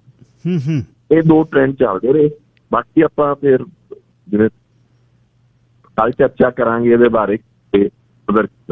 ਜੀ ਬਰਾੜ ਸਾਹਿਬ ਧੰਨਵਾਦ ਬਹੁਤ ਬਹੁਤ। ਤੇ ਕੱਲ੍ਹ ਨੂੰ ਆਪਾਂ 20ਵੀਂ ਸਦੀ ਦੇ ਵਿੱਚ ਚੱਲਾਂਗੇ ਵੀ ਵਿਗਾੜ ਜਦ ਇਹ ਸਿਰਮੌਰ ਜਥੇਬੰਦੀਆਂ ਬਣੀਆਂ ਤੇ ਕਿੱਥੋਂ ਚੀਜ਼ਾਂ ਜਿਹੜੀਆਂ ਐਡ ਆਨ ਹੁੰਦੀਆਂ ਰਹੀਆਂ, ਕਿੱਥੇ ਵਾਅਦੇ ਵਫਾ ਨਾ ਹੋਏ, ਕਿਸ ਤਰ੍ਹਾਂ ਗੱਲ ਜਵਾਹਰ ਲਾਲ ਨਹਿਰੂ ਨੇ ਉੱਤਰ ਦੇ ਵਿੱਚ ਇੱਕ ਖਿੱਤੇ ਦੀ ਗੱਲ ਕੀਤੀ, ਫਿਰ ਗੱਲ ਵਿਗੜ ਗਈ। ਮਾਸਟਰ ਤਾਰਾ ਸਿੰਘ, ਫਤਿਹ ਦੋਨੇ ਸੰਤ ਕਿੱਥੇ ਸ਼ਿਫਟ ਹੁੰਦੀ ਗਈ, ਤੇ ਇਹਦਾ ਮੁਲਾਂਕਣ ਕਰਾਂਗੇ ਵੀ ਐਡੇ ਵੱਡੇ ਇਤਿਹਾਸ ਦੇ ਵਿੱਚ 1708 ਤੋਂ ਲੈ ਕੇ ਗੁਰੂ ਸਾਹਿਬ ਦੇ ਜੋਤੀ ਜੋਤ ਸਮਾਉਣ ਤੋਂ ਬਾਅਦ 1800 ਤੱਕ ਜਿਹੜਾ ਉਹ 92 ਵਰ੍ਹਿਆਂ ਦਾ ਸਫ਼ਰ ਹੈ ਸਿੱਖ ਰਾਜ ਜਿਹੜਾ ਸਥਾਪਿਤ ਕਰਨ ਤੱਕ। ਨਾਦਰ ਵਿੱਚੇ ਤੁਰਿਆ ਫਿਰਦਾ, ਵਿੱਚੇ ਅਬਦਾਲੀ ਮੀਰ ਮਨੂੰ ਤੁਰਿਆ ਫਿਰਦਾ ਤੇ ਅਬਦ ਸਮੰਦ ਖਾਂ ਤੇ ਉਸ ਤੋਂ ਬਾਅਦ ਯਹੀਆ ਖਾਂ ਤੇ ਜ਼ਕਰੀਆ ਵਿੱਚੇ ਹੀ ਹੈ। ਉਹਦੇ ਬਾਅਦ ਵੀ ਝੁਕੇ ਨਹੀਂ, ਪਰ ਇਵੈਂਚੁਅਲੀ ਕਿੱਥੇ ਆ ਕੇ ਫਿਰ ਗੋਡਣੀਆਂ ਲੱਗੀਆਂ। ਕੱਲ੍ਹ ਨੂੰ ਬਰਾੜ ਸਾਹਿਬ ਆਪਾਂ ਇੱਥੋਂ ਹੀ ਚੱਲਾਂਗੇ। ਫਿਰ ਧੰਨਵਾਦ ਬਹੁਤ ਬਹੁਤ। ਵਾਹਿਗੁਰੂ ਜੀ ਕਾ ਖਾਲਸਾ, ਵਾਹਿਗੁਰੂ ਜੀ ਕੀ ਫਤਿਹ। ਸਰ ਅਜੇਪਾਲ ਸਿੰਘ ਬਰਾੜ ਪੰਜਾਬ ਤੋਂ ਗੱਲਬਾਤ ਕਰ ਰਹੇ ਸੀ। ਤੀਸਰੇ ਘੱਲੂਘਾਰੇ ਦੇ ਕਾਰਨ ਤੇ ਪ੍ਰਤੀਕਰਮ, ਇਸ ਦੀ ਗੱਲਬਾਤ ਚੱਲ ਰਹੀ ਸੀ। ਸਰ ਗੁਰਮੁਖ ਸਿੰਘ ਦਿਓਲ ਜੀ, ਗੋਲਡੀ ਜੀ। ਹਾਂਜੀ, ਸਤਿ ਸ਼੍ਰੀ ਅਕਾਲ ਸਾਹਿਬ। ਸਤਿ ਸ਼੍ਰੀ ਅਕਾਲ ਜੀ। ਹਾਂਜੀ ਗਿੱਲ ਸਾਹਿਬ, ਕਾਫੀ ਬਰਾੜ ਸਾਹਿਬ ਨੇ ਗੱਲਾਂ ਦਿੱਤੀਆਂ। ਇੱਕ ਦੋ ਮੈਂ ਉਹਦੇ ਡਿਫਰੈਂਟ ਜਿਹੇ ਪੱਖ ਵੀ ਦੱਸਣਾ ਚਾਹੁੰਦਾ, ਕਿਉਂਕਿ ਟਾਈਮ ਲਿਮਟਡ ਹੁੰਦਾ ਬੰਦੇ ਦੇ ਹਰ ਖਿਆਲ 'ਚ ਨਹੀਂ। ਇੱਕ ਤਾਂ ਇਹ ਹੈਗਾ ਬਈ ਜਿਹੜਾ ਐਜੂਕੇਸ਼ਨ ਸਟਰਕਚਰ ਸੀਗਾ ਸਾਰਾ ਉਹ ਕਲੋਨੀਅਲ ਸਟਰਕਚਰ ਸੀਗਾ, ਜਿਹੜਾ ਥੋਮਸ ਮਕਾਲੇ ਦਾ ਸਾਰੇ ਤਕਰੀਬਨ ਜਿੱਥੇ ਜਿੱਥੇ ਬ੍ਰਿਟਿਸ਼ ਸੀਗੇ ਉੱਥੇ ਲਿਆਂਦਾ ਗਿਆ 1835 'ਚ। ਜਿਹੜੀ ਅੱਜ ਵੀ ਐਜੂਕੇਸ਼ਨ ਆ ਤਕਰੀਬਨ, ਜਿਹਨੂੰ ਅਸੀਂ ਐਜੂਕੇਸ਼ਨ ਕਹਿੰਦੇ ਨਾ, ਪੜ੍ਹਨਾ ਲਿਖਣਾ, ਇਹ ਸਾਰੀ ਕਲੋਨੀਅਲ ਐਜੂਕੇਸ਼ਨ ਆ। ਇਹਦੇ ਵਿੱਚ ਬਹੁਤ ਥੋੜਾ ਹਿੱਸਾ ਹੈ ਜਿਹੜਾ ਤੁਹਾਨੂੰ ਆਪਣੀ ਮੰਨ ਲਓ ਸੋਵਰੇਨਟੀ ਜਾਂ ਆਪਣੇ ਖਿੱਤੇ ਦੀ ਐਜੂਕੇਸ਼ਨ, ਇਹ ਸਾਰਾ ਵੈਸਟਰਨ ਪੁਆਇੰਟ ਆਫ ਵਿਊ ਜਿਹੜਾ ਕਲੋਨੀਅਲ ਜਿਹੜੀ ਦੁਨੀਆ ਨੂੰ ਕਿੱਦਾਂ ਬਸਤੀਆਂ ਬਣਾਉਣੀਆਂ, ਉਹ ਐਜੂਕੇਸ਼ਨ ਆ ਸਾਰੀ। ਇਹ ਸਾਰਾ ਇੱਕ ਹੋਰ ਦੇਖੋ ਤੁਸੀਂ ਉਹਦੇ ਵਿੱਚ ਨਾਲ ਮਿਲਦੀਆਂ ਜੁਲਦੀਆਂ ਗੱਲਾਂ ਵੀ ਉਹਦੇ ਵਿੱਚ ਜਿਹੜੀ ਜਦੋਂ ਹਥਿਆਰਾਂ ਦੀ ਤੁਸੀਂ ਗੱਲ ਕਰਦੇ, ਮਹਾਰਾਜਾ ਰਣਜੀਤ ਸਿੰਘ ਦੇ ਸਮੇਂ ਤੇ ਪਿੰਡਾਂ ਨੂੰ ਪੂਰਾ ਹਥਿਆਰਬੰਦ ਕੀਤਾ ਗਿਆ, ਉਦੋਂ ਵੀ ਲੋਕ ਹਥਿਆਰ ਮੋੜਨ ਲੱਗੇ ਸੀਗੇ। ਮਹਾਰਾਜਾ ਰਣਜੀਤ ਸਿੰਘ ਨੇ ਕਿਹਾ ਕਿ ਵੀ ਤੁਸੀਂ ਹਥਿਆਰ ਆਪਣੇ ਆਪ ਨੂੰ ਖੁਦ ਮੁਖਤਿਆਰ ਕਰਨਾ, ਕੱਲ ਨੂੰ ਮੇਰੇ ਵਰਗਾ ਵੀ ਤੁਹਾਡੇ ਤੇ ਚੜ੍ਹ ਕੇ ਆ ਜਾਵੇ ਤਾਂ ਤੁਸੀਂ ਮੁਕਾਬਲਾ ਕਿਵੇਂ ਕਰੋਗੇ? ਤੇ ਹਥਿਆਰ ਤਾਂ ਸਾਡੇ ਗੁਰੂ ਪਾਤਸ਼ਾਹ ਨੇ ਸਾਨੂੰ ਦਿੱਤੇ ਹੋ ਆ। ਤੇ ਉਹ ਤੋਂ GVW ਲੇਟਨਰ ਦੀ ਜਿਹੜੀ ਆ ਵੀ ਪੰਜਾਬ ਦਾ ਐਜੂਕੇਸ਼ਨ ਸਟਰਕਚਰ ਕਿੱਦਾਂ ਤਬਾਹ ਕੀਤਾ ਗਿਆ, ਉਹ 50 ਸਾਲ ਦਾ ਉਹਨੇ ਕਿਹਾ ਸੀਗਾ, 33 ਸਾਲਾਂ ਦੇ ਵਿੱਚ ਉਹਨੇ ਤਬਾਹ ਕਰ ਦਿੱਤਾ। ਉਹਨੇ ਆਪਣੀ ਕਿਤਾਬ ਲਿਖੀ ਹੋ ਆ, ਉਹਦੇ ਵਿੱਚ ਸਾਰਾ ਕੁਛ ਦੱਸਿਆ ਹੈ ਵੀ ਉਹ ਇੱਕ ਜਿਹੜੀ ਸਭ ਤੋਂ ਵੱਡੀ ਇਹਦੇ ਵਿੱਚ ਸੀਗੀ ਨਾ, ਇਹ ਪਹਿਲਾਂ ਅਕਾਲ ਤਖਤ ਸਾਹਿਬ ਦਾ ਸਾਰਾ ਪ੍ਰਬੰਧ ਬੁੱਢਾ ਦਲ ਦੇ ਕੋਲ ਹੁੰਦਾ ਹੈਗਾ। ਜਦੋਂ ਬਾਬਾ ਹਨੂਮਾਨ ਸਿੰਘ, ਬਾਬਾ ਅਕਾਲੀ ਫੂਲਾ ਸਿੰਘ ਤੋਂ ਬਾਅਦ ਆਏ ਆ, ਉਹਨਾਂ ਨੇ ਨਾਲ ਜਿਹੜੀ ਅੰਗਰੇਜ਼ਾਂ ਦੀ ਲੜਾਈ ਹੁੰਦੀ ਆ ਉਹਦੇ ਵਿੱਚ ਕਿੱਦਾਂ ਉਹਨਾਂ ਦਾ ਵੱਡਾ ਨੁਕਸਾਨ ਹੁੰਦਾ, ਫਿਰ ਉਹ ਕਿੱਦਾਂ ਆਪਣੇ ਆਪ ਨੂੰ ਚਲੋ ਉਹਨਾਂ ਨੂੰ ਤਬਾਹ ਇਹਨਾਂ ਨੇ ਕੀਤਾ ਤੇ ਉਹ ਕਿੱਦਾਂ ਹਜ਼ੂਰ ਸਾਹਿਬ ਜਾਂਦੇ, ਉਹ ਫਿਰ ਬੁੱਢਾ ਦਲ ਉੱਧਰ ਚਲੇ ਜਾਂਦਾ। ਇੱਕ ਠਾਕਰ ਸਿੰਘ ਸੰਧਾਵਾਲੀਆ ਦਾ ਨਾਂ ਆਪਾਂ ਕਈ ਵਾਰੀ ਭੁੱਲ ਜਾਂਦੇ ਆ ਜਾਂ ਇਤਿਹਾਸ ਜਿੱਤੇ ਹੀ, ਜਿਹੜੀ ਸਿੰਘ ਸਭਾ ਆ ਅਸਲ ਦੇ ਵਿੱਚ ਉਹ ਠਾਕਰ ਸਿੰਘ ਸੰਧਾਵਾਲੀਆ ਹੁਣੀ ਬਣਾਏ ਆ। ਉਹ ਭਾਈ ਉਹ ਲਹਿਣਾ ਸਿੰਘ ਸੰਧਾਵਾਲੀਆ ਜਿਹੜੇ ਮਹਾਰਾਜਾ ਰਣਜੀਤ ਸਿੰਘ ਦੇ ਰਿਸ਼ਤੇਦਾਰ ਹੈਗੇ ਰਾਜਾ ਸਾਂਸੀ ਤੋਂ, ਉਹਨਾਂ ਦੇ ਸੀਗੇ। ਉਹਨਾਂ ਨੇ 1873 'ਚ ਜਦੋਂ ਉਹਨਾਂ ਨੂੰ ਐਕਚੁਅਲੀ ਅੰਗਰੇਜ਼ ਵੱਲੋਂ ਪਹਿਲਾਂ ਤਾਂ ਸੀਗਾ ਉੱਥੇ ਸਹਾਇਕ ਕਮਿਸ਼ਨਰ ਬਣਾਇਆ, ਪਰ ਉਹਨਾਂ ਨੂੰ ਜਦੋਂ ਪਤਾ ਲੱਗਾ ਘਟਨਾਵਾਂ ਵਾਪਰੀਆਂ ਵਾਲ ਕੱਟਣ ਦੀਆਂ ਜਾਂ ਮਿਸ਼ਨਰੀ ਕਾਲਜ ਆਏ, ਉਹਨਾਂ ਨੇ ਉਸ ਵੇਲੇ ਫਿਰ ਸਾਰਾ ਕੁਝ ਕੀਤਾ। ਉਹਨਾਂ ਨੂੰ ਪਤਾ ਲੱਗਿਆ, ਉਹਨਾਂ ਦੀ ਰਹਿਨੁਮਾਈ ਦੇ ਵਿੱਚ ਹੀ ਸਾਰੀ ਇਹ ਸਿੰਘ ਸਭਾ ਬਣੀ ਸੀਗੀ ਤੇ ਉਹਦੇ ਵਿੱਚ ਹੀ ਪਟਿਆਲੇ ਆਪਣੇ ਨਾਭੇ ਦੇ ਜਾਂ ਦੂਜੇ ਆਪਣੇ ਕਪੂਰਥਲੇ ਦੇ ਨਾਲ ਹੋਰ ਜਿੰਨੇ ਵੀ ਵੱਡੇ ਐਲੀਟ ਸੀਗੇ ਉਹਨਾਂ ਨੂੰ ਇਕੱਠੇ ਕਰਕੇ ਬਣਾਇਆ ਗਿਆ। ਉਹੀ ਬੰਦੇ ਹੈਗੇ ਜਿਨ੍ਹਾਂ ਨੇ ਮਹਾਰਾਜਾ ਦਲੀਪ ਸਿੰਘ ਤੱਕ ਪਹੁੰਚ ਕੀਤੀ। ਉਹਨਾਂ ਨੂੰ ਲੰਡਨ ਗਏ, ਉੱਥੇ ਜਾ ਕੇ ਉਹਨਾਂ ਨੇ ਪ੍ਰੇਰਿਤ ਕੀਤਾ ਵੀ ਤੁਸੀਂ ਅਮਰਧਾਰੀ ਬਣੋ, ਮੁੜ ਕੇ ਆਪਣੇ ਇੱਧਰ ਆਵੋ, ਸਾਨੂੰ ਆਪਣੇ ਉਹਨਾਂ ਦੀ ਲੜਾਈ ਸੀਗੀ ਪਾਤਸ਼ਾਹੀ ਦਾਅਵੇ ਸੋਵਰੇਨਟੀ ਦੀ ਜੀ। ਤੇ ਉਹਨਾਂ ਨੇ ਜਦੋਂ 1884 ਜਦੋਂ ਤੋਂ ਜਾ ਕੇ ਮਹਾਰਾਜਾ ਦਲੀਪ ਸਿੰਘ ਤੋਂ ਆਏ, ਮਹਾਰਾਜਾ ਦਲੀਪ ਸਿੰਘ ਨੇ ਇਹਨਾਂ ਨੂੰ ਜਲਾਵਤਨ ਪ੍ਰਧਾਨ ਮੰਤਰੀ ਬਣਾਤਾ ਹੈਗਾ ਪੰਜਾਬ ਦਾ, ਠਾਕਰ ਸਿੰਘ ਸੰਧਾਵਾਲੀਆ ਨੂੰ। ਤੇ ਠਾਕਰ ਸਿੰਘ ਸੰਧਾਵਾਲੀਆ ਦੇ ਮਗਰ ਅੰਗਰੇਜ਼ ਬਹੁਤ ਪੈ ਗਏ ਸੀਗੇ। ਇਹਨਾਂ ਨੇ ਜਦੋਂ ਮਹਾਰਾਜਾ ਦਲੀਪ ਸਿੰਘ ਨੇ ਇੱਥੇ ਆਉਣਾ ਸੀਗਾ, ਇਹਨਾਂ ਨੇ ਈਵਨ ਸੌਰੀ ਟੂ ਸੇ ਵੀ ਜਿਹੜੀਆਂ ਸਾਡੀ ਲਾਹੌਰ ਵਾਲੀ ਸਭਾ ਖਾਲਸਾ ਅਖਬਾਰ ਦੇ ਵਿੱਚ ਵੀ ਉਹਨਾਂ ਤੋਂ ਕਢਾਇਆ ਗਿਆ ਵੀ ਮਹਾਰਾਜਾ ਦਲੀਪ ਸਿੰਘ ਪੰਜਾਬ ਨਹੀਂ ਜਾਂ ਇੱਥੇ ਧਰਤੀ ਤੇ ਨਹੀਂ ਆਉਣੇ ਚਾਹੁੰਦੇ। ਤੇ ਉਹਨਾਂ ਨੇ ਠਾਕਰ ਸਿੰਘ ਸੰਧਾਵਾਲੀਆ ਨੂੰ ਫੜਨ ਦੇ ਲਈ ਸਾਰੀ ਫੋਰਸ ਲਾਤੀ। ਠਾਕਰ ਸਿੰਘ ਸੰਧਾਵਾਲੀਆ ਪਾਂਡੀਚੇਰੀ ਚਲੇ ਗਏ। ਪਾਂਡੀਚੇਰੀ ਜਿਹੜੀ ਉਹ ਫ੍ਰੈਂਚ ਕਲੋਨੀ ਸੀਗੀ ਤੇ ਫ੍ਰੈਂਚ ਕਲੋਨੀ ਦੇ ਵਿੱਚ ਉਹਨਾਂ ਨੇ ਠਾਕਰ ਸਿੰਘ ਸੰਧਾਵਾਲੀਆ ਨੂੰ ਬਿਲਕੁਲ ਵੀ ਪੰਜਾਬ ਨਹੀਂ ਵੜਨ ਦਿੱਤਾ, ਮਹਾਰਾਜਾ ਦਲੀਪ ਸਿੰਘ ਨੂੰ ਨਹੀਂ ਵੜਨ ਦਿੱਤਾ ਗਿਆ। ਤੇ ਇਹਨਾਂ ਦੇ ਕੋਲ ਜਿੰਨਾ ਕੁ ਵੀ ਸੀਗਾ ਸਿੰਘ ਸਭੀਆਂ ਦੇ ਕੋਲ ਮਾੜਾ ਮੋਟਾ ਉਹਨਾਂ ਇਹ ਆਪਣਾ ਜ਼ੋਰ ਲਾਉਂਦੇ ਸੀਗੇ। ਪਰ ਜਿਹੜੀ 1887 ਚ ਠਾਕਰ ਸਿੰਘ ਸੰਧਾਵਾਲੀਆ ਦੀ ਮੌਤ ਹੋ ਜਾਂਦੀ ਆ, ਪਰ ਉਹਨਾਂ ਨੇ ਪੂਰੀ ਤਰੀਕੇ ਨਾਲ ਵੀ ਜਾਣੀ ਉਹ ਲੜਾਈ ਜਿਹੜੀ ਉਹਨਾਂ ਦੀ ਫਾਈਟ ਸੀਗੀ ਉਹ ਪੰਜਾਬ ਦੀ ਸੋਵਰੇਨਟੀ ਦੀ ਲੜਾਈ ਸੀਗੀ। ਤੇ ਜਿਹੜੀਆਂ ਆਪਾਂ ਨੂੰ ਸਧਾਰਨ ਮੌਤਾਂ ਲੱਗਦੀਆਂ ਮਹਾਰਾਜਾ ਦਲੀਪ ਸਿੰਘ ਦੀਆਂ, ਉਹ ਵੀ ਬੜੀਆਂ ਤਰੀਕੇ ਮੌਤਾਂ ਹੀ ਕਰਾਈਆਂ ਗਈਆਂ ਹੈਗੀਆਂ। ਕਿਉਂਕਿ ਜਦੋਂ ਇੱਕ ਸਥਾਪਤ ਜਿਹੜਾ ਸਾਮਰਾਜ ਹੁੰਦਾ ਉਹ ਦੂਜੇ ਨੂੰ ਕਿੱਦਾਂ ਤਬਾਹ ਕਰਦਾ, ਉਹਦੇ ਅੰਦਰ ਬਹੁਤ ਕਹਾਣੀਆਂ ਹੁੰਦੀਆਂ। ਤੇ ਉਹ ਜਿਹੜਾ ਗੁਰਮੁਖ ਸਿੰਘ ਜੀ, ਜਿਹੜੇ ਵਾਲ ਕਟਾ ਕੇ ਫੌਜ 'ਚ ਭਰਤੀ ਕਰਨ ਵਾਲੀ ਗੱਲ ਉਹ ਕਿਵੇਂ ਸ਼ੁਰੂ ਹੋਈ ਸੀ ਭਲਾ? ਉਹ ਜੀ ਜਿੱਦਾਂ ਉਹ ਤਾਂ ਫਿਰ ਇੱਥੋਂ ਜਦੋਂ ਉਹਨਾਂ ਨੂੰ ਲੈ ਕੇ ਗਏ ਸੀਗੇ, ਉਹ ਫਿਰ ਮਿਸ਼ਨਰੀ ਜਿਹੜੇ ਇਹਨਾਂ ਦਾ ਸਟਰਕਚਰ ਇੱਕ ਨਾਲ ਹੀ ਨਾਲ ਆਇਆ ਸੀਗਾ, ਉਹ ਮਿਸ਼ਨਰੀ ਤੇ ਉਹਦੇ ਵਿੱਚ ਹੀ ਉਹ ਤਾਂ ਛੋਟੇ ਸੀਗੇ ਦਲੀਪ ਸਿੰਘ ਤਾਂ ਨਹੀਂ ਦਲੀਪ ਸਿੰਘ ਨਹੀਂ, ਜਿਹੜੇ ਪੰਜਾਬ 'ਚ ਵਾਲ ਕੱਟਣ ਦੀ ਸਿੱਖਾਂ ਵੱਲੋਂ ਵਾਲ ਕੱਟਣ ਦੀ ਗੱਲ ਜਿਹੜੀ ਕਵਾਇਦ ਕਦ ਸ਼ੁਰੂ ਹੋਈ? ਉਹ ਜੀ 1873 ਤੋਂ ਪਹਿਲਾਂ ਦੀਆਂ ਗੱਲਾਂ। ਉਦੋਂ ਜਦੋਂ ਸਿੰਘ ਸਭਾ ਬਣੀ ਆ ਉਹਨਾਂ ਦਿਨਾਂ 'ਚ, ਕਿਉਂਕਿ ਉਦੋਂ ਵੀ ਜਿੱਦ ਜਾ ਕੇ, ਕਿਉਂਕਿ ਉਦੋਂ ਸਾਨੂੰ ਅੱਜ ਤੱਕ ਵੀ ਇਹ ਆਈ ਜਾਂਦਾ ਹੈ ਨਾ ਵੀ ਸਕੂਲ ਕਾਲਜ ਜਿਹੜੇ ਬਣਾਤੇ ਬਹੁਤ ਵੱਡੀਆਂ ਸਾਡੀਆਂ ਪ੍ਰਾਪਤੀਆਂ। ਇਹ ਨਹੀਂ ਸੋਚਦੇ ਵੀ ਸਾਡੇ ਸਟਰਕਚਰ ਨੂੰ ਤਬਾਹ ਕਰਕੇ ਬਣਾਏ ਗਏ ਕਲੋਨੀਅਲ ਸਕੂਲ ਕਾਲਜ ਖੜੇ ਕੀਤੇ ਆ। ਹਿੰਦੀ ਤੇ ਉਰਦੂ ਉਦੋਂ ਸਾਡੇ ਖਿੱਤੇ ਦੀ ਕੋਈ ਬੋਲੀ ਨਹੀਂ ਸੀਗੀ, ਇੰਡੀਅਨ ਸਬ ਕੰਟੀਨੈਂਟ 'ਚ ਇਹ ਬੋਲੀ ਨਹੀਂ ਸੀਗੀ। ਸਾਡੇ ਕੀ ਪੰਜਾਬੀ ਜਾਂ ਗੁਰਮੁਖੀ, ਫਾਰਸੀ, ਬ੍ਰਿਜ ਭਾਸ਼ਾ, ਸੰਸਕ੍ਰਿਤ, ਇਹ ਸਾਰੀਆਂ ਬੋਲੀਆਂ ਸੀ। ਇਹ ਤਾਂ ਬਾਅਦ ਵਿੱਚ ਮੈਂ ਜੀ ਤੁਹਾਡੀ ਆਵਾਜ਼ ਕੱਟੀ ਗਈ ਕਿਤੇ, ਸੌਰੀ, ਕਿਤੇ ਬੈਠ ਹੋਵੋਗੇ ਸਪੌਟ ਤੇ ਮੇਰਾ ਖਬਰਾਂ ਦਾ ਵੀ ਸਮਾਂ ਹੋ ਗਿਆ। ਉਹੀ ਜਿਹੜਾ ਸ਼ੌਕ ਡਾਕਟਰੀਨ ਆ, ਦੋਨੇ ਚੀਜ਼ਾਂ ਨੂੰ ਤੁਸੀਂ ਪੈਰਲਲ ਕਰਿਓ। ਮਹਾਰਾਜਾ ਸਿੱਖ ਰਾਜ ਤੋਂ ਬਾਅਦ 1849 ਤੋਂ ਬਾਅਦ ਜਦ ਸਦਮੇ 'ਚੋਂ ਕੱਢ ਕੇ ਸਿੱਖਾਂ ਤੋਂ ਹਥਿਆਰ ਸਟਾਏ, ਘੋੜੇ ਉਹਨਾਂ ਦੇ ਜਾਨ ਭਾਈ ਫੜੇ, ਸਭ ਤੋਂ ਵੱਧ ਸਰਦਾਰ ਰੋਏ ਜਦ ਉਹਨਾਂ ਤੋਂ ਸ਼੍ਰੀ ਸਾਹਿਬ ਜਿਹੜੀ ਸਟਵਾਈ ਗਈ। ਜਦ ਸਦਮੇ ਦੇ ਸਿਧਾਂਤ ਤੋਂ ਬਾਅਦ ਜਦੋਂ ਦੁਬਾਰਾ ਪਰਤ ਚਾੜ੍ਹਦੇ ਨੇ, ਜਿਵੇਂ ਸੇਮ ਪਰਤ ਚਾੜ੍ਹੀ 84 ਤੋਂ ਬਾਅਦ ਸ਼ੌਕ ਡਾਕਟਰੀਨ ਦੇ ਵਿੱਚ, ਆਪਰੇਸ਼ਨ ਵੁੱਡਰੋਜ਼ ਦੇ ਵਿੱਚ, ਉਹ ਕਾਂਗ ਜਿਹੜੀ ਵਰੀ ਉਹਦੇ ਵਿੱਚ ਤਿੰਨ ਚੀਜ਼ਾਂ ਜਿਹੜੀ ਮੈਂ ਪਿਛਲੇ ਦਿਨ ਹੀ ਕਹਿ ਕੇ ਹਟਿਆ ਬਈ ਸਾਡਾ ਪੜ੍ਹਾਈ ਦਾ ਸਿਸਟਮ, ਸਾਡਾ ਸਿਹਤ ਦਾ ਸਿਸਟਮ ਅਤੇ ਸਾਡਾ ਗਾਇਕੀ, ਤਿੰਨੇ ਚੀਜ਼ਾਂ ਜਿਹੜੀਆਂ ਬਰਬਾਦ ਕੀਤੀਆਂ। ਸਾਰੇ ਪ੍ਰਾਈਵੇਟ ਹਸਪੀਟਲ ਖੁੱਲ੍ਹੇ, ਸਾਰੇ ਹੀ ਜਿਹੜੇ ਨੇ ਕਨਵੈਂਟ ਸਕੂਲ ਖੁੱਲ੍ਹੇ ਉਸ ਸਮੇਂ ਹੇਠਾਂ, ਸਭ ਜਿਹੜੇ ਨੇ 1995 ਤੋਂ ਬਾਅਦ ਹੈ। ਅਤੇ ਜੱਸੋਵਾਲੀਏ ਦਾ ਸੋ ਕਾਲਡ ਜਿਹੜਾ ਪੰਜਾਬੀ ਸੱਭਿਆਚਾਰ, ਜਦੋਂ ਰਾਤ ਨੂੰ KP ਗਿੱਲ ਦੇ ਰਾਹੀਂ, ਉਹਦੇ SSPਆਂ ਦੇ ਰਾਹੀਂ ਰਾਤ ਨੂੰ ਫਿਰ ਖਾੜੇ ਲਵਾਉਂਦਾ ਰਿਹਾ, ਜਿੱਥੋਂ ਇਹ ਚੀਜ਼ਾਂ ਅੱਗੇ ਚੱਲੀਆਂ।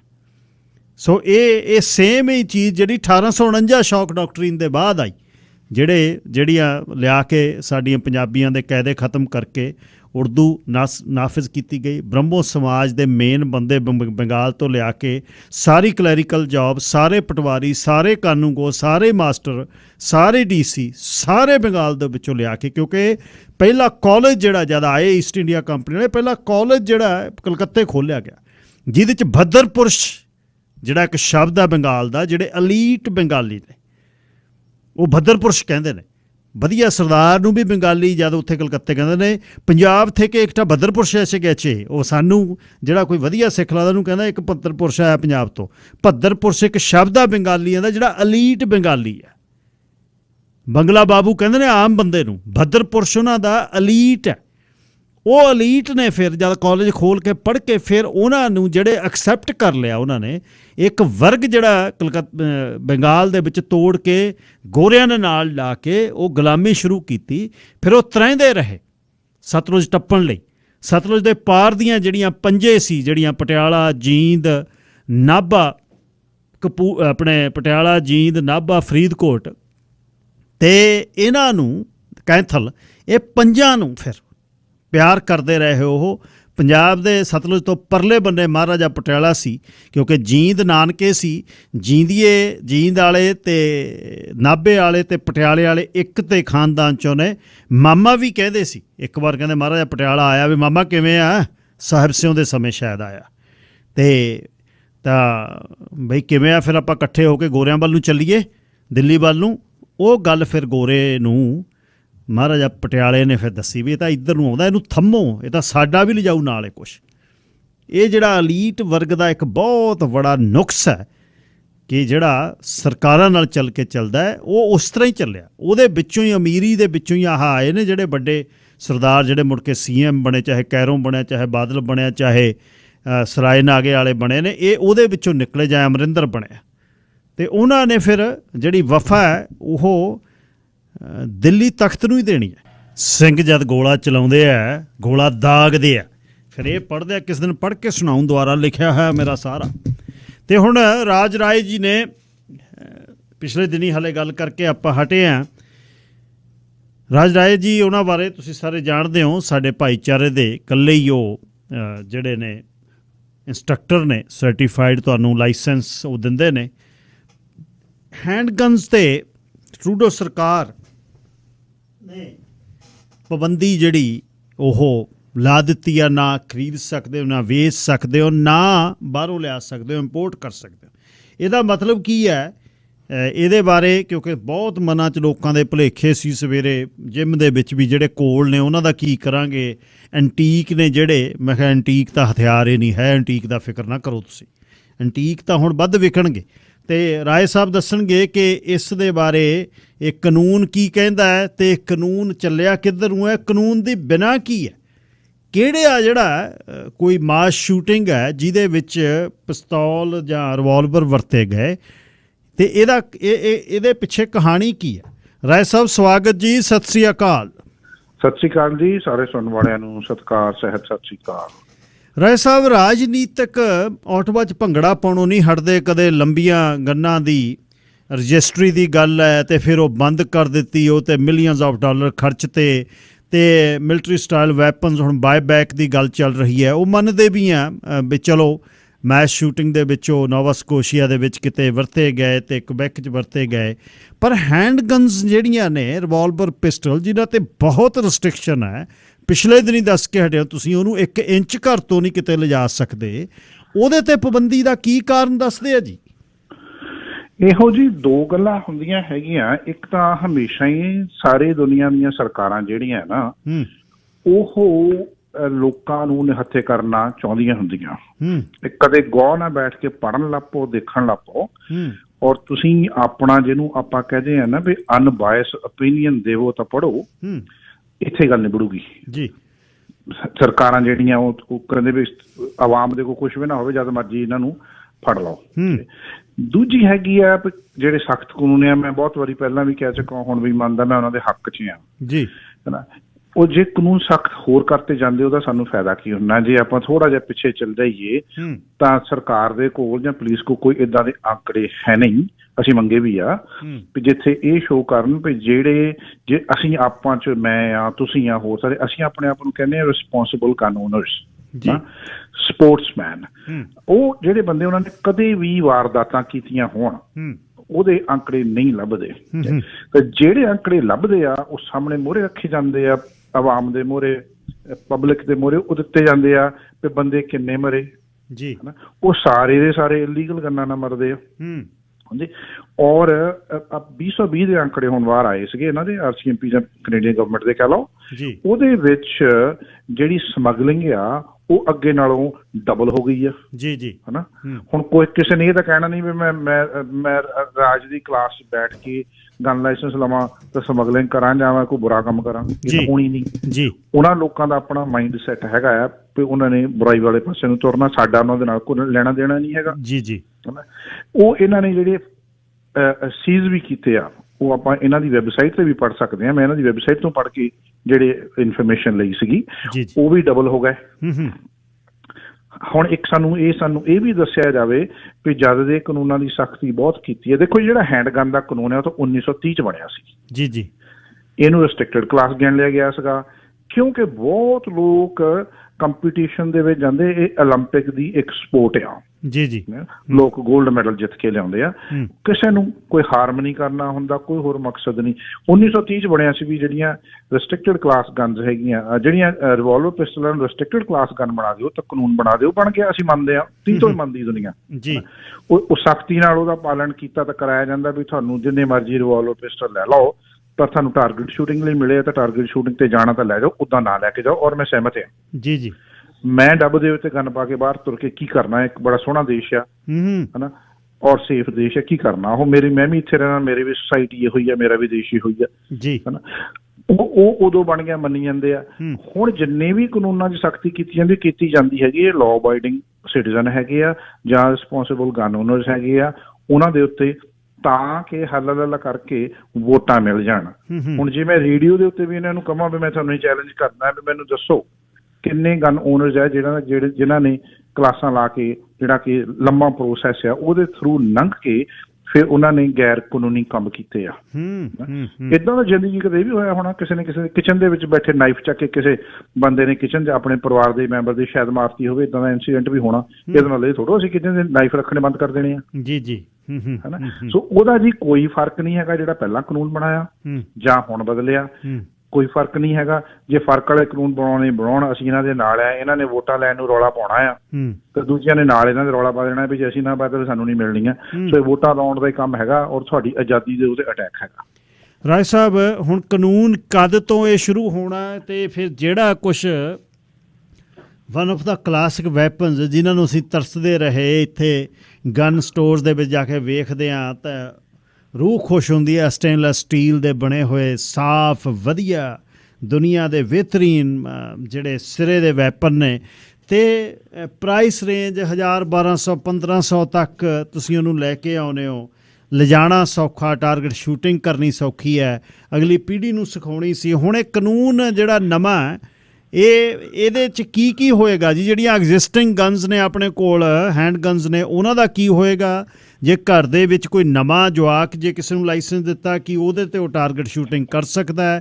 ਕਾਨੂੰਨ ਦੇ ਬਾਰੇ ਸਮਝਾ ਦਿਓ ਜੀ ਸਵਾਰ ਕੇ। ਹੁਣ ਇਹ ਹੈਗਾ ਜੀ ਹਾਲੇ ਜਿਹੜਾ ਕਾਨੂੰਨ ਇਹਨਾਂ ਨੇ ਕੱਲ ਟੇਬਲ ਕੀਤਾ ਆ, ਵੋਟਾਂ ਪੈਣੀਆਂ, ਉਹ ਕਾਨੂੰਨ ਤੇ ਵੋਟਾਂ ਪੈਣਗੀਆਂ। ਉਮੀਦ ਆ ਪਈ ਇਹੋ ਨਵੰਬਰ ਦੇ ਅਖੀਰ ਤੱਕ, ਇਹ ਮੇਰਾ ਅੰਦਾਜ਼ਾ ਹੈ ਸੁਣਨ ਤੋਂ ਨਿਊਜ਼, ਤਾਂ ਉਹ ਤੱਕ ਇਹ ਕਾਨੂੰਨ ਬਣ ਜਾਏਗਾ ਔਰ ਕਾਨੂੰਨ ਬਣੀ ਜਾਣਾ ਹੈ ਕਿਉਂਕਿ ਲਿਬਰਲ ਨੇ ਤਾਂ ਟੇਬਲ ਕਰਤਾ ਤੇ NDP ਨੇ ਆਲਰੇਡੀ ਕੱਲ ਹੀ ਕਹਿ ਦਿੱਤਾ ਸੀਗਾ ਅਸੀਂ ਸਪੋਰਟ ਕਰਾਂਗੇ ਤੁਹਾਨੂੰ ਹਨਾ। ਹੁਣ ਇਸ ਵੇਲੇ ਜੇ ਕੋਈ ਵੀ ਤੁਹਾਡੇ ਕੋਲ ਰਿਵਾਲਵਰ, ਪਿਸਟਲ ਜਾਂ ਰਿਸਟ੍ਰਿਕਟਡ ਕਲਾਸ ਦਾ ਫਾਇਰ ਆਰਮ ਹੈਗਾ, ਕਾਨੂੰਨੀ ਤੌਰ ਤੇ ਤੁਸੀਂ ਲਿਆ, ਉਹ ਜਾਇਜ਼ ਹੈ, ਰੱਖੋ, ਉਹਨੂੰ ਇੰਜੋਏ ਕਰੋ ਨਾ। ਔਰ ਹੋਇਆ ਕੀ ਹੈਗਾ, ਕੱਲ ਦੀ ਜਿੱਦਾਂ ਨਿਊਜ਼ ਆਈ ਹੈ, ਗੰਨਾਂ ਦੀਆਂ ਦੁਕਾਨਾਂ ਦੇ ਬਾਰੇ ਲਾਈਨਾਂ ਲੱਗੀਆਂ, ਲੰਮੀਆਂ ਲਾਈਨਾਂ ਲੱਗੀਆਂ, ਕਿਉਂਕਿ ਲੋਕ ਚਾਹੁੰਦੇ ਆ ਵੀ ਅਸੀਂ ਉਹ ਕਾਨੂੰਨ ਦੀ ਤਬਦੀਲੀ ਹੋਣ ਤੋਂ ਪਹਿਲਾਂ ਲਾਇਸੈਂਸ ਵੀ ਉਦਾਂ ਦਾ ਲੈ ਲਈਏ ਤਾਂ ਗਨਜ਼ ਵੀ ਲੈ ਲਈਏ ਹਨਾ। ਉਹ ਬਹੁਤ ਲੰਮੀਆਂ ਲੋਕ ਖਰੀਦਣ ਦੇ ਉਹ ਵੱਧ ਤੋਂ ਵੱਧ ਜੀ। ਜਦੋਂ ਉਹ ਕਾਨੂੰਨ ਬਣ ਜਾਣਾ ਹੈ ਜੀ, ਜਦੋਂ ਅੰਦਾਜ਼ਨ ਨਵੰਬਰ ਦੇ ਮਹੀਨੇ ਦੇ ਗੇੜ 'ਚ ਜਾਂ ਦਸੰਬਰ ਕਹਿ ਲਓ, ਉਦੋਂ ਫਿਰ ਜਿਹੜੀਆਂ ਸਾਡੀਆਂ ਰਿਸਟ੍ਰਿਕਟਡ ਕਲਾਸ ਫਾਇਰ ਆਰਮ ਜਿਨ੍ਹਾਂ ਕੋਲ ਵੀ ਹੋਣਗੀਆਂ, ਜਿਹੜੀਆਂ ਕੱਲ ਪੋਲੀਟੀਸ਼ੀਅਨ ਨੇ ਕੱਲ ਅਨਾਊਂਸ ਕੀਤਾ ਸੀ, ਟੇਬਲ ਕੀਤਾ ਸੀ, ਉਹ ਆਪਾਂ ਰੱਖ ਸਕਾਂਗੇ। ਜੇ ਆਪਣੇ ਰਿਵਾਲਵਰ ਪਿਸਟਲ ਸਾਡੇ ਕੋਲ ਹੈਗੇ, ਜਿੰਨੇ ਵੀ ਹੈਗੇ ਆ, ਉਹ ਆਪਾਂ ਰੱਖ ਸਕਾਂਗੇ, ਉਹਨੂੰ ਟਾਰਗੇਟ ਸ਼ੂਟ ਕਰ ਸਕਾਂਗੇ। ਤਾਂ ਜਿਹੜੇ ਨਵੇਂ ਬੰਦੇ ਉਸ ਵੇਲੇ ਸ਼ੁਰੂ ਹੋਣਗੇ, ਉਸ ਤਰੀਕ ਤੋਂ ਬਾਅਦ ਨਵੇਂ ਬੰਦਿਆਂ ਨੂੰ ਉਸ ਤਰੀਕੇ ਦਾ ਲਾਇਸੈਂਸ ਵੀ ਨਹੀਂ ਦਿੱਤਾ ਜਾਊਗਾ। ਅਸੀਂ ਵੀ ਪੜ੍ਹਾਈ ਦੇ ਵਿੱਚ ਤਬਦੀਲੀ ਕਰਾਂਗੇ। ਹੁਣ ਜਿਹੜੀ ਮੈਂ ਕਲਾਸ ਲਾਉਣਾ ਹੈ ਉਹਦੇ ਵਿੱਚ 2 ਸੈਕਸ਼ਨ ਹੁੰਦੇ, ਫਿਰ 1 ਸੈਕਸ਼ਨ ਰਹਿ ਜਾਊਗਾ ਜੀ। ਔਰ ਉਹ ਨਹੀਂ ਲੈ ਸਕਣਗੇ ਰਿਵਾਲਵਰ ਪਿਸਟਲ। ਤਾਂ ਜੇ ਤੁਸੀਂ ਵੇਚਣਾ ਚਾਹੁੰਦੇ ਤੁਸੀਂ ਵੇਚ ਨਹੀਂ ਸਕੋਗੇ, ਟ੍ਰਾਂਸਫਰ ਨਹੀਂ ਕਰ ਸਕੋਗੇ ਉਹ। ਪਰ ਜੇ ਕੋਈ ਸਪੋਰਟਸ ਦੇ ਵਿੱਚ ਪੈ ਜਾਂਦਾ ਹੈਗਾ, ਐਲੀਟ ਸਪੋਰਟ ਜਿਹਨੂੰ ਕਹਿ ਦਿੰਦੇ ਆ ਵੀ ਕੰਪੀਟੀਸ਼ਨ ਹਾਈ ਲੈਵਲ ਤੇ, ਉਹਨਾਂ ਨੂੰ ਗਵਰਨਮੈਂਟ ਐਗਜ਼ੈਂਪਸ਼ਨ ਦੇ ਦਊਗੀ ਵੀ ਅਸੀਂ ਤੁਹਾਨੂੰ ਇੱਕ ਐਗਜ਼ੈਂਪਸ਼ਨ ਦੇ ਦਿੰਦੇ ਹਾਂ, ਪਰ ਉਹਦੀ ਵੀ ਲਿਮਿਟੇਸ਼ਨ ਬਹੁਤ ਹੱਦੋਂ ਜ਼ਿਆਦਾ ਹੋਣੀ ਮੇਰੇ ਖਿਆਲ ਆ। ਉਹ ਤਾਂ ਆਏ ਤੇ ਕਾਨੂੰਨ ਦੇਖਾਂਗੇ ਵੀ ਕੀ ਆ। ਸੋ ਇਸ ਵੇਲੇ ਕਾਨੂੰਨ ਜਿਹੜਾ ਹੈਗਾ ਵੀ ਜਿਹਨਾਂ ਕੋਲ ਰਿਵਾਲਵਰ ਪਿਸਟਲ ਹੈਗੀ ਆਪਣੇ ਰੱਖੋ, ਉਹਨੂੰ ਸ਼ੂਟਿੰਗ ਰੇਂਜ 'ਚ ਜਾ ਕੇ ਇੰਜੋਏ ਕਰੋ। ਜੇ ਤੁਸੀਂ ਵੇਚਣਾ ਚਾਹੁੰਦੇ ਆ ਤਾਂ ਤੁਸੀਂ ਉਹਨਾਂ ਨੂੰ ਵੇਚ ਸਕਦੇ, ਖਰੀਦ ਸਕਦੇ ਆ। ਪਰ ਜਦੋਂ ਕਾਨੂੰਨ ਲਾਗੂ ਹੋ ਗਿਆ ਉਹ ਤੋਂ ਬਾਅਦ 'ਚ ਖਰੀਦ ਵੀ ਨਹੀਂ ਸਕਦੇ, ਵੇਚ ਵੀ ਨਹੀਂ ਸਕਦੇ, ਟਰਾਂਸਫਰ ਵੀ ਨਹੀਂ ਕਰ ਸਕਦੇ। ਉਹ ਇਹ ਤਬਦੀਲੀ ਆ ਜਾਊਗੀ। ਤੇ ਰਾਏ ਸਾਹਿਬ ਇਹ ਜਿਹੜੇ ਕਾਨੂੰਨ ਨੇ, ਕੱਲ੍ਹ ਨੂੰ ਮੰਨ ਲਓ ਵੀ ਵੋਟਾਂ ਦੀ ਰਾਜਨੀਤੀ 'ਚ ਕੰਜ਼ਰਵੇਟਿਵ ਪਾਰਟੀ ਇਹ ਕਹਿ ਦੇਵੇ ਵੀ ਮੈਂ ਇਹ ਬੈਨ ਚੱਕ ਦੂੰ, ਫਿਰ ਉਹ ਲੈ ਆਉਣਗੇ ਜੀ, ਟੇਬਲ ਕਰਨਗੇ। ਫਿਰ ਇਹ ਹੋ ਸਕਦਾ ਅਮੈਂਡਮੈਂਟ ਹੋਏਗੀ ਫਿਰ?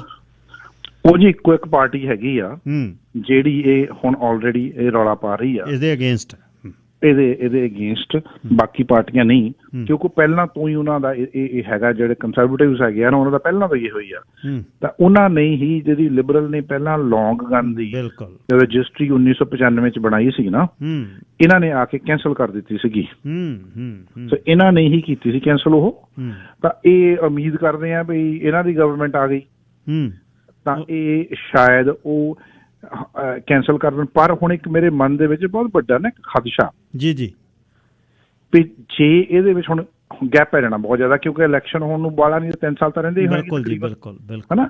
ਜੇ ਇਹਨਾਂ ਨੇ ਐਸੇ ਸਾਲ ਕੀਤਾ 2 ਸਾਲ 3 ਸਾਲ ਪਏ ਆ ਵਿੱਚ, 2.5 ਸਾਲ ਅਸੈਂਟ ਕਰਾ ਲਿਆ, ਉਹ ਹਾਂ ਉਦੋਂ ਤੱਕ ਇਹ ਸਿਸਟਮ ਨੇ ਕੁਛ ਇਦਾਂ ਦਾ ਹੋ ਜਾਣਾ ਆ ਵੀ ਜੇ ਕੰਜ਼ਰਵੇਟਿਵਸ ਨੇ ਇਹਨੂੰ ਚੇਂਜ ਕਰਨ ਦੀ ਕੋਸ਼ਿਸ਼ ਕੀਤੀ, ਹੋ ਸਕਦਾ ਉਹਨਾਂ ਨੂੰ ਪਬਲਿਕ ਸਪੋਰਟ ਨਾ ਮਿਲੇ। ਬਿਲਕੁਲ ਠੀਕ ਹੈ। ਉਹਨਾਂ ਨੂੰ ਗਨ ਓਨਰ ਦੀ ਸਪੋਰਟ ਤਾਂ ਮਿਲਣੀ ਆ, ਪਰ ਉਹਨਾਂ ਦਾ ਨੰਬਰ ਕੋਈ ਐਡਾ ਵੱਡਾ ਨਹੀਂ ਹੈਗਾ, ਸਾਡਾ ਕੋਈ ਨੰਬਰ ਐਡਾ ਵੱਡਾ ਨਹੀਂ ਹੈਗਾ।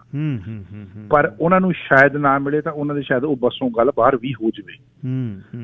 ਸੋ ਇਹ ਇਸੇ ਤਰੀਕੇ ਨਾਲ ਹੁਣ ਇਹਨਾਂ ਨੇ ਪਹਿਲਾਂ ਕੀਤਾ, ਜਿਹੜੀ ਪ੍ਰੋਹਿਬਿਟਡ ਲਿਸਟ ਆ ਜਿਹੜੀ ਉਹ ਤੇ ਗਨਜ਼ ਆ, ਇੱਕ ਕਾਨੂੰਨ ਆ ਉਹ ਸੈਕਸ਼ਨ 85 ਕਹਿੰਦੇ ਆ ਜੀ, ਉਹਦੇ ਤਹਿਤ ਤੁਸੀਂ ਕੋਈ ਵੀ ਹਥਿਆਰ ਕਾਨੂੰਨੀ ਤੌਰ ਤੇ ਖਰੀਦਦੇ ਆ, ਸੋ ਕਾਨੂੰਨ ਦੇ ਦਾਇਰੇ 'ਚ ਖਰੀਦਿਆ, ਵੇਚਣੇ ਵਾਲੇ ਨੇ ਕਾਨੂੰਨ ਦੇ ਦਾਇਰੇ ਦੇ ਵਿੱਚ ਵੇਚਿਆ, ਉਹਨੂੰ ਤੁਸੀਂ ਗੈਰ ਕਾਨੂੰਨੀ ਨਹੀਂ ਕਹਿ ਸਕਦੇ, ਕਿਉਂਕਿ ਤੁਹਾਡੇ ਕਾਨੂੰਨ ਦੇ ਹਿਸਾਬ ਨਾਲ ਲਿਆ ਗਿਆ, ਤੁਸੀਂ ਉਸ ਬੰਦੇ ਨੂੰ ਕ੍ਰਿਮੀਨਲ ਨਹੀਂ ਕਹਿ ਸਕਦੇ ਜੀ। ਤੇ ਇਹਨਾਂ ਨੇ ਕਿਹਾ ਠੀਕ ਆ, ਉਹ ਸੈਕਸ਼ਨ 85 ਸਾਨੂੰ ਪ੍ਰੋਟੈਕਟ ਕਰਦਾ ਸੀ, ਵੀ ਠੀਕ ਆ ਜਿਹਨੇ ਲੈ ਲਈ ਆ ਕਾਨੂੰਨ ਦਾਇਰੇ 'ਚ ਰਹਿੰਦੇ, ਉਹਨੂੰ ਹੁਣ ਤੁਸੀਂ ਗ੍ਰੈਂਡਫਾਦਰ ਲਾਇਸੈਂਸ ਦੇ ਦਿਓ, ਜਿੱਦਾਂ ਮੇਰੇ ਕੋਲ ਹੈਗੇ ਕੁਝ ਗ੍ਰੈਂਡਫਾਦਰ ਲਾਇਸੈਂਸ ਹਨਾ। ਅੱਛਾ ਹੁਣ ਦੇਖੋ ਇਹਨਾਂ ਨੇ ਇਹ ਕਰਤਾ, ਉਹਦਾ ਵੀ ਘਾਣ ਕਰਨਗੇ, ਸੈਕਸ਼ਨ 85 ਵੀ ਬੰਦ ਕਰਨਗੇ। ਇਹਨਾਂ ਨੇ ਹੁਣ ਕਹਿਤਾ ਵੀ ਜਿਹੜੀਆਂ ਵੀ ਤੁਹਾਡੇ ਕੋਲ ਗਨਜ਼ ਹੈਗੀਆਂ ਆ, ਉਹ ਜਾਂ ਤੁਸੀਂ ਉਹਨੂੰ ਡੀਐਕਟੀਵੇਟ ਕਰ ਦਿਓ, ਯਾਨੀ ਕਿ ਉਹਦਾ ਲੋਹਾ ਬਣਾ ਦਿਓ, ਜਾਂ ਤੁਸੀਂ ਸਾਨੂੰ ਮੋੜੋ, ਤੁਸੀਂ ਰੱਖ ਨਹੀਂ ਸਕਦੇ। ਪ੍ਰੋਹਿਬਿਟਡ ਵਾਲੀਆਂ ਵੀ, ਹਾਂਜੀ ਜਿਹੜੀਆਂ ਪ੍ਰੋਹਿਬਿਟਡ ਵਾਲੀਆਂ ਨਾ, ਉਹ ਤੁਹਾਨੂੰ ਰੱਖਣ ਨਹੀਂ ਦਿਆਂਗੇ ਅਸੀਂ। ਉਹ ਜਾਂ ਤੁਸੀਂ ਉਹਦਾ ਲੋਹਾ ਬਣਾ ਦਿਓ, ਲੋਹਾ ਬਣਾਇਆ ਨੇ ਉਹ ਵੀ ਬਣਾਉਣਾ ਇਦਾਂ ਹੀ ਪੈਣਾ ਵੀ ਇਹਨਾਂ ਦੇ ਕੋਲੋਂ ਪ੍ਰੂਵ ਕਰਾਉਣਾ ਪੈਣਾ, ਗਨ ਸਮਿਥ ਕੋ ਜਾਓ ਉਹ ਕਰਕੇ ਦਊਗਾ, ਅਸੀਂ ਕਈ ਵਾਰ ਕਹਿੰਦੇ ਉਹਨੂੰ ਸਲੌਟਰ ਕਰਾਉਣਾ ਪੈਣਾ। ਬਿਲਕੁਲ ਬੰਦ ਕਰ ਦਿੰਦਾ ਵਿੱਚੋਂ, ਉਹ ਚੱਲ ਨਹੀਂ ਸਕਦੀ, ਜੋ ਮਰਜ਼ੀ ਕਰ ਲਓ ਪਾਰਟ ਬਦਲੋ, ਉਹ ਚੱਲ ਨਹੀਂ ਸਕਦੀ, ਇੰਨੀ ਡੈਮੇਜ ਕਰ ਦੇਣੀ ਵਿੱਚੋਂ ਵੈਲਡਿੰਗ ਕਰਕੇ ਨਾ। ਸੋ ਉਹ ਫਿਰ ਇਹ ਨਹੀਂ ਤਾਂ ਸਾਨੂੰ ਕਹਿੰਦੇ ਮੋੜ ਦਿਓ। ਹੁਣ ਦੇਖਣ ਵਾਲੀ ਗੱਲ ਹੈ, ਇਹ ਜਿਹੜੀ ਇੰਡਸਟਰੀ ਆ ਨਾ, ਗਨ ਇੰਡਸਟਰੀ ਕੈਨੇਡਾ ਦੇ ਵਿੱਚ, ਇਹ $8.5 ਬਿਲੀਅਨ ਦੀ ਇੰਡਸਟਰੀ ਆ ਜੀ। ਤੇ ਇਹਦੇ ਵਿੱਚ ਡਾਇਰੈਕਟਲੀ ਤਾਂ ਇਨਡਾਇਰੈਕਟਲੀ 4500 ਬੰਦਾ ਕੰਮ ਕਰਦਾ। ਮੈਂ ਹੁਣ ਹੰਟਰਸ ਵਗੈਰਾ ਉਹਨਾਂ ਦੀ ਗੱਲ ਨਹੀਂ ਕਰ ਰਿਹਾ, ਸਿਰਫ ਇਹਦੀ ਗੱਲ ਕਰ ਰਿਹਾ ਇੰਡਸਟਰੀ। ਇਹਨਾਂ ਦੇ ਨਾਲ ਦੇਖੋ ਇਕੋਨਮੀ ਦਾ ਤੇ ਜੌਬਸ ਦਾ ਕਿੰਨਾ ਨੁਕਸਾਨ ਹੋਣਾ। ਇਹ ਉਹ ਚੀਜ਼ ਆ ਜਿਹਦੇ ਨਾਲ ਅਸਲ ਸੁਸਾਇਟੀ ਨੂੰ ਹਾਰਮ ਨਹੀਂ ਹੈਗਾ, ਹਾਰਮ ਹੈਗਾ ਆ ਗੈਰ ਕਾਨੂੰਨੀ ਹਥਿਆਰਾਂ ਦਾ। ਉਹਨਾਂ ਨੂੰ ਜਿੰਨਾ ਮਰਜ਼ੀ ਰੋਕੋ, ਸਾਨੂੰ ਸਹਿਯੋਗ ਲਾਓ, ਸਾਡਾ ਅਸੀਂ ਨਾਲ ਦੇਣ ਨੂੰ ਤਿਆਰ ਹਾਂ, ਸਾਡਾ ਦੇਸ਼ ਆ, ਅਸੀਂ ਨਹੀਂ ਚਾਹੁੰਦੇ ਇੱਥੇ ਖਤਰਾ ਹੋਵੇ ਜਾਂ ਕੋਈ ਸੇਫ ਤਰੀਕੇ ਨਾਲ ਸਾਡਾ ਧੀ ਭੈਣ ਬਾਹਰ ਤੁਰ ਨਾ ਸਕੇ। ਅੱਛਾ ਰਾਏ ਸਾਹਿਬ, ਹੁਣ ਇਹਦਾ ਕਈ ਵਾਰ ਉਹ ਸਾਡੇ ਸੋਚਣ ਦਾ ਇੱਕ ਢੰਗ ਆ, ਕਿਤੇ ਛੇਤੀ ਹਥਿਆਰ ਵੇਚਣ ਲਈ ਤਾਂ ਨਹੀਂ ਕੀਤਾ ਵੀ 5-6 ਮਹੀਨਿਆਂ ਦੇ ਵਿੱਚ ਵੇਚ ਦਿਓ ਜਿੰਨੇ ਕੁ ਹੈਗੇ ਨੇ, ਕਿਤੇ ਇੰਡਸਟਰੀ ਦੀ ਮਦਦ ਤਾਂ ਨਹੀਂ ਕਰ ਰਹੇ? ਹੁਣ ਤਾਂ ਲਾਈਨਾਂ ਲੱਗ ਜਾਣੀਆਂ, ਜਿਹਨੇ ਨਹੀਂ ਵੀ ਲੈਣਾ ਉਹਨੇ ਵੀ ਲੈ ਲੈਣਾ ਹੁਣ। ਹਾਂਜੀ ਨਹੀਂ ਇੱਦਾਂ ਨਹੀਂ ਹੈਗਾ, ਕਿਉਂਕਿ ਜਦੋਂ ਇਹਨਾਂ ਨੇ ਮਈ 12 ਨੂੰ ਪਹਿਲਾ ਕਾਨੂੰਨ ਕੀਤਾ ਨਾ ਲੌਂਗ ਗਨਜ਼ ਦੇ ਬਾਰੇ ਵੀ ਰੈਫਰੈਂਸ ਨੰਬਰ ਲੈਣਾ ਆ, ਹਾਲਾਂਕਿ ਕਾਨੂੰਨ ਦੀ ਕੋਈ ਸੈਂਸ ਨਹੀਂ ਬਣਦੀ, ਉਦੋਂ ਇਹਨਾਂ ਸਿਰਫ 6 ਦਿਨ ਦਿੱਤੇ ਸੀਗੇ ਵੀ ਲੋਕ ਪਹਿਲਾਂ ਉਹ ਤਸੱਲਾ ਕਰਨਾ ਲੈਣ। ਜਿਹੜਾ ਆ ਹੈਗਾ ਉਹ ਆ ਜਿਹੜਾ ਹੈਗਾ ਇਹਨਾਂ ਨੇ ਉਹ ਨਾ ਉਹ ਜਿਹਨੂੰ ਆਪਾਂ OIC ਕਹਿੰਦੇ ਆਰਡਰ ਐਂਡ ਕਾਉਂਸਲ ਨਹੀਂ ਕੀਤਾ। ਅੱਛਾ ਜੀ।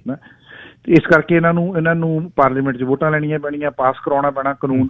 ਇਹਦੇ ਵਿੱਚ ਆਲਮੋਸਟ 11-12 ਲੀਗਲ ਚੈਲੰਜ ਤਾਂ ਮੈਨੂੰ ਪਤਾ ਜਿਹੜੇ ਲੋਕਾਂ ਨੇ ਕੀਤੇ ਉਹ ਆ, ਔਰ ਗਵਰਨਮੈਂਟ ਨੂੰ ਮੁਸ਼ਕਿਲ ਹੋਇਆ ਪਿਆ ਵੀ ਉਹਨਾਂ ਨਾਲ ਡੀਲ ਕਿੱਦਾਂ ਕਰਾਂਗੇ। ਲੋਕਾਂ ਨੂੰ ਇਹਨਾਂ ਨੇ ਪਰਮਿਟ ਦਿੱਤੇ ਸੀਗੇ ਵੀ ਤੁਸੀਂ ਇੰਪੋਰਟ ਕਰ ਲਓ, ਉਹਨਾਂ ਨੇ ਬਹੁਤ ਜ਼ਿਆਦਾ ਇੰਪੋਰਟ ਕੀਤੇ ਵੈਪਨ ਜੀ, ਉਹ ਹੁਣ ਵਿਕ ਨਹੀਂ ਰਿਹਾ। ਹੁਣ ਇਹ ਵੀ ਗੱਲ ਕੱਲ ਸ਼ੁਰੂ ਕਰਤੀ ਹੈ, ਅਸੀਂ ਜਿਹੜੇ ਬਿਜ਼ਨਸ ਉਹਨਾਂ ਨੂੰ ਵੀ ਪੈਸੇ ਦੇ ਦਿਆਂਗੇ। ਔਰ ਦੇਖੋ ਕਮਾਲ ਦੀ ਗੱਲ, ਭਾਰਤ ਟੈਕਸ ਪੇਅਰ ਤੇ ਆ। ਤੁਸੀਂ ਗਲਤੀ ਕਰ ਲਈ ਹਨਾ, ਗਨ ਬੰਦ ਕਰ ਦਿਓ। ਯਾਨੀ ਕਿ ਆਪਣੀ ਨਲਾਇਕੀ ਦਾ ਜਿਹੜਾ ਮੁੱਲ ਆ ਉਹ ਗਨ ਓਨਰਸ ਨੂੰ ਜਾਂ ਟੈਕਸ ਪੇਅਰਸ ਨੂੰ ਪੇ ਕਰਨਾ ਪੈਣਾ। ਸੋ ਇਹਨਾਂ ਨੇ ਮੇਰੇ ਖਿਆਲ ਉਹ ਨਹੀਂ ਸੋਚਣੀ ਇਹਨਾਂ ਦੀ, ਪਰ ਇਹਨਾਂ ਨੇ ਕਿਉਂਕਿ ਬੈਨ ਹੀ ਕਰਤਾ ਨਾ ਬਾਹਰੋਂ ਲਿਆਉਣਾ ਸਾਰਾ, ਬਿਲਕੁਲ ਤਾਂ ਇੱਥੋਂ। ਸੋ ਮੇਰੇ ਖਿਆਲ ਉਹ ਸੋਚਣੀ ਦੇ ਨਾਲ ਨਹੀਂ ਕੀਤਾ ਇਹਨਾਂ ਨੇ, ਜ਼ਿਆਦਾ ਤੌਰ ਤੇ ਵੋਟਾਂ ਦੀ ਸੋਚਣੀ ਨਾਲ ਕੀਤਾ। ਤਾਂ ਜਿਹੜਾ ਹੈਗਾ ਵੀ ਇਹਦੇ ਨਾਲ ਚੇਂਜ ਕਰਨਾ ਸਾਡੀ ਸੇਫਟੀ ਕੀ, ਉਹ ਮੇਰੇ ਵੀ ਪੱਲੇ ਨਹੀਂ ਪਈ ਗੱਲ ਵੀ ਕਿੱਥੋਂ ਆ। ਮੈਂ ਪੁੱਛਿਆ ਵੀ ਹੈ ਕਈਆਂ ਨੂੰ, ਮੈਂ ਮੈਨੂੰ ਵੀ ਸਮਝਾ ਦਿਓ। ਤੇ ਪਹਿਲਾਂ ਰੂਲ ਜਿਹੜੇ ਸਟ੍ਰਿਕਟ ਕੀਤੇ ਉਹਦੇ ਨਾਲ ਸਾਡੇ ਸੇਫਟੀ ਦੇ ਕਿੰਨੇ % ਵਧੇ ਆ, ਜਿਹੜੇ ਬਾਅਦ ਚ ਕੀਤੇ ਸਾਨੂੰ ਕਿੰਨੀ % ਵਧੀ ਸਾਡੀ, ਕੋਈ ਨਹੀਂ ਦੱਸਦਾ, ਕਿਸੇ ਨੂੰ ਨਹੀਂ ਪਤਾ। ਇੱਕ ਰਾਏ ਸਾਹਿਬ ਪਹਿਲਾਂ, ਸੌਰੀ ਮੇਰੇ ਦਿਮਾਗ 'ਚੋਂ ਵਿਸਰ ਰਹੀ ਆ ਗੱਲ, ਪਹਿਲਾਂ ਵੀ ਇੱਕ ਚੇਂਜਸ ਹੈ ਜਿਹਦੇ ਤੇ ਤੁਸੀਂ ਚੈਲੰਜ ਸਾਰਿਆਂ ਨੇ ਕੀਤਾ ਹੋਇਆ ਸੀ, ਆਪਾਂ ਸਾਰਿਆਂ ਨੇ, ਉਹ ਕੀ ਸੀ? ਮੇਰੇ ਦਿਮਾਗ 'ਚੋਂ ਵਿਸਰ ਗਈ ਗੱਲ।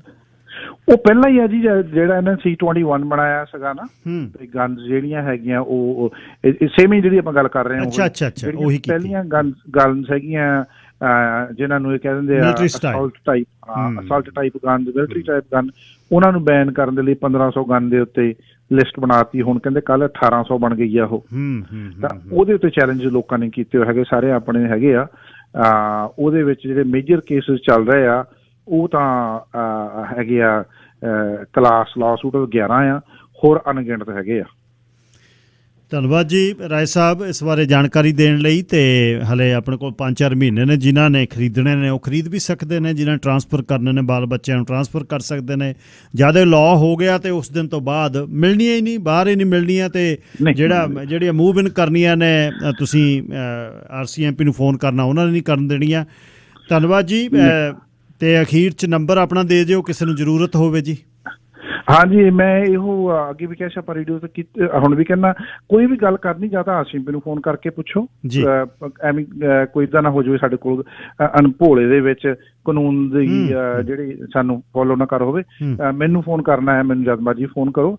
ਮੇਰਾ ਫੋਨ ਨੰਬਰ ਹੈਗਾ 604-716-4455 604-716-4455। ਸਰਾ ਰਾਜਬੰਤ ਸਿੰਘ ਰਾਜ ਰਾਏ, ਉਹਨਾਂ ਨਾਲ ਵੀ ਤੁਸੀਂ ਗੱਲ ਕਰ ਸਕਦੇ ਹੋ। ਰਾਏ ਸਾਹਿਬ ਧੰਨਵਾਦ ਬਹੁਤ ਫੇਰ ਇੱਕ ਵਾਰ। ਥੈਂਕ ਯੂ ਜੀ, ਸਤਿ ਸ਼੍ਰੀ ਅਕਾਲ ਸਾਰਿਆਂ ਨੂੰ। ਸਤਿ ਸ਼੍ਰੀ ਅਕਾਲ ਜੀ, ਥੈਂਕ ਯੂ। ਰਾਜ ਰਾਏ ਜੀ ਗੱਲਬਾਤ ਕਰ ਰਹੇ ਸੀ। ਸੋ ਨਵੰਬਰ ਤੱਕ ਜਿਹੜੇ ਵੀ ਸ਼ੌਕੀਨ ਨੇ ਇਸ ਲਾਈਨ ਦੇ ਵਿੱਚ, ਜਿਨ੍ਹਾਂ ਨੇ ਰਿਸਟ੍ਰਿਕਟਡ ਵੈਪਨ ਲੈਣੇ ਨੇ, ਉਹ ਲੈ ਸਕਦੇ ਨੇ। ਪਹਿਲਾਂ ਲਾਇਸੈਂਸ ਲਿਓ, ਫਿਰ ਉਹ ਖਰੀਦਿਓ, ਪਰ ਉਹ ਮਹਿੰਗੇ ਹੋਣਗੇ, ਹੁਣ ਘੱਟ ਮਿਲਣੇ ਨੇ। ਇੰਪੋਰਟ ਵੀ ਹੁਣ ਆਪਾਂ ਕਰ ਸਕਦੇ ਹਾਂ ਹਲੇ, ਪਰ ਨਵੰਬਰ ਤੋਂ ਬਾਅਦ ਫਿਰ ਟਰਾਂਸਫਰ ਵੀ ਨਹੀਂ ਹੋਣੇ। ਜੇ ਕਿਸੇ ਨੇ ਅਗਲੀ ਬੱਚਿਆਂ ਨੂੰ ਵਗੈਰਾ ਨੂੰ ਟਰਾਂਸਫਰ ਕਰਨੇ ਨੇ ਤਾਂ ਉਹ ਬੱਚਿਆਂ ਦਾ ਲਾਇਸੈਂਸ ਹੁਣ ਬਣਾਓ, ਰਿਸਟ੍ਰਿਕਟਡ ਨਾਨ ਰਿਸਟ੍ਰਿਕਟਡ ਦੋਨੇ ਕਲਾਸਿਸ ਦੇ। ਫਿਰ ਕੋਈ ਹੈਂਡ ਗਨ, ਕੋਈ ਐਂਟੀਕ, ਕੋਈ ਪਿਤਾ ਪੁਰਖੀ ਚੀਜ਼ ਹੈ ਜਿਹੜੀ ਅੱਗੇ ਦੇਣੀ ਆ, ਉਹ ਦੇ ਸਕਦੀ ਹੈ। ਇਹ ਹਥਿਆਰਾਂ ਦੀ ਗੱਲ ਜਿਹੜੀ ਸਮਝ ਨਹੀਂ ਆਉਂਦੀ। ਬਿਲੀਅਨਸ ਆਫ ਡਾਲਰ ਦੇ ਹਥਿਆਰ ਜਿਹੜੇ ਨੇ ਇੰਪੋਰਟ ਐਕਸਪੋਰਟ ਹੁੰਦੇ ਨੇ ਦੇਸ਼ਾਂ ਦੇ ਵਿੱਚ, ਉਹ ਕਹਿੰਦੇ ਵੀ ਨਾ, ਇਹੀ ਸੈਕੰਡ ਅਮੈਂਡਮੈਂਟ ਆ, ਇਹਦੇ ਵੱਲ ਨੂੰ ਹੀ ਝਾਕਣ ਨਹੀਂ ਦਿੰਦੇ ਅਮਰੀਕਨ ਲੋਕ। ਇਹੀ ਨੈਸ਼ਨਲ ਜਿਹੜੀ ਰਾਈਫਲ ਐਸੋਸੀਏਸ਼ਨ, ਉਹ ਕਹਿੰਦੇ ਨੇੜੇ ਵੀ ਨਹੀਂ ਤੁਸੀਂ ਲੱਗ ਸਕਦੇ। ਰਾਈਟ ਟੂ ਬੇਅਰ ਵੈਪਨ ਸਾਡਾ ਆਪਣਾ ਸਵੈ ਸਿੱਧ ਅਧਿਕਾਰ ਆ, ਸਾਡੇ ਇਹ ਹੱਕਾਂ 'ਤੇ ਡਾਕਾ ਜੇ ਤੁਸੀਂ ਸਾਨੂੰ ਕਹੋਗੇ। ਹੱਥ ਵੀ ਨਹੀਂ ਲਾਉਣ ਦਿੰਦੇ ਉਹ ਕਿੰਨੇ ਬੰਦੇ ਮਰ ਰਹੇ ਨੇ, ਕਿੰਨੀਆਂ ਮਾਸ ਸ਼ੂਟਿੰਗਸ ਹੋ ਰਹੀਆਂ ਨੇ, ਪਰ ਫਿਰ ਵੀ ਉਹ ਕਹਿੰਦੇ ਨੋ, ਇੱਥੇ ਤੁਸੀਂ ਨੇੜੇ ਨਹੀਂ ਆ ਸਕਦੇ ਸਾਡੇ। ਸਾਰਾ ਦੇਸ਼ 80% ਇੱਕ ਪਾਸੇ ਖੜ੍ਹ। ਕੁਛ ਕਾਲਰ ਪਹਿਲੇ ਵਿਸ਼ੇ 'ਤੇ ਵੀ ਗੱਲਬਾਤ ਕਰਨੀ ਚਾਹੁੰਦੇ ਸੀ, ਜਿਹੜੀ ਮੈਂ ਤੋਰੀ ਸੀ ਆਪਣੀ ਘੱਲੂਘਾਰੇ ਦੀ, ਉਸ 'ਤੇ ਵੀ ਗੱਲ ਕਰ ਸਕਦੇ। ਦੂਸਰੀ ਮੈਂ ਜਿਹੜੀ ਤੁਹਾਡੇ ਨਾਲ ਗੱਲ ਕਰਨੀ ਹੈ ਉਹ ਇਹ ਹੈ ਵੀ ਆ ਸਰਕਾਰਾਂ ਵੱਲ ਜਦ ਵੇਖ ਕੇ ਨਾ, ਸਰਕਾਰਾਂ ਕਿਸੇ ਪਾਸੇ ਵੱਲ ਨੂੰ ਤੁਰਦੀਆਂ, ਇਹਦੇ ਪਿੱਛੇ ਕੀ ਹੈ ਰੱਬ ਜਾਣਦਾ। ਜਿਵੇਂ ਆਹ ਹਥਿਆਰਾਂ ਦੀ ਗੱਲ ਹੈ, ਹੁਣ ਇਹ ਗੱਲ ਚੱਲ ਰਹੀ ਹੈ ਬਹੁਤ ਬਈ ਇਲੈਕਟ੍ਰਿਕ ਕਾਰਾਂ। ਡੇਵਿਡ ਸੁਜ਼ੂਕੀ ਬਹੁਤ ਵਾਤਾਵਰਨ ਪ੍ਰੇਮੀ ਹੈ, ਬਹੁਤ ਵੱਡੀ ਫਾਊਂਡੇਸ਼ਨ ਆ ਉਹਦੀ, ਬਹੁਤ ਵੱਡਾ ਬਜਟ ਹੈ, ਅਤੇ ਉਹ ਆਪਣੀ ਪਾਰਟਨਰ ਦੇ ਨਾਲ ਵੈਨਕੂਵਰ ਤੋਂ ਟੋਰਾਂਟੋ ਨੂੰ ਤੁਰਿਆ ਹੋਇਆ, ਅਤੇ ਸ਼ਾਇਦ ਵੋਲਵੋ ਚਲਾ ਰਿਹਾ। ਸਾਰੀਆਂ ਗੱਡੀਆਂ ਆ ਰਹੀਆਂ ਨੇ, ਸਾਰੀਆਂ ਗੱਡੀਆਂ ਚੇਂਜ ਹੋ ਰਹੀਆਂ ਨੇ, ਸਾਡਾ ਗੱਡੀਆਂ ਦਾ ਸਿਸਟਮ ਆ ਰਿਹਾ। ਬਹੁਤ ਬੰਦੇ ਨੇ ਉਹ ਕਹਿੰਦੇ ਜੇ ਆਵਾਜ਼ ਨਹੀਂ ਆਉਂਦੀ, ਘੱਟੋ ਘੱਟ ਚੀਕ ਤਾਂ ਮਾਰੇ ਗੱਡੀ। ਉਹ ਹੋਵੇ ਜਿਹੜੀ ਚੀਕ ਹੀ ਨਹੀਂ ਮਾਰਦੀ, ਉਹਦਾ ਗੱਡੀ ਦਾ ਕੀ ਫਾਇਦਾ? ਉਹ ਤਾਂ ਬਦਨਾਮੀ ਹੋਈ ਹੈ। ਕਾਹਦਾ ਉਹਨਾਂ ਦਾ ਬੱਸ 'ਚ ਬਹਿ ਜਾਵੇ ਬੰਦਾ। ਤੇ ਹੁਣ ਜਿਹੜੇ ਗੈਸ ਗਜ਼ਲਰ ਨੇ, ਮਹਿੰਗੀਆਂ ਗੱਡੀਆਂ ਨੇ ਭਾਈਚਾਰੇ ਦੇ ਵਿੱਚ ਜਿਹੜੀਆਂ ਲੋਕ ਲਈ ਫਿਰਦੇ ਨੇ, ਉਹ ਕਹਿੰਦਾ ਜੇ ਅਸੀਂ 5-7 ਲੱਖ ਦੀ ਕਾਰ ਲਈ ਆ, ਸਾਨੂੰ ਤੇਲ ਪਾਉਣਾ ਕੀ ਔਖਾ ਹੈ। ਇੱਕ ਭਾਈ ਸਾਹਿਬ ਕਹਿੰਦਾ, ਮੈਂ ਕਿਹਾ ਓਏ ਇੰਨੀ ਮਹਿੰਗੀ ਆ ਗੱਡੀ, 7-8 ਲੱਖ ਦੀ ਲੈ ਲਈ, ਲੋਕ ਤਾਂ ਇਲੈਕਟ੍ਰਿਕ, ਕਹਿੰਦਾ ਤੇਲ ਸਸਤਾ ਹੋ ਜਾਣਾ, ਜੇ ਸਾਰਿਆਂ ਨੇ ਇਲੈਕਟ੍ਰਿਕ ਲੈ ਲਈ ਤੇਲ ਵਿਕਣਾ ਨਹੀਂ ਸੀ ਸਸਤਾ ਹੋਣਾ। ਆ ਮੂਹਰਿਓਂ ਜੁਗਾੜ ਪੂਰਾ ਸੈੱਟ ਰੱਖਦੇ ਨੇ ਆਪਣੇ ਬੰਦੇ। ਅੱਛਾ, ਹੁਣ ਉਹ ਚੱਲ ਤਾਂ ਪਿਆ, ਇੱਥੇ ਨੂੰ ਟੋਰਾਂਟੋ ਨੂੰ ਜਾਣਾ ਹੈ, ਰਾਹ ਦੇ ਵਿੱਚ ਜਿਹੜੇ ਹੋਟਲ ਮੋਟਲਸ ਨੇ ਜਿੱਥੇ ਉਹਨੇ ਰੁਕਣਾ ਹੈ, ਉੱਥੇ ਇਲੈਕਟ੍ਰਿਕ ਚਾਰਜਿੰਗ ਸਟੇਸ਼ਨ ਹੈ ਨਹੀਂ, ਜਿੱਥੇ ਇਲੈਕਟ੍ਰਿਕ ਚਾਰਜਿੰਗ ਸਟੇਸ਼ਨ ਨੇ ਉੱਥੇ ਹੋਟਲ ਹੈ ਨਹੀਂ। ਉਹਦੇ ਬਾਅਦ ਬੰਦਾ ਜਾਨ ਉਈਓ ਟੁੱਟ ਜਾਂਦੀ ਹੈ। ਜਾਂ ਪਹਾੜੀਆਂ 'ਚ ਜਾਣਾ 400 ਦੀ ਜਗ੍ਹਾ ਉਹ 250 ਹੀ ਗਈ ਜੇ ਉਹਨੇ ਐਨਰਜੀ ਖ਼ਤਮ ਕਰ ਦਿੱਤੀ ਜਿੰਨੀ ਉਹਦੇ ਕੋਲ ਪਾਵਰ ਆ ਬੈਟਰੀਆਂ ਦੇ ਵਿੱਚ। ਪਰਿਵਾਰ ਨਾਲ ਹੋਵੇ, ਉੱਧਰੋਂ ਗੱਡੀ ਖੜ੍ਹ ਜਾਵੇ, ਉੱਧਰੋਂ ਠੰਡ ਆ ਜਾਵੇ, ਕਿਤੇ ਥੋੜ੍ਹੇ ਪੰਗੇ ਥੋੜ੍ਹਾ ਉਹਦੇ। ਅੱਛਾ, ਉਹਦੇ ਪੈਰਲਲ ਹੀ ਜਿੱਥੇ ਇਹ ਗੱਲ ਕੀਤੀ ਜਾ ਰਹੀ ਹੈ ਵੀ ਦੇਖੋ ਜੀ ਇਹ ਤਾਂ ਵਾਤਾਵਰਨ ਲਈ ਸੱਤਿਆਨਾਸ਼ ਹੋ ਰਿਹਾ ਹੈ ਤੇ ਤਾਂ ਧੂੰਆਂ ਰਹਿਤ ਕਾਰਾਂ ਚਾਹੀਦੀਆਂ ਨੇ, ਉਹਦੇ ਨਾਲ ਹੀ ਥੱਲੇ 3 ਕਿਲੋਮੀਟਰ ਲੰਮੀ ਟ੍ਰੇਨ ਜਾ ਰਹੀ ਹੈ ਜਿਹੜੀ ਸਮਾਨ ਲੈ ਕੇ ਜਾ ਰਹੀ ਹੈ। ਉਹਦੇ 'ਚ 4 ਜੁੜੇ ਹੋਏ ਨੇ ਇੰਜਣ, ਡੀਜ਼ਲ ਇੰਜਣ, ਅਤੇ ਲੰਬ ਕੱਢਦੇ ਆ ਉਹ 3 ਫੁੱਟ ਬਾਈ 3 ਫੁੱਟ ਦਾ ਚਿਮਨੀ ਆ ਉਹਦੀ, ਜਿਹਦੇ ਵਿੱਚੋਂ ਧੂੰਆਂ ਕੱਢਦਾ ਬਾਹਰ, ਉਹ ਨਾਲ ਤੁਰਿਆ ਜਾਂਦਾ। ਕੋਲ ਦੀ ਟਰੱਕ ਤੁਰਿਆ ਜਾਂਦਾ ਹੈ। ਇਹ ਚੀਜ਼ਾਂ ਕਹਿੰਦੇ ਤਾਂ ਹੈਗੇ ਆ, ਪਰ ਉਹਦਾ ਇਨਫਰਾਸਟਰਕਚਰ ਤਾਂ ਬਣੇ। ਉਹ ਕਿੱਥੇ ਚਾਰਜ ਕਰਨਾ ਹੈ ਬੰਦੇ ਨੂੰ। ਹੁਣ ਲਾਈਨਾਂ ਲੱਗਦੀਆਂ ਨੇ ਇੱਥੇ, ਆ ਦੇਖ ਲਿਓ ਜਾ ਕੇ, ਇੱਥੇ ਮਾਲਸ ਦੇ ਵਿੱਚ ਇੱਥੇ ਫ੍ਰੀ ਲੱਗੇ ਹੋਏ ਨੇ। ਸਾਡਾ ਭਾਈਚਾਰਾ ਇੱਕ ਆਇਆ ਅਤੇ ਉਹ ਆਪਣੇ ਖੜਾਉਂਦੇ ਆ ਉੱਥੇ ਗੱਡੀ, ਵਿੱਚੇ ਬੈਠੇ ਰਹਿੰਦੇ ਆ। ਉਹ ਲਾਇਆ ਤਾਂ ਉਹਨਾਂ ਨੇ ਗਿਲਫਰਡ ਮਾਲ 'ਚ ਉਹਨਾਂ ਨੂੰ ਲਿਖਣਾ ਪਿਆ ਵੀ ਭਾਈ ਸਾਹਿਬ ਇੱਥੇ ਆ ਕੇ ਸ਼ਾਪਿੰਗ ਕਰਨੀ ਹੈ। ਉਹ ਵਿੱਚੇ ਬੈਠੇ ਨੇ ਮੀਆਂ ਬੀਬੀ, $1.5 ਦਾ ਕੌਫੀ ਦਾ ਕੱਪ ਲਾਓ, ਨਾਲੇ ਦੋਨੇ ਪੀਓ, ਅਤੇ 1 ਘੰਟਾ ਉੱਥੋਂ ਹੀ ਚਾਰਜ ਕਰਕੇ, ਵੀ ਚਾਰਜ ਵੀ ਘਰੇ ਨਾ ਲਾਉਣਾ ਪਵੇ। ਅਤੇ ਉਹ ਹੁਣ ਬਣੀਆਂ ਹੋਈਆਂ ਨੇ ਰਸਤੇ ਦੇ ਵਿੱਚ। ਪਹਿਲਾਂ ਬੰਦਾ ਤੁਰਿਆ 150 ਕਿਲੋਮੀਟਰ 'ਤੇ ਅਗਲਾ ਸਟੇਸ਼ਨ ਆ ਜਿਹੜਾ ਉਹ 150 'ਤੇ ਆ, ਅਤੇ ਜਾਨ ਉਨੀ ਹੈ ਨਹੀਂ। ਉਹ ਕਹਿੰਦਾ ਪਹਿਲਾਂ ਇੱਥੇ ਭਰ ਚੱਲੀਏ, ਲਾਓ ਜੀ 40 ਮਿੰਟ ਦੇ ਵਿੱਚ ਹੋ ਜਾਵੇ ਪੂਰੀ। ਸੋ ਉਹ ਬਣੇ ਚੀਜ਼ਾਂ, ਕਲੀਨਰ ਐਨਰਜੀ ਦੀਆਂ ਗੱਲਾਂ 15 ਸਾਲਾਂ 'ਚ ਆ ਰਹੀਆਂ ਨੇ, ਬਹੁਤ ਕੁਛ ਆ ਰਿਹਾ। ਪਰ ਉਦੋਂ ਪਹਿਲਾਂ ਸਾਰਾ ਕੁਛ ਸਿਸਟਮ ਜਿਹੜਾ ਚੇਂਜ ਹੋਏਗਾ ਤਾਂ ਹੀ ਉਹ ਚੀਜ਼ਾਂ ਹੋਣਗੀਆਂ। ਰਾਹ ਦੇ ਵਿੱਚ ਕਿਤੇ ਹੁਣ ਇਲੈਕਟ੍ਰਿਕ ਟਰੱਕ ਨੇ, ਜਾਂ ਇਲੈਕਟ੍ਰਿਕ ਟਰੱਕ ਕੀ ਈ-ਲੌਗਸ ਲੱਗਣੀਆਂ ਮੁੰਡਿਆਂ ਨੂੰ, ਟਰੱਕਰਸ ਨੂੰ। ਤੁਹਾਡੇ ਹਿਸਾਬ ਨਾਲ 10 ਘੰਟੇ ਮੁੱਕ ਗਏ। 10 ਘੰਟੇ ਮੁੱਕਣ 'ਤੇ ਉੱਥੇ ਨਾ ਟਰੱਕ ਸਟਾਪ ਆ ਕੋਈ, ਨਾ ਉੱਥੇ ਰੈਸਟ ਏਰੀਆ ਤਾਂ ਹੈ ਹੀ ਨਹੀਂ, ਨਾ ਉੱਥੇ ਪੁਲ ਓਵਰ ਏਰੀਆ। ਉਹ ਖੜਾਉਣਗੇ ਕਿੱਥੇ 10 ਘੰਟਿਆਂ ਬਾਅਦ? ਆਟੋਬਾ 'ਚ ਬੈਠੇ, ਵਿਕਟੋਰੀਆ 'ਚ ਬੈਠੇ, ਐਡਮਿੰਟਨ 'ਚ ਬੈਠੇ, ਜਾਂ ਵਿਨੀਪੈਗ ਦੇ ਵਿੱਚ ਬੈਠੇ, ਇਹਨਾਂ ਨੂੰ ਰਾਜਨੀਤਿਕ ਬੰਦਿਆਂ ਨੂੰ ਨਹੀਂ ਪਤਾ ਲੱਗਦਾ ਵੀ ਇਹ ਖੜਾਊ ਕਿੱਥੇ 70 ਫੁੱਟ। ਤੁਹਾਡੇ ਤਾਂ 10 ਘੰਟੇ ਮੁੱਕ ਗਏ, ਠੀਕ ਹੈ, ਤੁਹਾਨੂੰ ਉਹ ਵਧੀਆ ਲੱਗਦਾ ਈ-ਲੌਗ ਜੀ, ਈ-ਲੌਗ। ਜਾਂ ਤਾਂ ਬਣਾ ਕੇ 200 ਤੰਗੂ, ਹਰ 30 ਮੀਲ 'ਤੇ ਇੱਕ ਰੈਸਟ ਏਰੀਆ, ਅਤੇ ਰੈਸਟ ਏਰੀਏ ਦੇ ਵਿੱਚ ਬੰਦੇ ਦਾ ਜੀਅ ਲੱਗਦਾ। ਉਹ ਕਹਿੰਦਾ ਰਹਿਣ ਦੇ, ਕਿਤੇ ਜਾਣਾ ਨਹੀਂ, ਉਰੇ ਖੜਾ ਲਾ, ਇੱਥੇ ਸੌਂ ਲਾ, ਰੋਟੀ ਪਾਣੀ ਪਿੱਛੇ ਛਕ ਲੈਂਦੇ ਆ, ਜਾਂ ਰੋਟੀਆਂ ਤਾਂ ਕੋਲ ਲੈ ਕੇ ਜਾਂਦਾ ਬੰਦਾ। ਹੁਣ ਕੈਨੇਡਾ ਦੇ ਵਿੱਚ ਜਿੱਥੇ ਅੱਧੇ ਫੁੱਟ ਦੀ ਕਿਨਾਰੀ ਹੈ, ਅਤੇ ਉੱਥੇ ਟਰੱਕ ਖੜਾਊ ਕਿੱਥੇ ਬੰਦਾ? ਐਡਮਿੰਟਨ ਨੂੰ ਜਾਣਾ ਹੈ ਅਤੇ ਕੈਮਲੂਪਸ ਤੋਂ ਅੱਗੇ ਕਿੱਥੇ ਰੁਕੂਗਾ? ਉਹ ਕਿਹੜੀ ਸੜਕ 'ਤੇ ਰੁਕੂਗਾ? ਸਿੰਗਲ ਰੋਡ ਹੈ। ਇਉਂ ਹੀ ਇਲੈਕਟ੍ਰਿਕ ਕਾਰਾਂ, ਇਲੈਕਟ੍ਰਿਕ ਕਾਰ ਜੀ, ਇਲੈਕਟ੍ਰਿਕ ਕਾਰ ਉਹ ਮਿਲ ਨਹੀਂ ਰਹੀ ਜੀ, 2 ਸਾਲ ਦੀ ਵੇਟ ਹੋ ਗਈ ਜੀ, 2.5 ਸਾਲ ਦੀ ਵੇਟ ਹੋ ਗਈ। ਇਹ ਤਾਂ ਮਹਿੰਗੀਆਂ ਬਹੁਤ ਵਿਕਦੀਆਂ। ਹਰ ਇੱਕ ਚੀਜ਼ ਬਿਜ਼ਨਸ ਪੁਆਇੰਟ 'ਤੇ ਇਲੈਕਟ੍ਰਿਕ ਕਾਰ ਤਾਂ ਲਈ ਜਾਂਦਾ ਮੈਂ, ਟਰਾਂਸ ਕੈਨੇਡਾ 'ਤੇ ਲਈ ਜਾਂਦਾ, ਪਰ ਨਾਲ ਜਿਹੜੀ ਥੱਲੇ ਰੇਲਵੇ ਲਾਈਨ ਜਾਂਦੀ ਆ ਉੱਥੇ ਜਾਂਦੀ ਆ ਟ੍ਰੇਨ ਜਿਹੜੀ 3 ਮੀਲ ਲੰਬੀ ਹੈ, ਉਹ ਕੱਢਦੀ ਆ ਲੰਬ ਜਿਹੜੀ ਉੱਪਰ ਤੱਕ ਆਉਂਦੀ ਹੈ, ਕੋਲ ਦੀ ਟਰੱਕ ਲੰਘਿਆ ਜਾਂਦਾ। ਸੋ ਇਹ ਜਿਹੜੀ ਨਾ ਮਤਲਬ ਉਹਨੂੰ ਇਨਫਰਾਸਟਰਕਚਰ ਤਾਂ ਬਣਾ ਕੇ ਦਿਓ, ਫਿਰ ਉਹਨੂੰ ਲੈ ਆਓ ਇਲੈਕਟ੍ਰਿਕ ਕਾਰਾਂ ਨੂੰ। ਜਾਂ ਜਿਹੜੀਆਂ ਕਾਰਾਂ ਵੇਚਦੀਆਂ ਨੇ ਉਹ ਬਿਲਡ ਕਰਨ ਆਪਣਾ ਸਿਸਟਮ, ਬਈ ਅਸੀਂ ਵੇਚਣਾ ਹੈ। ਲਓ ਜੀ 2.5 ਗ੍ਰਾਮ ਇਲੀਗਲ, ਇਹ ਗੱਲਾਂ ਚੱਲੀਆਂ ਸੀ ਜਿੱਦਣ ਭੰਗ ਲੀਗਲ ਹੋਈ ਸੀ। ਮੈਂ ਤੁਹਾਨੂੰ ਹੱਸਦੇ ਕਿਹਾ ਸੀ ਵੀ ਮੈਨੂੰ ਲੱਗਦਾ ਹੈ ਵੀ ਜਿਹੜੀਆਂ ਆਹ ਤੁਹਾਡੀਆਂ ਡਰੱਗਸ ਜਿਨ੍ਹਾਂ ਨੂੰ ਕਹਿੰਦੇ ਨੇ, ਕੋਕੀਨ, ਹੈਰੋਇਨ, ਇਹ ਵੈਂਡਿੰਗ ਮਸ਼ੀਨਾਂ 'ਤੇ ਨਾ ਹੋਵੇ ਜਿੱਥੋਂ ਚਿਪਸ ਕੱਢਦੇ ਆ ਵੀ ਉੱਥੋਂ ਇਹ ਨਿਕਲਣ ਲੱਗ ਜਾਣੀ ਹੈ। ਜਨਵਰੀ 2023 ਤੋਂ ਚੱਕ ਤਾਂ BC ਪਹਿਲਾ ਸੂਬਾ ਕਹਿੰਦਾ 2.5 ਗ੍ਰਾਮ ਜਿਹਦੇ ਕੋਲੋਂ ਕੋਈ ਵੀ ਡਰੱਗ ਫੜੀ ਗਈ ਜਿਹੜੀ ਇਹਨਾਂ ਦੀ ਲਾਈਨ 'ਚ ਡਰੱਗ 'ਚ, ਉਹ 2.5 ਗ੍ਰਾਮ ਤੱਕ ਕੋਈ ਕੇਸ ਨਹੀਂ, ਜਿੱਥੇ ਮਰਜ਼ੀ ਫੜਿਆ ਜਾਵੇ। ਉਹ ਹੁਣ ਇਹ ਬਚਾਉਣ ਦੀ ਗੱਲ ਚੱਲ ਰਹੀ ਆ ਵੀ ਜਿਹੜੀ ਉਹ ਡਰੱਗ ਖਾਂਦੇ ਨੇ, ਲਾਉਂਦੇ ਨੇ, ਉਹ 2 ਨੰਬਰ ਦੀ ਡਰੱਗ ਆ, ਜਿਹੜੀ ਅਸਲ ਨਹੀਂ, ਜਿਹੜੀ ਇੱਥੇ ਕੁੱਕ ਹੋ ਕੇ ਆ, ਉਹਦੀ ਡਿਗਰੀ ਕਿੰਨੀ ਆ, ਉਹ 'ਚ ਨਸ਼ਾ ਕਿੰਨਾ, ਉਹਨਾਂ ਨਾਲ ਬੰਦੇ ਮਰ ਰਹੇ ਨੇ।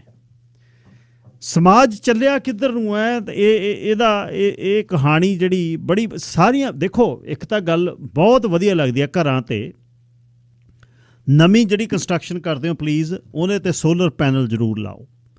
ਉਹ 20-25 ਹਜ਼ਾਰ ਡਾਲਰ ਵਿੱਚੇ ਹੀ ਲਾ ਲਓ, ਉਹਨੂੰ ਕਰੋ।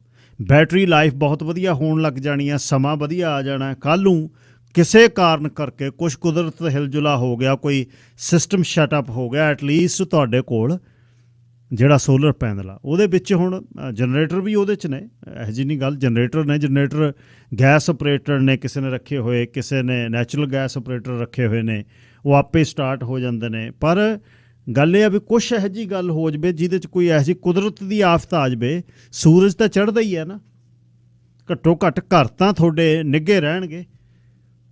ਅਤੇ ਹੋਰ ਅਲਟਰਨੇਟਿਵ ਜਿਹੜਾ ਕੁਝ ਵੀ ਹੈ ਉਹ ਜ਼ਰੂਰ ਘਰਾਂ ਦੇ ਵਿੱਚ ਆਉਣ ਵਾਲੇ ਸਮੇਂ ਦੇ ਵਿੱਚ ਜਿਹੜੀ ਅੰਗੀਠੀ ਲੱਕੜ ਵਾਲੀ ਜਿਹੜੀ ਪੁਰਾਣੀ ਸੀ ਉਹ ਜ਼ਰੂਰ ਚਾਹੀਦੀ ਹੈ।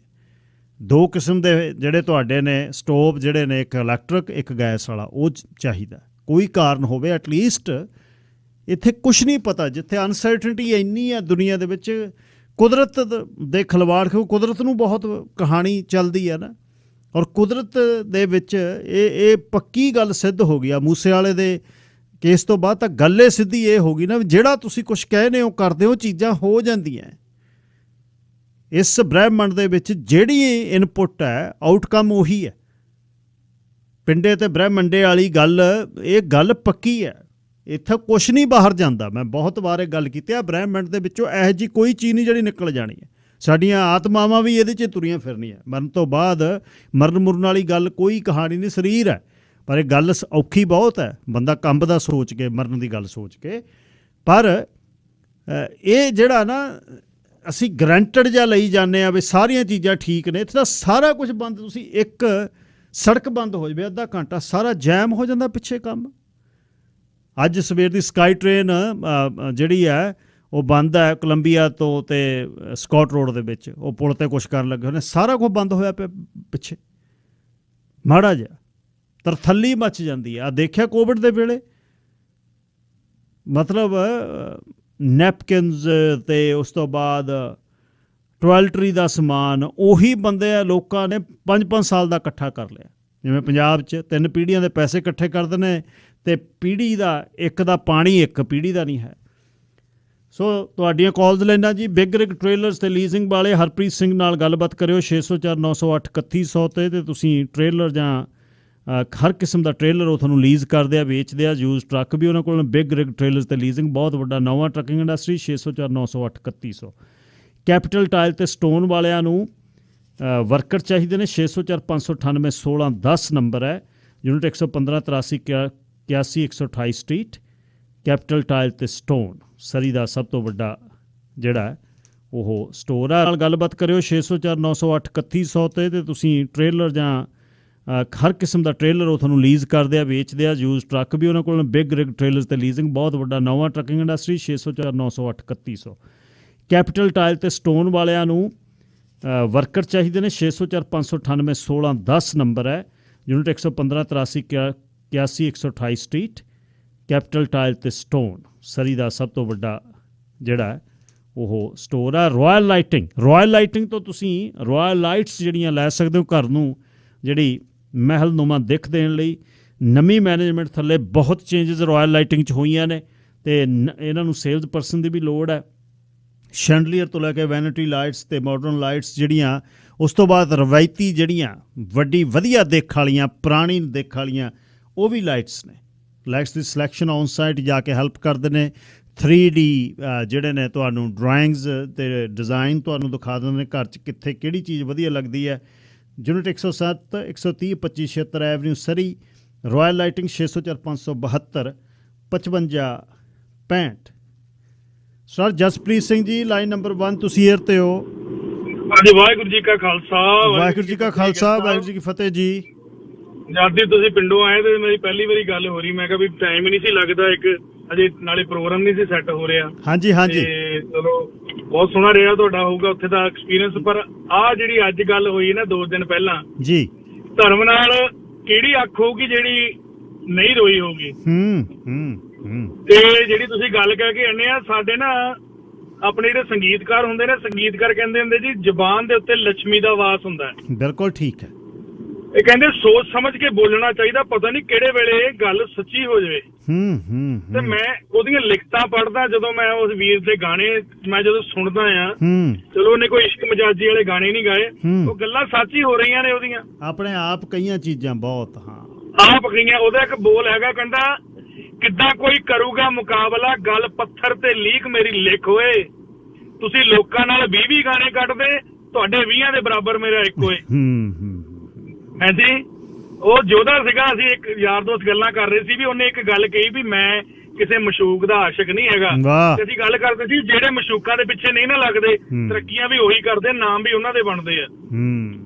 ਔਰ ਵਾਕਈ ਇਹ ਹੈ ਜੀ, ਉਹ ਜੋ ਕਰ ਗਿਆ, ਕੋਈ ਕੀ ਕਵੇ ਕੀ ਨਾ ਕਵੇ, ਪਰ ਯੂਥ ਉਹਨੂੰ ਸਾਰਾ ਯਾਦ ਰੱਖੂਗਾ। ਹੋਈ ਤਾਂ ਇਹ ਪੋਲਿਟਿਕਸ ਆ, ਔਰ ਬਹੁਤ ਤਗੜੀ ਪੋਲਿਟਿਕਸ ਹੋਈ ਆ। ਬਿਲਕੁਲ ਜੀ, ਅਨਫੋਲਡ ਹੋਏਗੀ। ਇਹ ਪਤਾ ਨਹੀਂ ਕਿੰਨੇ, ਹਾਂਜੀ, ਇੱਕ ਤੀਰ ਨਾਲ ਪਤਾ ਨਹੀਂ ਕਿੰਨੇ ਨਿਸ਼ਾਨੇ ਪੁੰਨਣੇ ਇਹਦੇ ਨਾਲ। ਬਿਲਕੁਲ, ਮੈਂ ਸੌਫਟ ਟਾਰਗੇਟ ਦੀ ਇੱਕ ਥਿਉਰੀ ਹੈ, ਆਉਣ ਵਾਲੇ ਦਿਨਾਂ 'ਚ ਗੱਲ ਕਰਾਂਗਾ ਜੀ ਇਸ ਤੇ। ਬਿਲਕੁਲ ਇੱਕ ਆਪਣੇ ਇੱਕ ਗੱਲ ਹੋਰ ਜੀ ਜਸਪ੍ਰੀਤ ਸਿੰਘ ਗਿੱਲ ਸਾਹਿਬ ਜੀ, ਬਈ ਅਸੀਂ ਕਹਿ ਰਹੇ ਵੀ ਉਹ ਬਰਾੜ ਨੇ ਪਾ ਦਿੱਤੀ ਹੈ, ਗਿੱਲ ਕੀ ਨਾਂ ਸੀ, ਗੋਲਡੀ ਬਰਾੜ। ਉਹ ਇੱਕੋ ਪੱਤਰਕਾਰ ਨੂੰ ਕਿਹਾ ਉਹਨੇ।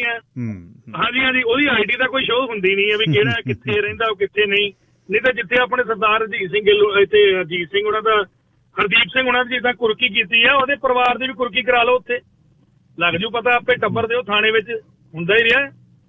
ਬਿਲਕੁਲ ਜਸਪ੍ਰੀਤ ਸਿੰਘ, ਰੱਖਿਆ ਦਾ ਪਤਾ ਲੱਗ ਗਿਆ, ਇੰਨੀਆਂ ਵੱਡੀਆਂ ਬੰਦੂਕਾਂ ਕਿੱਥੋਂ ਆ ਗਈਆਂ। ਕਰਨ ਨੂੰ ਤਾਂ ਬਹੁਤ ਕੁਛ ਹੋਵੇ ਜੇ ਕਰਨਾ ਚਾਹਣ ਤਾਂ।